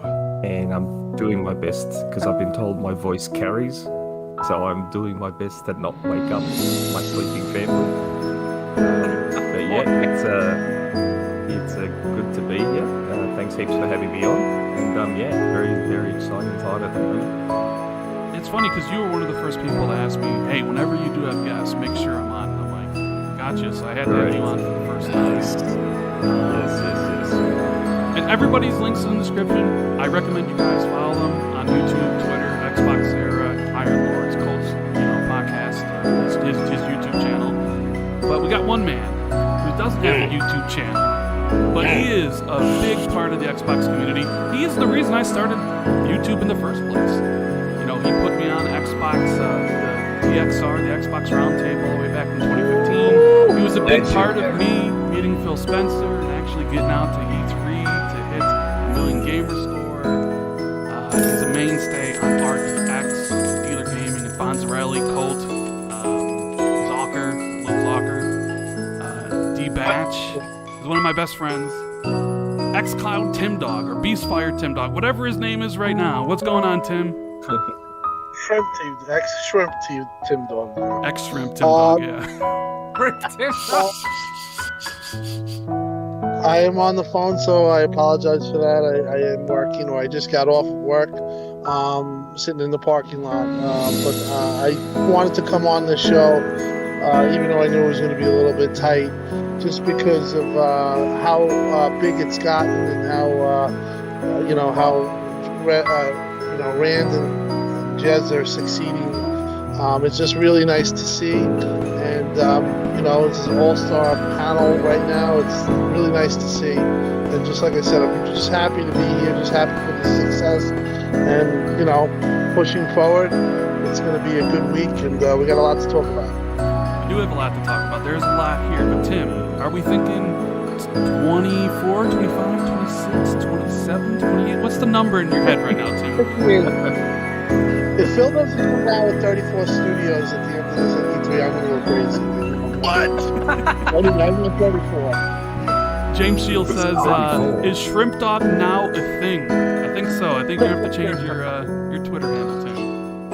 Yeah. No, I'm hoping that they just get one, to be honest. If I think if they get one, that'd be really good, just showing that they're pushing. I think we're going to talk about it at the, further on the show, but just the whole Satya stuff yesterday was really big in a lot of ways.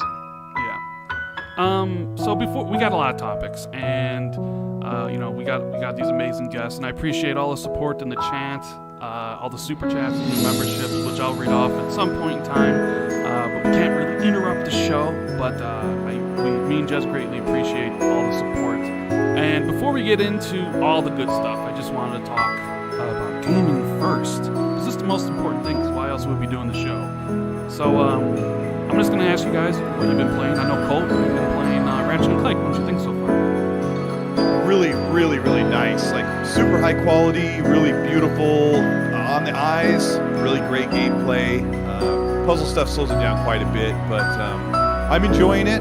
But I just finished Mass Effect Trilogy. I put probably a little over 150 hours total on the entire thing, and big smiles, laughing out loud, on my own playing the game, and teared up quite a few times. And I just feel like out of all the things we played, for me, that's like probably the best. That just does it all. That game's absolutely amazing, and there's just so much good stuff to play right now.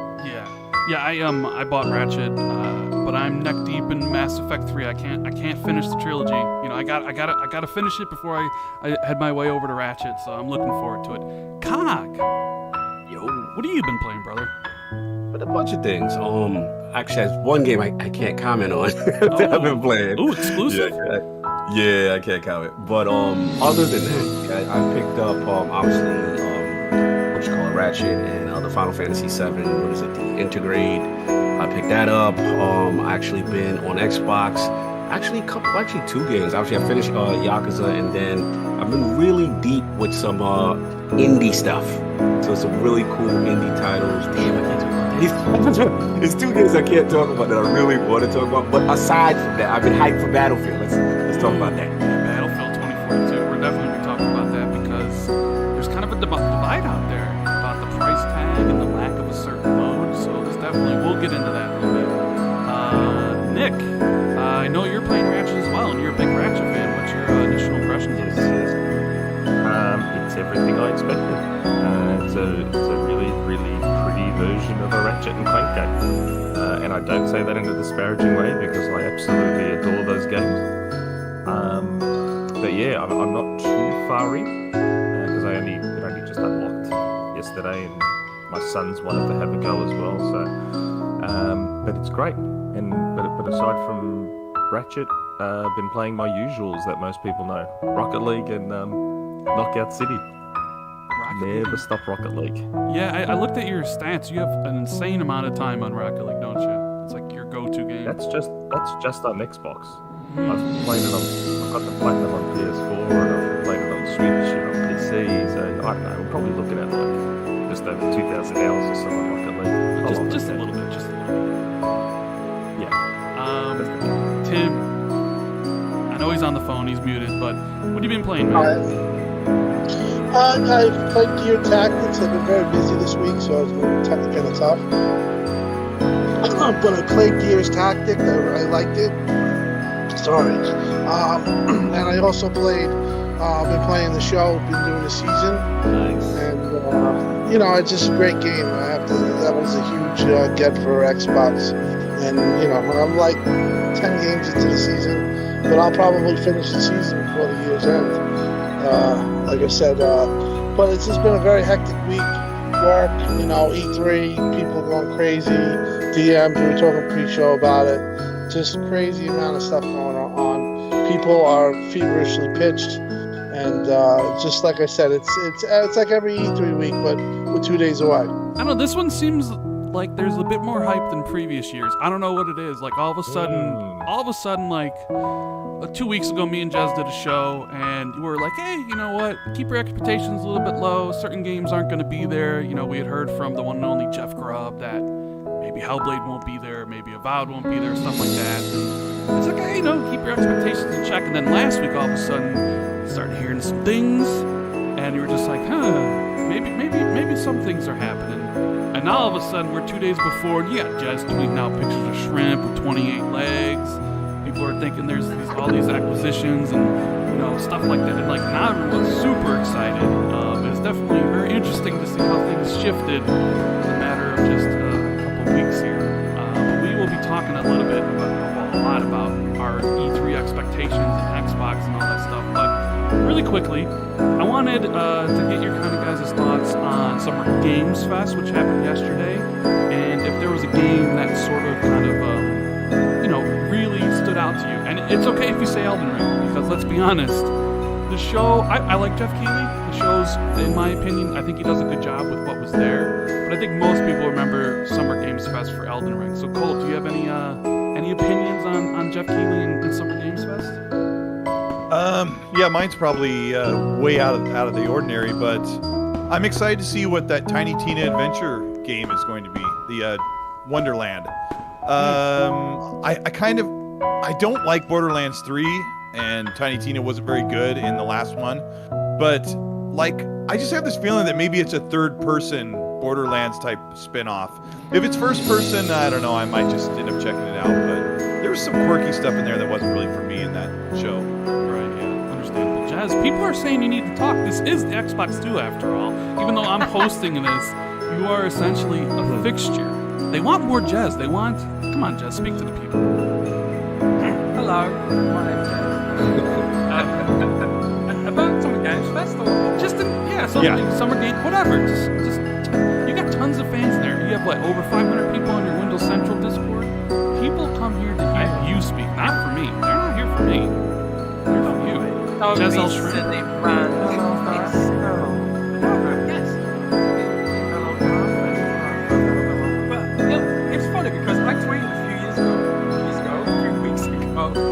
Something like Summer Games Fest isn't the thing, because I just thought it was just making me cringe how Summer Games Fest and E3 were both trying to claim different events as their own event, and I just thought it was like, you know, kind of like, it was just funny watching the back and forth between E3 and Summer Games Fest, like they're competing entities now.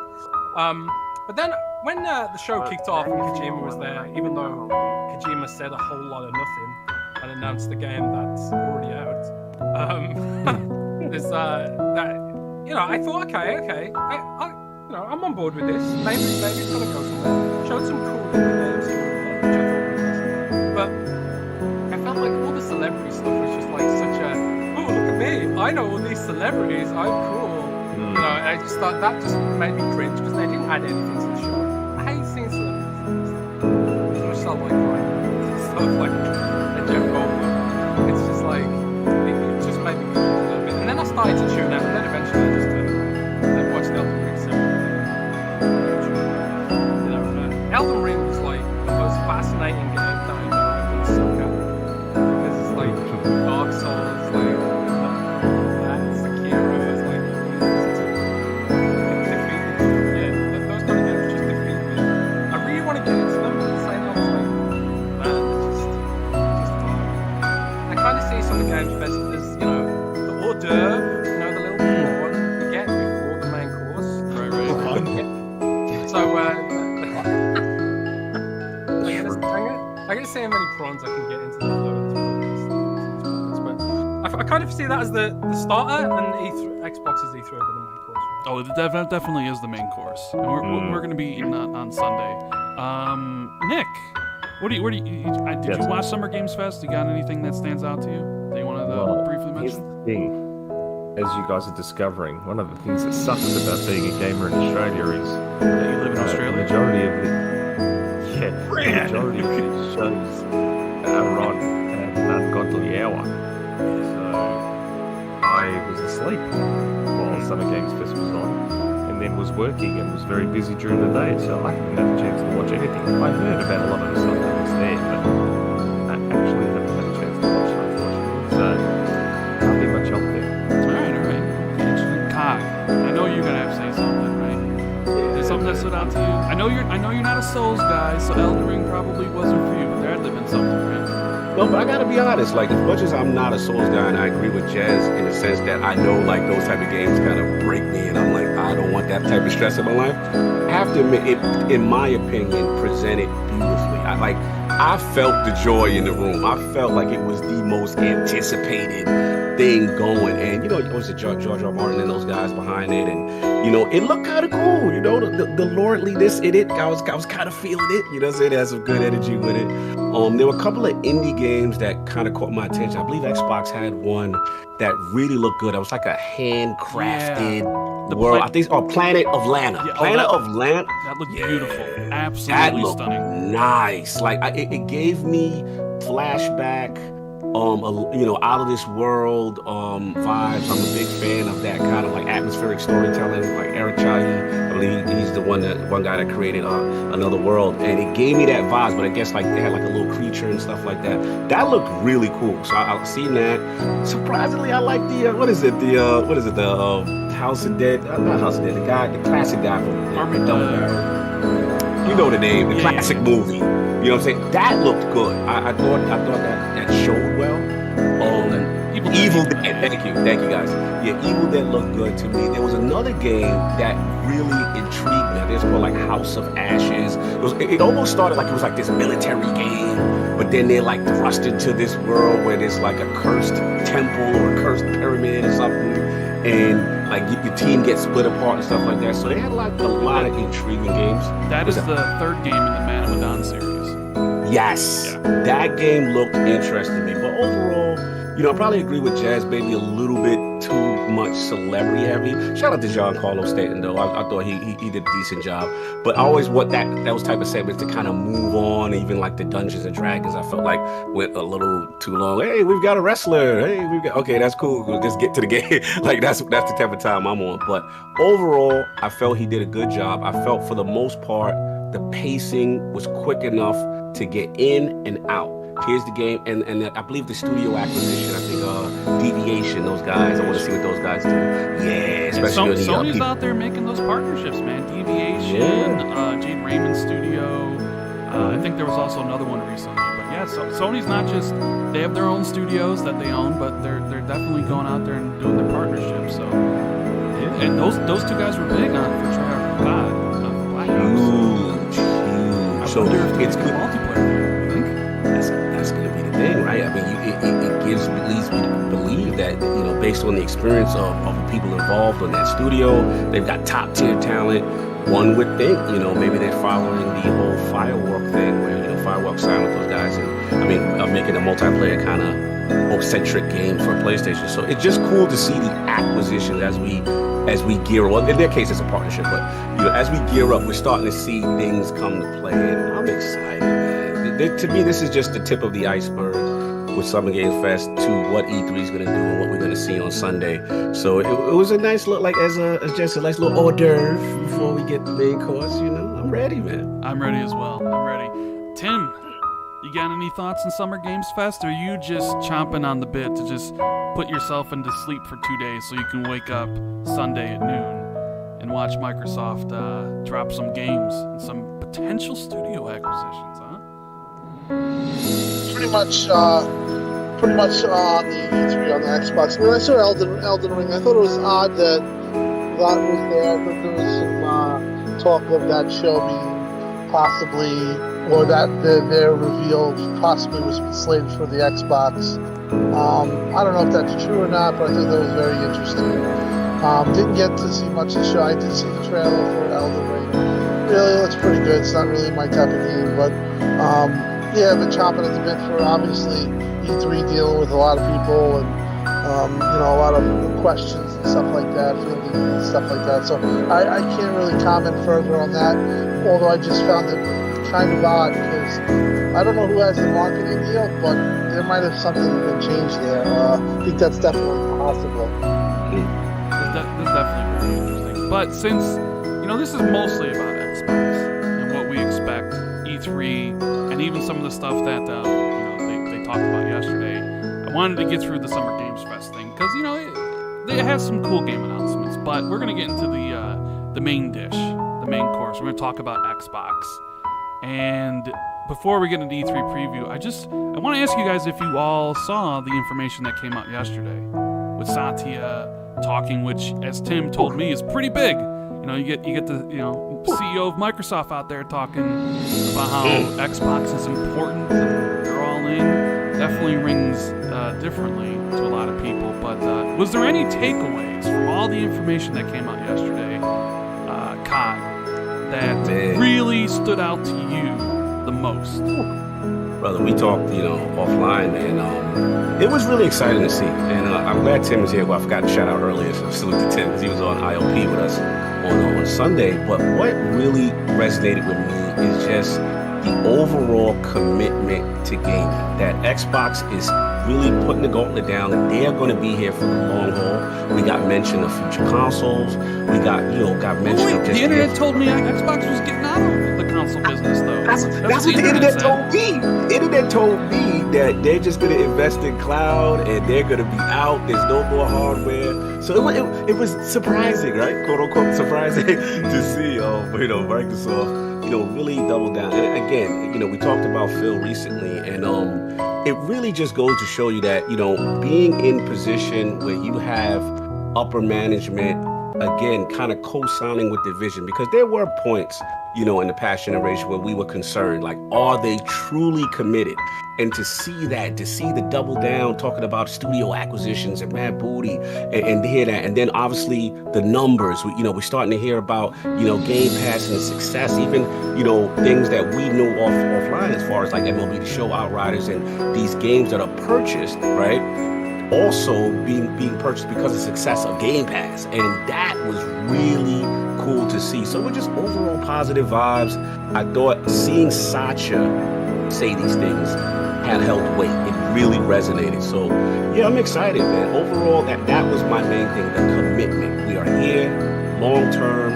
Be excited for the future of Xbox, and I think them doing this as a precursor before E3, I hate to say it, Ray, like, I'm getting excited. The internet told me I should temper my expectations, but I'm getting excited again. Damn it. You let your expectations run wild with you.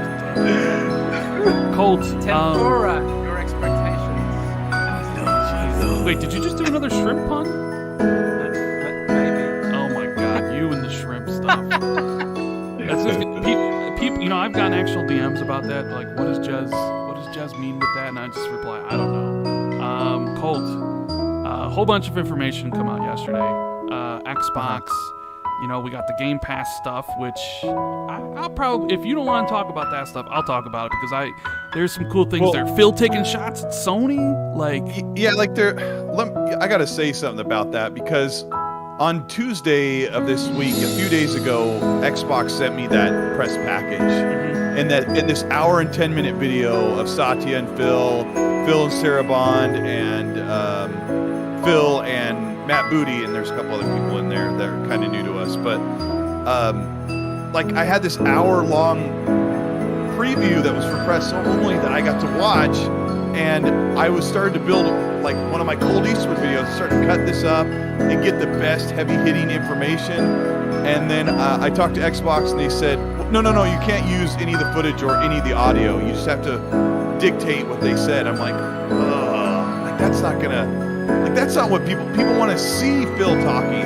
They want to see Sarah Bond say these things. And one of the biggest takeaways I got from that video they sent me was the Phil saying the other companies are out here making you buy the games twice, and like that shot at PlayStation. And I'm like, oh my gosh, this is so spicy. But I'd already been told, stand down, Captain. You can't use it. So I had to weigh if I was going to sit down and make a video, because we're all ramping up for E3 and doing podcasts and stuff. So I decided not to make the video, because what I'm getting at, Rand, is a lot of the information they said in there, this group right here, we know full well, and our audience who watch their content knows that Xbox is all in gaming. They know that Xbox is looking for studios.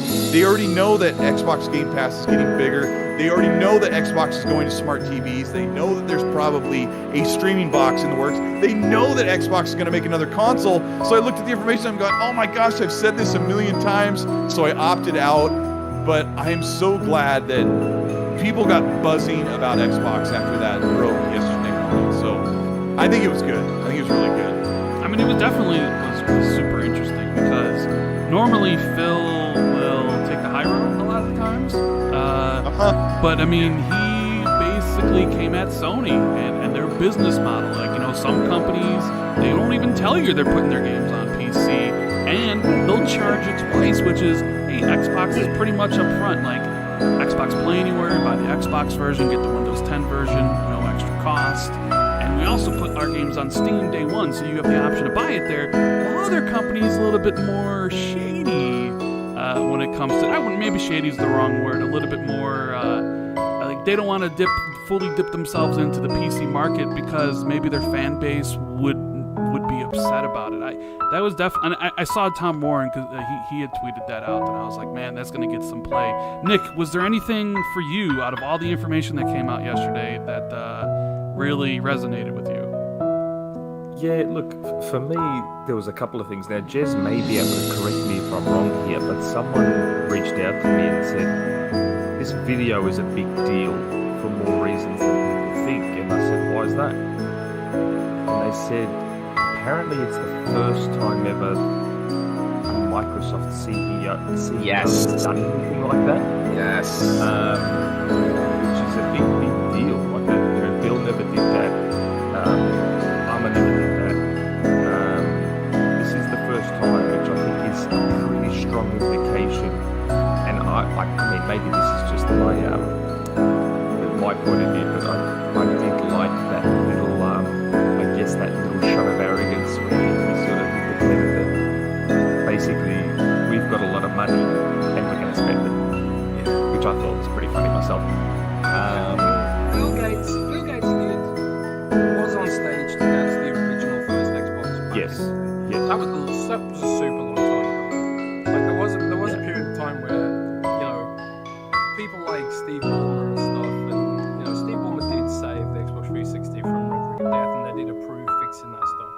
But there was, when Satya came in, there was a very strong question of, do we just go all in on business like IBM, or do we stick to our, you know, consumer plays? And there was a few years where it felt like Microsoft was pulling back hard to their consumer offerings. Like Windows Phone was killed off, Windows itself stopped seeing serious investment and stuff like that. But then over the years, they sort of realized that to drive sort of a halo effect over the whole company as a whole, that it is worth having a consumer play. We've seen Windows is getting to so that's going to be consumer quality. We've seen Surface release a phone. It's exciting to see them investing more in space. The sort of the crown jewel of that consumer push is gaming, and it's like it's funny because on the Game Fest, I think Jeff King himself said that, you know, movies and music are smaller in line from the gaming industry. And Ryan Reynolds was saying, "Hey, I'm the guy for movies. Remember movies?" It's like the whole industry is realizing what a big deal this gaming thing is. That we all knew about. We all know this. But the sort of mainstream, the establishment media, and all that sort of stuff, the old guard, are starting to notice how much money's in this thing. That's why you've got like media companies and stuff, you know, asking like people like me and I think some of the people in this panel for consultancy about the Xbox community, because it's like they're starting to realize that this Game Pass thing is going to be a big deal. It's going to blow up, and you know, it's yeah, I think pretty interesting. Yeah, and I think, I'm not sure, I mean, people I think obviously now starting to get the idea, but I think Microsoft's ambitions for Game Pass and xCloud probably go a little bit further than a lot of people realise. Like, for example, you know, any TV you buy these days, you've got a Netflix button on there, you've got a YouTube button, maybe you've got an Amazon Prime button. Microsoft wants an Xbox button there, alongside the others. They want you to stay in a hotel, log into the hotel TV, and there's an Xbox app there, and you can just bring your controller along, hook it up to the TV, and play Xbox in the hotel via xCloud. Like they want, their ambitions are huge. And yeah, it's good. It's good that they're investing. It's about time. Well, it's like I said in my video yesterday that there was times this past generation, and it's kind of weird saying the Xbox One is a past generation, right? That I felt, they definitely weren't in on gaming. Like, I thought they kind of turned their back on it. That they took their hardcore or core audience for granted. They were doing all this stupid TV stuff, right? And it definitely seemed that once the Xbox One project was essentially, I don't want to say that word because it'll get me in trouble. It wasn't a very good launch, and basically Phil took over, but it definitely seemed like Phil took over and it was like, okay, you're gonna ride this into the sunset. We just need somebody to kind of be the front man for it, right? And even like in 2017, I remember making videos on my channel being like, what are the games? What's going on here? Like, you're launching a brand new Xbox One X with Super Lucky's Tale? Like, I honestly felt like Microsoft doesn't care about Xbox. I bet you some of the people at Xbox don't even care about Xbox at this point.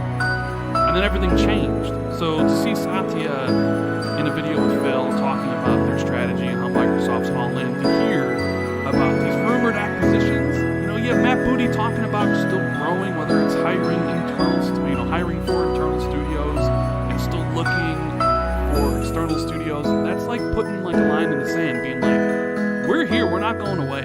And if you think we're staying still at 23 studios, you're fooling yourself. Because whether we acquire somebody this Sunday, like the rumors suggest, or we acquire somebody in the future, like, we're all in on all this stuff. And yeah, the games, sure, they're not a lot so far this year, which is unfortunate. Maybe there's not next year, but at some point down the road, it's just going to be like an avalanche of titles that just constantly release. I mean, Matt Booty himself said their goal is to release at least minimum one game a quarter for Game Pass. And they have 23 studios now, and that kind of works itself out. There'll be more than that. So it was just a whole bunch of information. Like, they made all these promises, and like the fact that like I'm reading all this stuff, and there's even the stuff about Game Pass. Tim, did you know like the talk on, and if Tim's not here, we're just gonna have a discussion about it, but like they basically gave everybody the details about what happened with Outriders, right? Number one best-selling game for the week at launch, right? But I thought Xbox gamers didn't buy games. I thought people at Game Pass didn't buy stuff. And then the MLB The Show, like, what was it, like the best sports launch? I forget what the exact terminology used, but like the second best of all time in its week or whatever it is. Like, what do you think about all this information that they dropped with Phil and Satya and everything? Calculated press blitz, basically. I felt it was very well done. I felt Phil covered all bases. They also went into xCloud and how you're going to have X servers playing off of xCloud servers off of Series X. I heard it's a different experience once you go back. Once you play it, you don't go back. So they had that. They had the streaming. And then they also had an article strategically placed saying that they're still building future hardware. Then they had Satya, which, as everyone pointed out, it is, put it this way, it's a big deal to us, but it's also a big deal to Microsoft, the people within Microsoft. When they, listen, he's a revered guy. That's just the way it is. Their culture, they look, when Satya says something, people listen. And I think 5 years ago, if you said, hey, Satya, can you do a video and, do some similar type of press? Microsoft would probably said, no, their press people says, no, we're not going to do that. He was at FanFest in 2015, I believe, when he was just in the crowd, and like there was no PR. So for him to get PR is a very telling sign that they're all in and the pocketbook's open, or however you want to. It's basically him reiterating that he's all in. It's kind of, we kind of knew that was the case, but the fact that they did it, they branded it Yes. that way, it's a big deal. It's a real big deal. And, we all hope for acquisitions of C3. And, I think that we might get one. But if we didn't get one, you have no reason to worry. That guy Satya is right now probably telling Phil, I want you to do some investments. Yeah. Get some investments. So it's a matter of time before the way they strategically talked about everything, the way they had Booty talk like that. This was a plan, and I think that it could possibly something that moving forward that you see this type of thing. Went over. I spoke to some people. Went over very well, and people were very happy. That was just. It was just a good way to kick this off. It made people. It was long overdue, but it was never. There was times in 2017 Rand when me and you talked, and I remember we talked, and I just remember you telling me Scalebound is canceled, and before it was canceled, and I'm like, no, and I didn't want to believe. You know who else didn't believe me? Jez didn't believe me. The reality. Yeah, but because the writing was on the wall, and it's just such a turnaround, and it's such a good story that, like I said, it's a huge deal, and expect a good E3, I think, for sure. Yeah. Okay. No, okay, Jeff. I was going to say, I think what you need to remember with this event, and Tim touched on it, is it's like this was a video that was totally designed and geared towards press, right? It was like, I think it was like press and analysts or people who aren't necessarily intimately familiar with the gaming industry and gaming culture and stuff like that. It was very scripted, it was very robotic, there was no sort of free flow conversation. It was painstakingly designed for people who don't really get gaming in general, right? So, and if you have to think about the audience there, like the general press, they're generally, especially the US press, they still have a sort of generally negative view of Microsoft does. They remember a lot of the negative things that Microsoft has done, or Microsoft's biggest values and stuff like that. So, wheeling out Satya wearing the Halo Infinite hoodie, flanked by like video game memorabilia in the background and stuff. That was very specifically designed to say, we are serious about this. This isn't like, this isn't like, our pet project. It's not a pet project. Good point, Cole. It's not like a little thing we're gonna experiment with. They were like, this is a core part of our business, and they said that multiple times. The Xbox is up there with cloud, and they talked about the links between what they're doing for gaming consumers and what they're doing for gaming businesses, what they're doing for gaming creators. They repeatedly said creator economy during the press event. That I don't think it's public. It was just shown to the press. Yeah, that was the problem. It was only for press, and they weren't allowed to show any clips or play any audio from it. Yeah, so. This was like. It was really good though. Like it should have been shown to the public, in my opinion. You thinking the same thing, Jez? I don't know if it would have worked for the public because of how robotic and scripted it was. Right. I don't know. I suppose Xbox shows are generally pretty scripted, but it wasn't very fun. It was a lot of business stuff, and getting into the nitty-gritty and stuff like that. But as like an analyst or a reporter, I thought it was fun. I was like, this is exactly what the press needs to hear. Yeah, and, for people like you and Tom Warren and some of the big writers that are prolific on social media that we read a lot of their articles. Like you could turn that into a 10 to 20 minute read and hit all the high spots. And that's what I wanted to do. I wanted to break it down and edit it into a 10 to 15 or 20 minute video, which would have really hit really great because they're talking off teleprompters. They're acting like they're talking to each other. The teleprompter's like over Phil's shoulder, and Phil's really good at it. He's like really great on camera. He feels really natural reading off the teleprompter, but some other people are a little robotic. But some of the information there, if you get along those highlights, would have been really great to be on video. But it is really great. It was just non-stop meat about how they're going to grow. It was a business plan. It was a comprehensive, 1 hour long business plan, and it was great. And it was written out in terms that business can understand. And it probably signals a bigger push into the establishment media, because Microsoft realizes to grow this shit, they're going to have to hit the mainstream. They're going to have to really hit the mainstream really hard. And that was like the first sort of example of that. Like, they invited people like me and Colt and stuff, but they also had like Wall Street Journal was there, New York Times was there, you know, a bunch of other, you know, quote unquote establishment media was there to view this, and also analysts from Wall Street and all kinds of weird stuff. In fact, analysts from Wall Street had another presentation, which I'm not supposed to have seen, but I have, that sort of went into even more details about facts and figures and stuff like that. So it was a pitch. It was a pitch to the establishment, like, we are moving outside of the console marketplace, which is limited. It's topped out at about 250, 300 million. They think they want to hit billion. They want to hit a billion.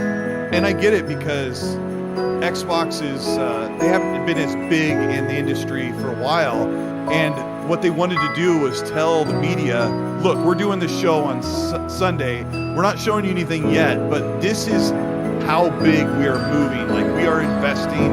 We have growth. This is how the world is going to start changing. Like, talking about streaming, everyone's like, oh, streaming doesn't really work. But Satya and Phil know that the future is in the future and things will change.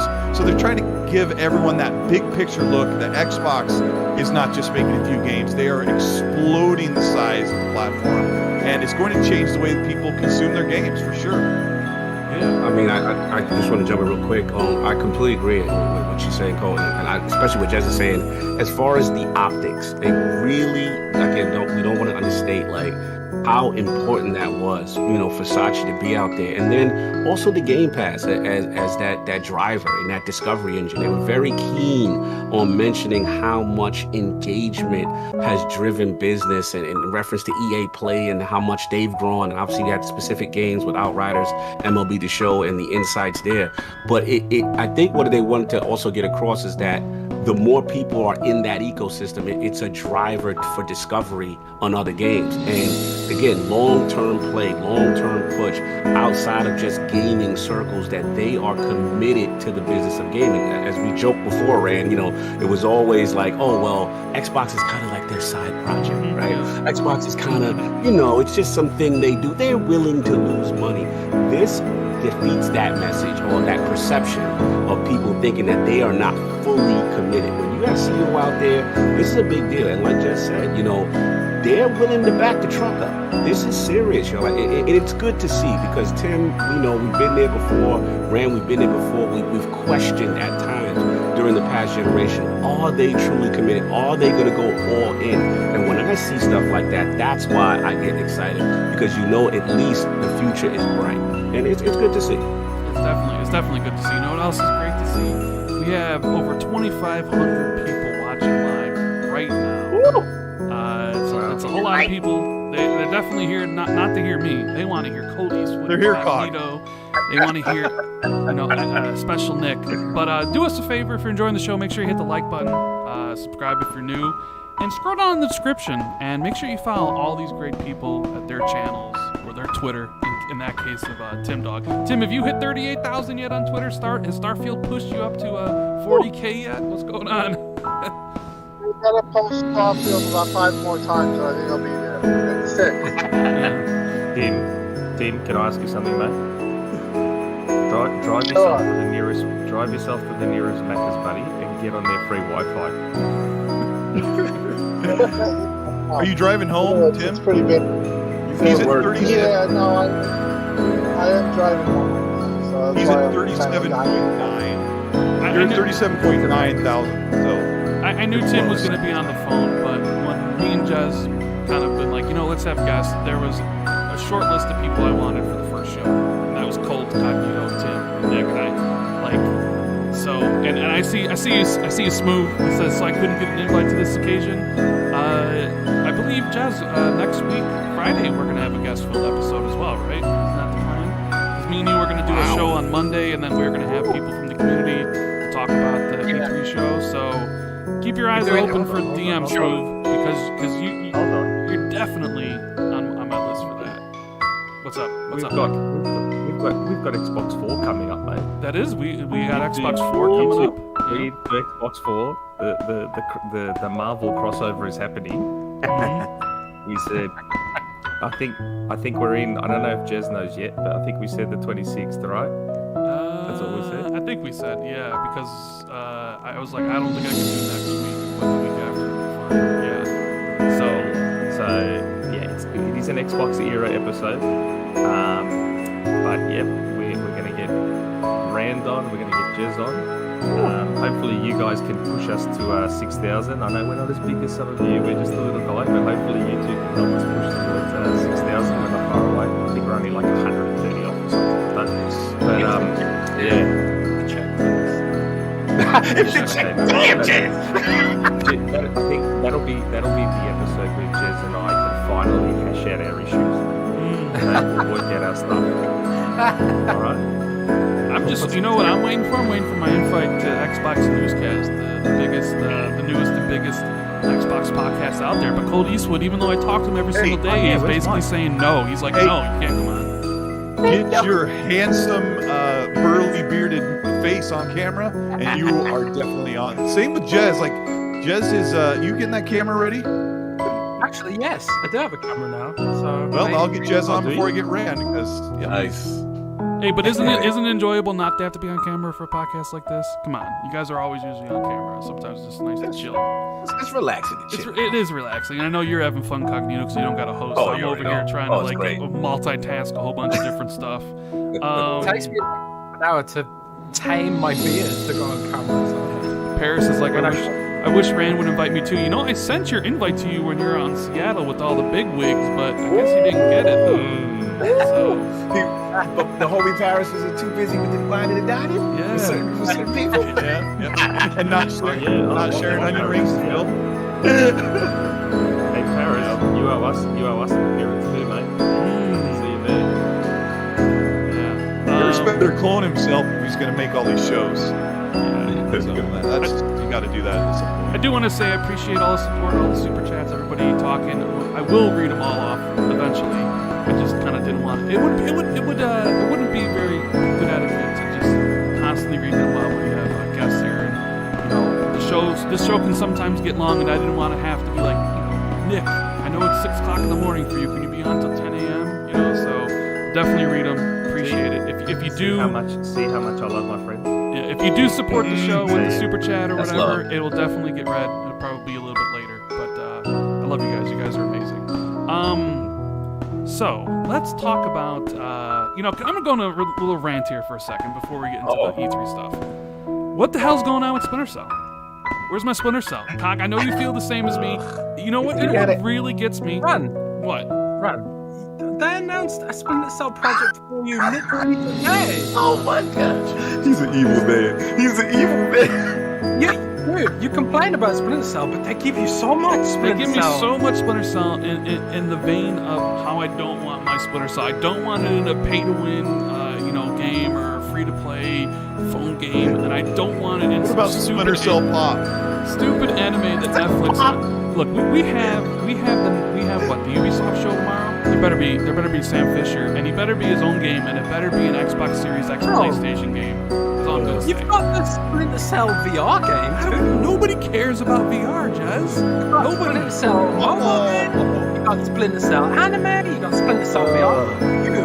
Listen, you know where VR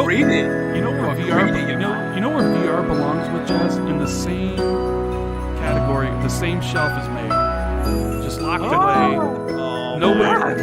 It's just as bad as that. What if they make a Splinter Cell like Candy Crush matching game? Oh, match 3. So disrespectful. Oh my gosh, that'd be amazing. Damn. I'm gonna resurrect Connect. Make a Splinter Cell Connect. Splinter Cell Connect. Splinter Cell Beat Saber. Yo. It's getting messy, y'all. It's getting messy, man. Poor Come Rand. on, rail it in. Rain it in, Rand. I feel you, brother. I saw the news. We got the animated.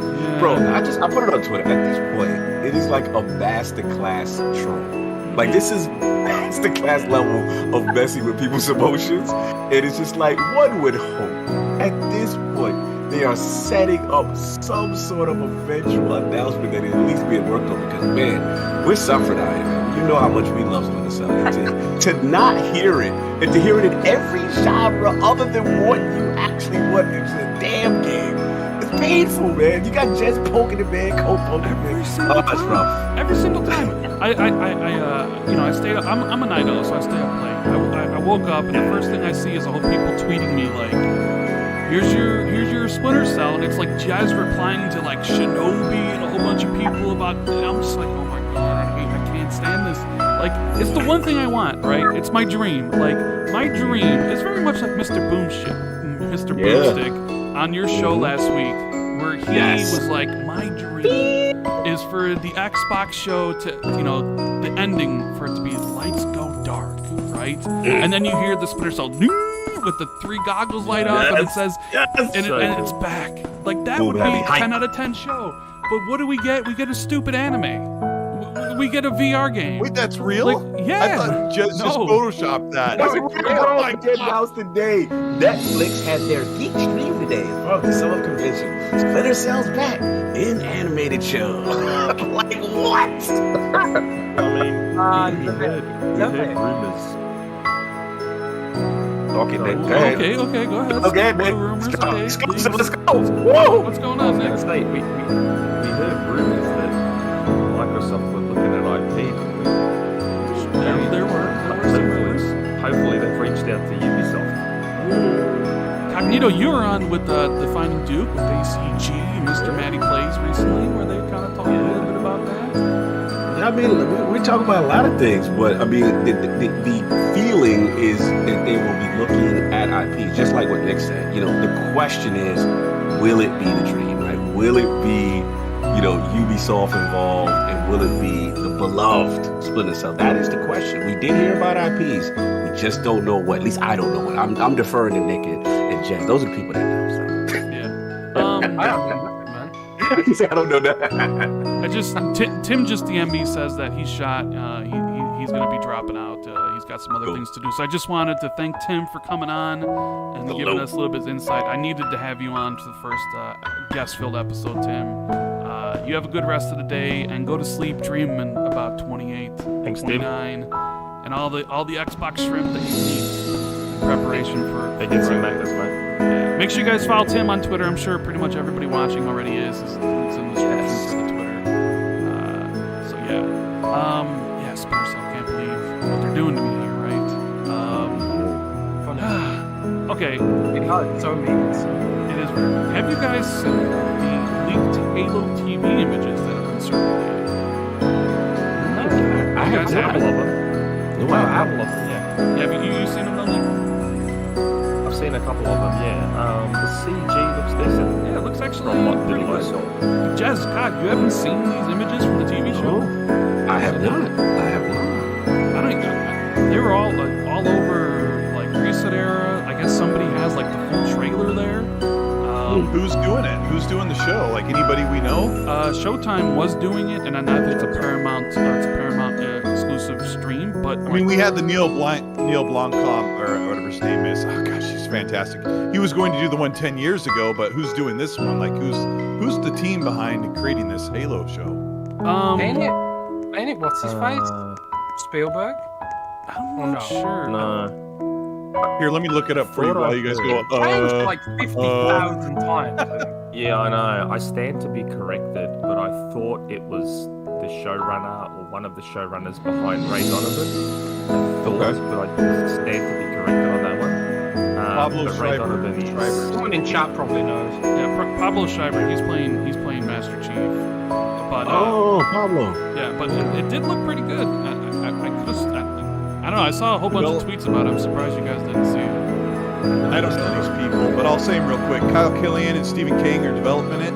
Stephen Kane, K-A-N-E, directed by everybody knows Stephen King. Yeah. Stephen King. No, Stephen Kane, and directed by Otto Bathurst, Jonathan Lisbon, Jay Bassett, Jet Wilkinson. I don't know. right. It's Amblin Television, which is run under Steven Spielberg's conglomerate. So the question is, what will be better, the Last of Us show or the Halo show? Well, HBO does produce quality content, so I don't know. I'm such a Halo fan that like I'm kind of super excited, but also like kind of. I feel like the same way I do about Wheel of Time, which is, if you guys don't know by now, that's the main character of the show is Randall Thor. It's where I took my name from. They're finally making a TV show based on that, and I'm so excited, but yet I'm deathly afraid. I'm scared. And I feel the same way for Halo TV show. Like, I'm so pumped, but then at the same time, I'm like, what if they get it wrong? What if it sucks? I know. It's your heart. I know you get it. I'm the same way. When it's something beloved, you just don't want it messed up. You don't want it all to, so I respect you on that, on the fear in that case. Yeah. All right. So TV. Before we get into the E3 stuff, tell me how you feel about the current state of Xbox. Nick, I'm gonna go to you first. Like today, right now, June 11th, 2021. How do you feel about the current state of Xbox and where they're headed with, the stuff that they talked about yesterday, with the stuff that, with the Bethesda acquisition? How do you feel everything's going to be moving forward? How do you feel about Xbox right now? I feel like they're in a pretty good spot at the moment. It's good to see that they appear to be investing appropriately.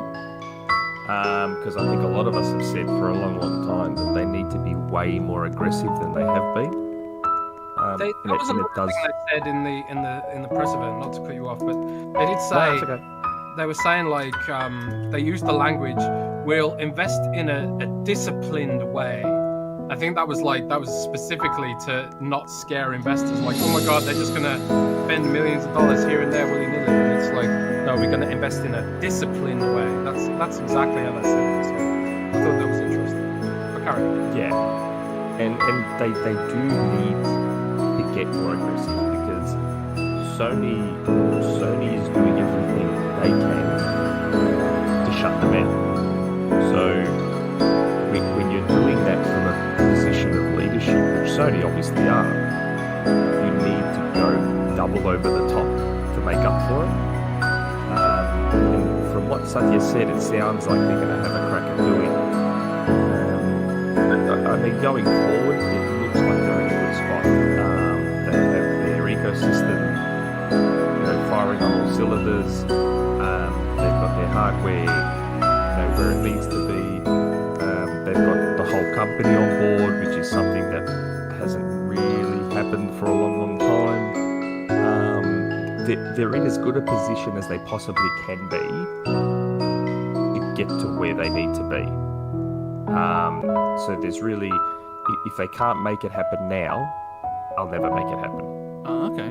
So, yeah. And in your opinion, if there's one thing that is lacking from Xbox, right, out of all the things, like there's a lot of things they do great, right, services, right, all these different things that they do great. If there's one thing that you find that Xbox is lacking and that you want them to focus on more, what would it be?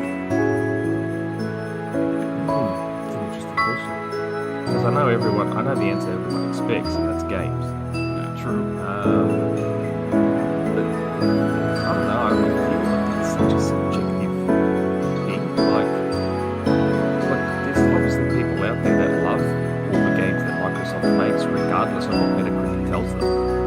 So it's easy to say games because they don't have a whole bunch of games that rate in the 90s. But I don't know, like I looked at the launch of Xbox One, and I think that launch lineup was actually ridiculously underrated. Yes. Especially compared to what Sony had. I mean, I'm the guy that everyone makes fun of for loving Killzone Shadowfall, but like Sony didn't really launch with anything, and Microsoft had Killer Instinct, they had Rise, they had Dead Rising 3, they had all the third-party stuff, they had I'm sure there's a ton I'm forgetting. Well, yeah, Titanfall was only a few months later. Like that first year of Xbox One was strong.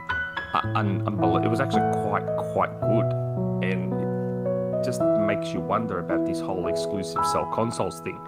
I feel like if exclusives were the be all and end all, the Dreamcast and Wii U wouldn't have been the failures they turned out to be. But I guess the general consensus is they need to up the quality of the games, whatever that means. To me, maybe I'll try and answer it this way. As opposed to them needing quote-unquote Sony games, as third-person narrative-driven things, I'll just say that whatever games they make from here on out need to be the best version they can be of whatever they are.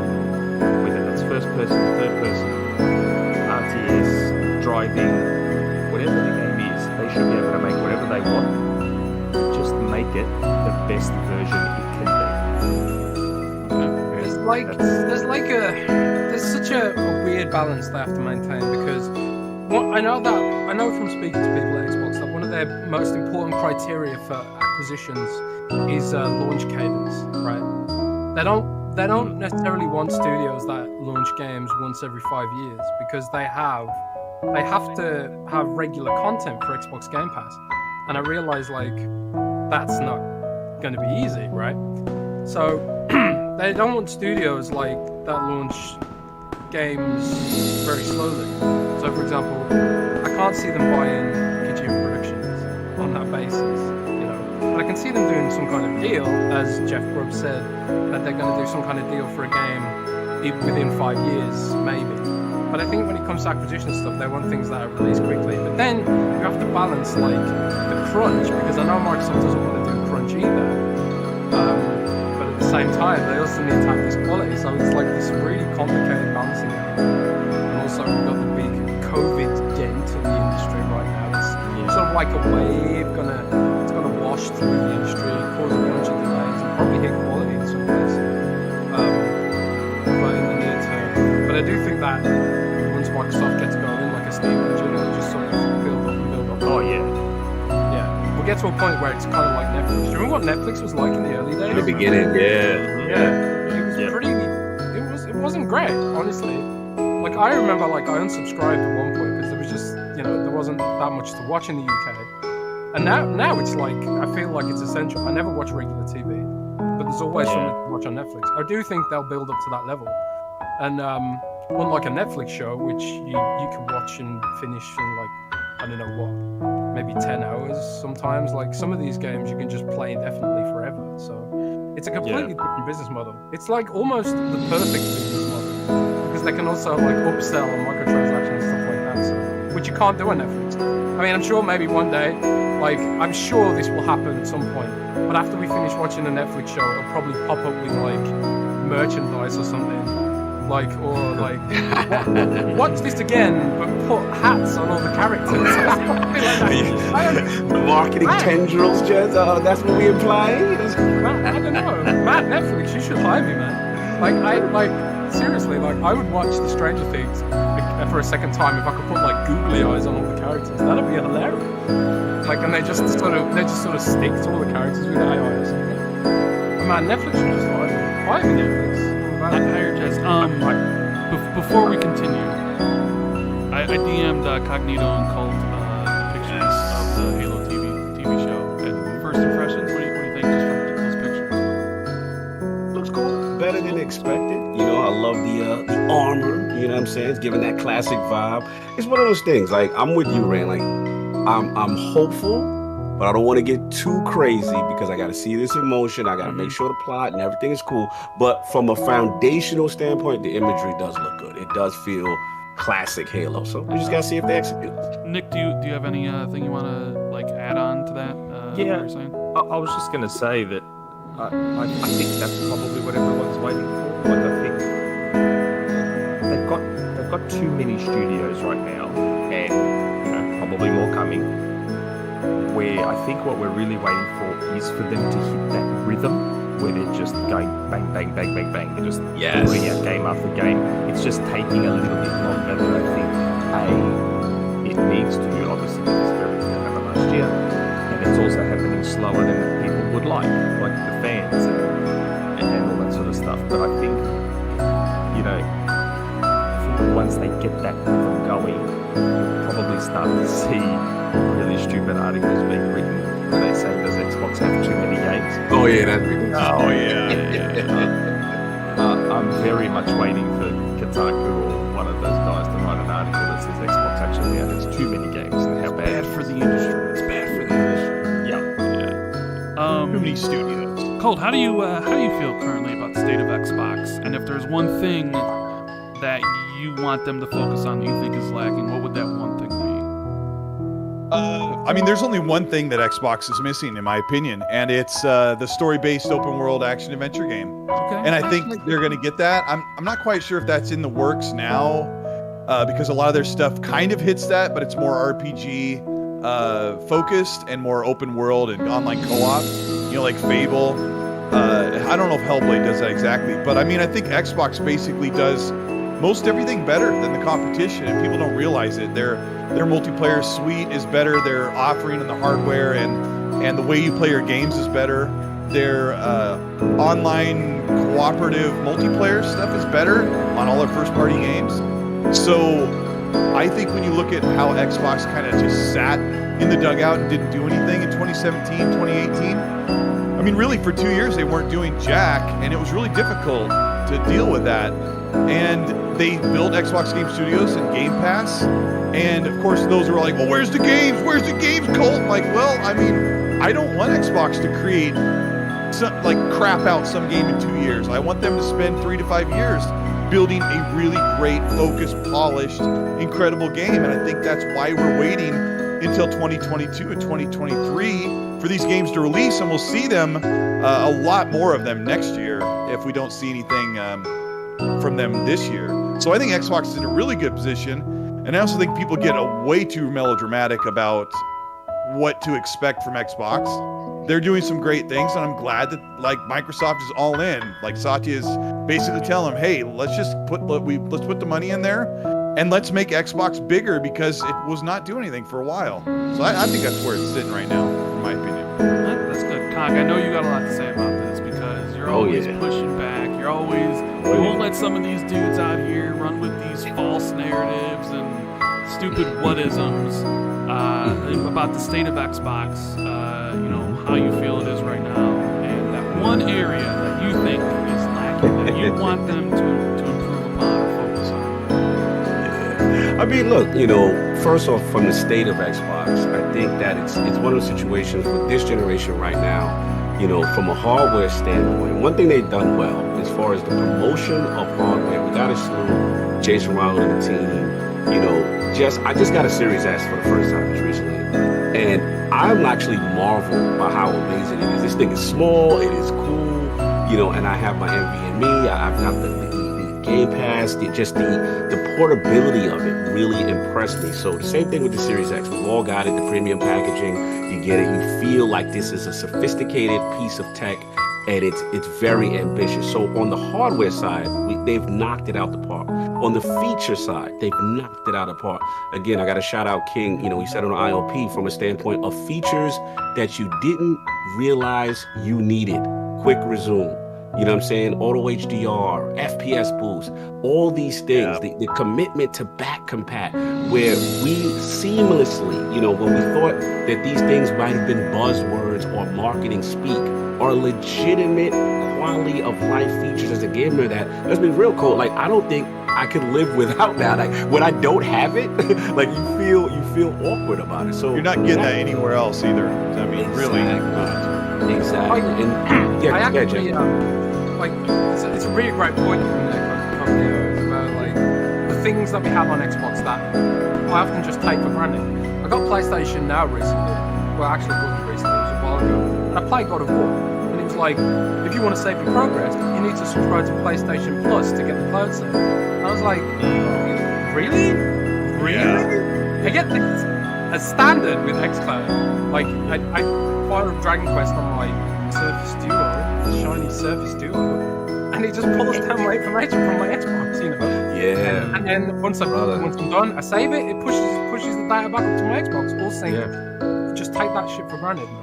Brother, you nailed it. I mean, I've got the S. I put it in the bedroom, And I'm literally, like, I have my Mass Effect Legendary Collection, and it's like, yeah, download the game. Oh yeah, here's all your save data, ready to go, rocking from my, X that I had played in the living room. And again, we take it for granted. So it's like what they've done from a hardware, from a services, and then feature standpoint has been phenomenal. Game Pass, it speaks for itself. You almost feel like you're getting away with all these games. So Tim was in here. It's illegal. Yeah, bro, you feel like you're cheating. Like, it's like MLB The Show, Outriders. You have all this plethora of games right at your fingertips. So the whole notion that there's no games, let's be real, there are a ton of games. You know what I'm saying? There are games that are really matter to a lot of people at that value point. Now, of course, Rand, you've had discussions. The only thing I've always pushed back on was initially the launch. I did felt like Halo Infinite not being there. I was very upset initially. I'm always going to be in the favor of delaying to make the game better. But I just was a little saddened by the fact that I felt the launch wasn't as strong as it could be, because in my opinion, Xbox fans waited last year. This is the generation that was promised, right? So I wanted to start off the gate like a bang. I wanted to be like, okay, here we go. Shout out to the cars going by. Here we go. Here it is. This is what we're doing. So they got off to a slow start, kind of like what Nick was saying. And it's kind of like, we know the cadence is coming because we see the acquisitions, we see all the future things, but then you have COVID, right? And that threw a little bit of wrench on it. So I know, Rand, me and you had talks a lot, which was like, damn, we thought, 2022, this is the year, so we ain't got much longer to wait. But COVID really did a damper on the entire industry, not just Xbox. We're seeing on the other side, God of War delayed. They're talking about possibly Horizon Forbidden West. That might not make it. So COVID is a real thing. We cannot stress enough how this has really crippled studios and development. So I think overall, my whole thing is the future is bright.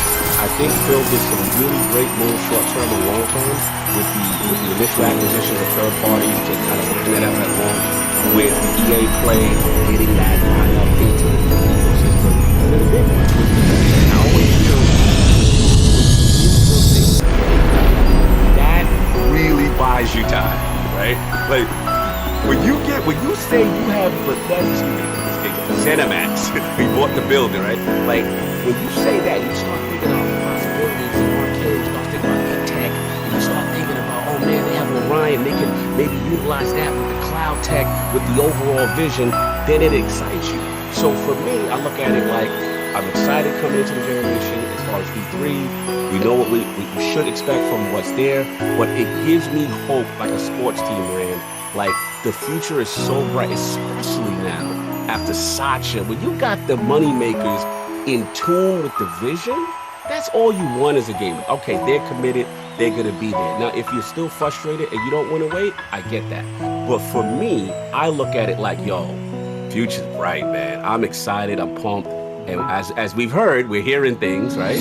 And I couldn't be more excited. So little rough start in the beginning, but you see them now shape. And the last point I'll say is this. The thing I learned about this generation to prior generation with Game Pass in the state it's in is that Game Pass now, when they say a statement like every quarter we're gonna have some type of exclusive to supplement that, right? When you start to see the Outriders, the MLB The Show, it almost makes it feel like it's an exclusive game to Xbox because you feel like you're getting away with something because like you're getting it for free in Game Pass. And that's the beauty of it. So I'm still excited, man. I know the internet said I'm not supposed to be, but I'm excited, man. I'm hyped. Let's do it, man. Yeah, I know you're hyped. But so I gotta know. There's one area that's lacking that you personally think Xbox needs to do better on, that you want them to focus on if you had your way. What would it be? First party, specifically, I know my Xbox community get mad when I say it, but hashtag just one.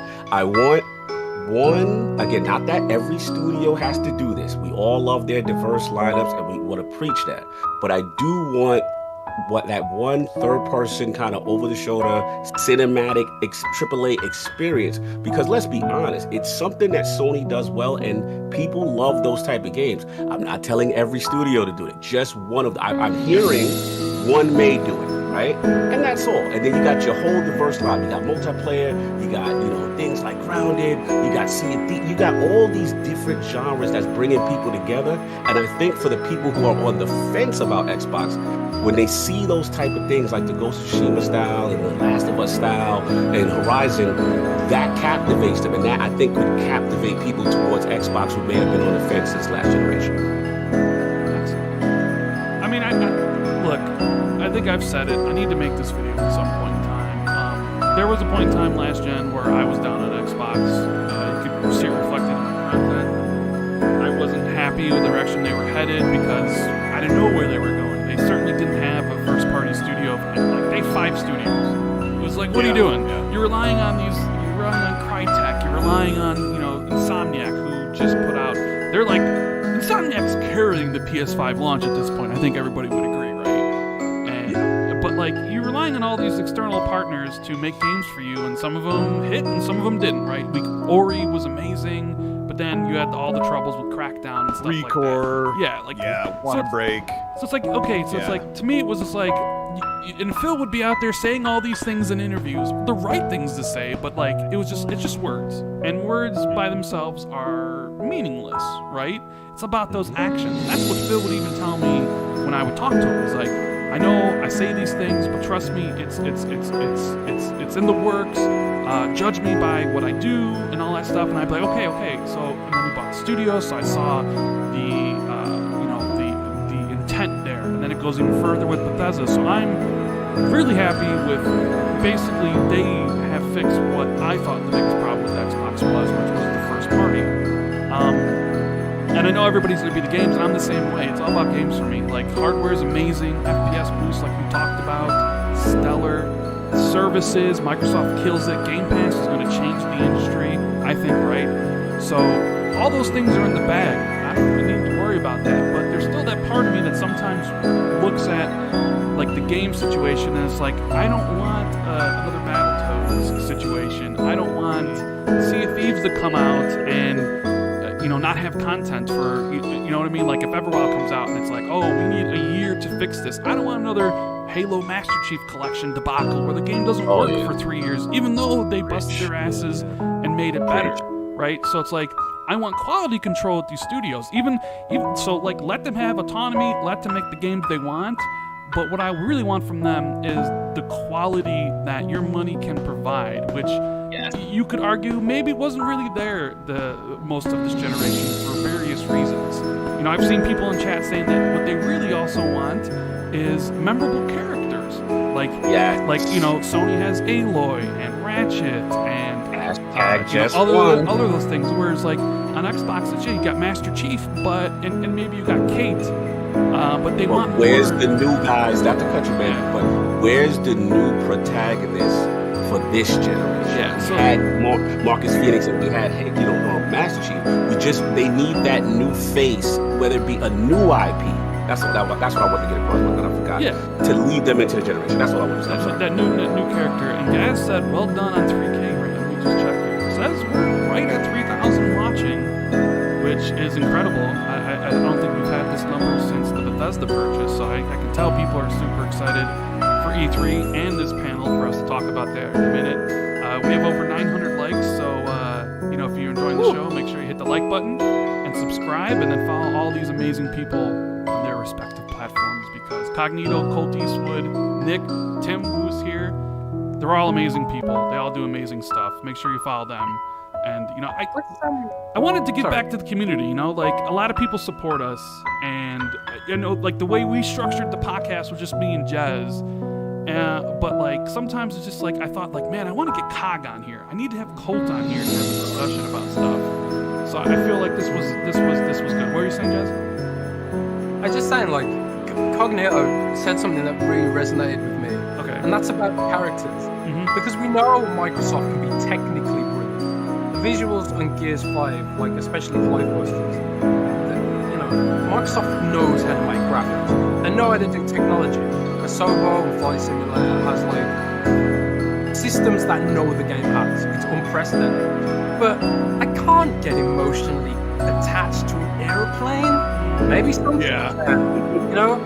Like I'm sure there are people who can attached to airplanes because I've seen them at airports with their cameras. But I can't get emotionally attached to an airplane. What about a car? And I can't get emotionally attached to a plane either. I mean, a car. You know, I love Forza, and I appreciate the technical achievement that goes into Forza Horizon and Forza Motorsport, but I can't get emotionally attached to a car. And what I really need from them is characters and story that is a bit dangerous. I need to be able to see that Microsoft can step out of its corporate sort of comfort zone and make things that will upset people. You know, like The Last of Us 2 was a hugely divisive game because they dared to do things that I think Microsoft would be like, oh, we don't want to go there, it's a bit controversial. Like, I haven't played The Last of Us 2, so I don't know if it's controversial for other reasons. But what I'm saying is, the first 5 minutes in The Last of Us 1, like I played The Last of Us 1 for the first time in the last 2 years. I was very late to the party, but the intro to The Last of Us 1 was more emotionally impactful than anything Microsoft put out since Gears 2. Like, I don't know. I think the ending to Ori 2 is pretty emotional. The Ori was fire. Yeah, Ori. Okay. You even GM'd me that you were crying when you beat the game. You were crying like a little baby. I don't think that's true, friend. Is it? I don't know. Maybe it was. You were like, the ending. I need to give this a 10 out of 10. That's one game. It's I think game, one of the problems with it's not even one of the problems with like emotionally connected story-based games is that even PlayStation is a little worried about how sustainable it is to make a big AAA action story-based game. But the other problem is that all of these conglomerates look at the most popular games in the world are little dinky multiplayer, like online, like Roblox, Minecraft, Fortnite, Knockout City, like, and I think that Microsoft might be looking at catching like lightning in a bottle with a couple things like that, but they're also obviously making some mature story-based things. And the last time we had something mature was Gears 5, and like the connection with Dell and Kate and Marcus was really well done. And I'm like, I haven't seen Xbox ever do this, and I know that Coalition will do it again. But I mean, are we going to get that with Perfect Dark? Like, are we going to connect with Joanna Dark like for the first time ever? She's going to become more than just a female shooter player character. Like, I don't know. I hope so, because I'm with Jez. I want to feel that connection like I did with Thane and Liara and Morden and Commander Shepard. Like, my Commander Shepard looks like me, and I have this emotional connection to everything that has to do with that. And we need that. Xbox needs that, because here's another thing I noticed. If you notice how Xbox or PlayStation's exclusive games, their characters, this goes right back to the character thing, but their characters get a memeable GIF like WandaVision and Predator and what's it called? Parks and Rec. Like, there's actual PlayStation characters that are built into these memes that get shared around. You never see one from an Xbox character. You don't see Master Chief or Marcus, because PlayStation's characters are so iconic. And I know when I look at the overall arch thing, like on PlayStation, they've had some amazing games, but there's like 5 or 8 games that are amazing over the course of a decade. But Xbox has like 1 or 2 amazing, like, gripping character-based games, and like there's that divide that I think Xbox needs strong characters. And what is the face of Xbox? It's Master Chief, and he wears a helmet. Yes. And Faceless Preach, and then Forza, which is a car, and Gears we love. But let's be honest, like, these are series that, again, they've been around. It's just time for a fresh, new face to represent the new direction.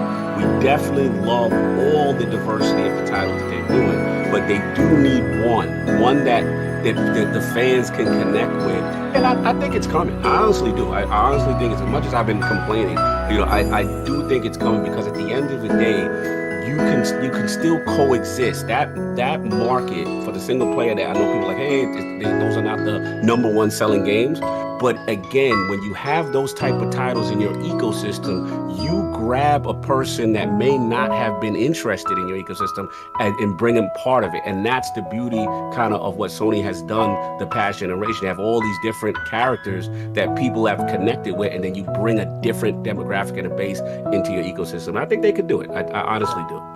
And it's really important to praise the variety that Xbox has. They've got basically everything else nailed down. They've got the best racing game. They got like some of the best tactics game with Age of Empires and stuff. And they've got like huge best shooters. Yeah, the best shooters. And they're gonna have the best lineup of RPGs coming up. But I think a lot of us probably are. We have high hopes for Hellblade. We have high hopes for Perfect Dark to deliver that sort of character-driven sort of stuff. I really want a great sequel. Like I know that the first one had its problems and stuff, but I love that game, and I love the universe they were building. I love the combat and like the effects with the kid stuff, and I just love Remedy. And I was like, man, this game is perfect for an expanded universe and a deeper sort of gameplay, loop and all this sort of stuff. And we're just never gonna get it. It breaks my heart, and I just hope Microsoft can deliver. I gotta get. Go ahead. No, I was just going to say, we're talking about the Sony style games, but I think something that gets lost in all of this, and I was going to bring it up earlier actually,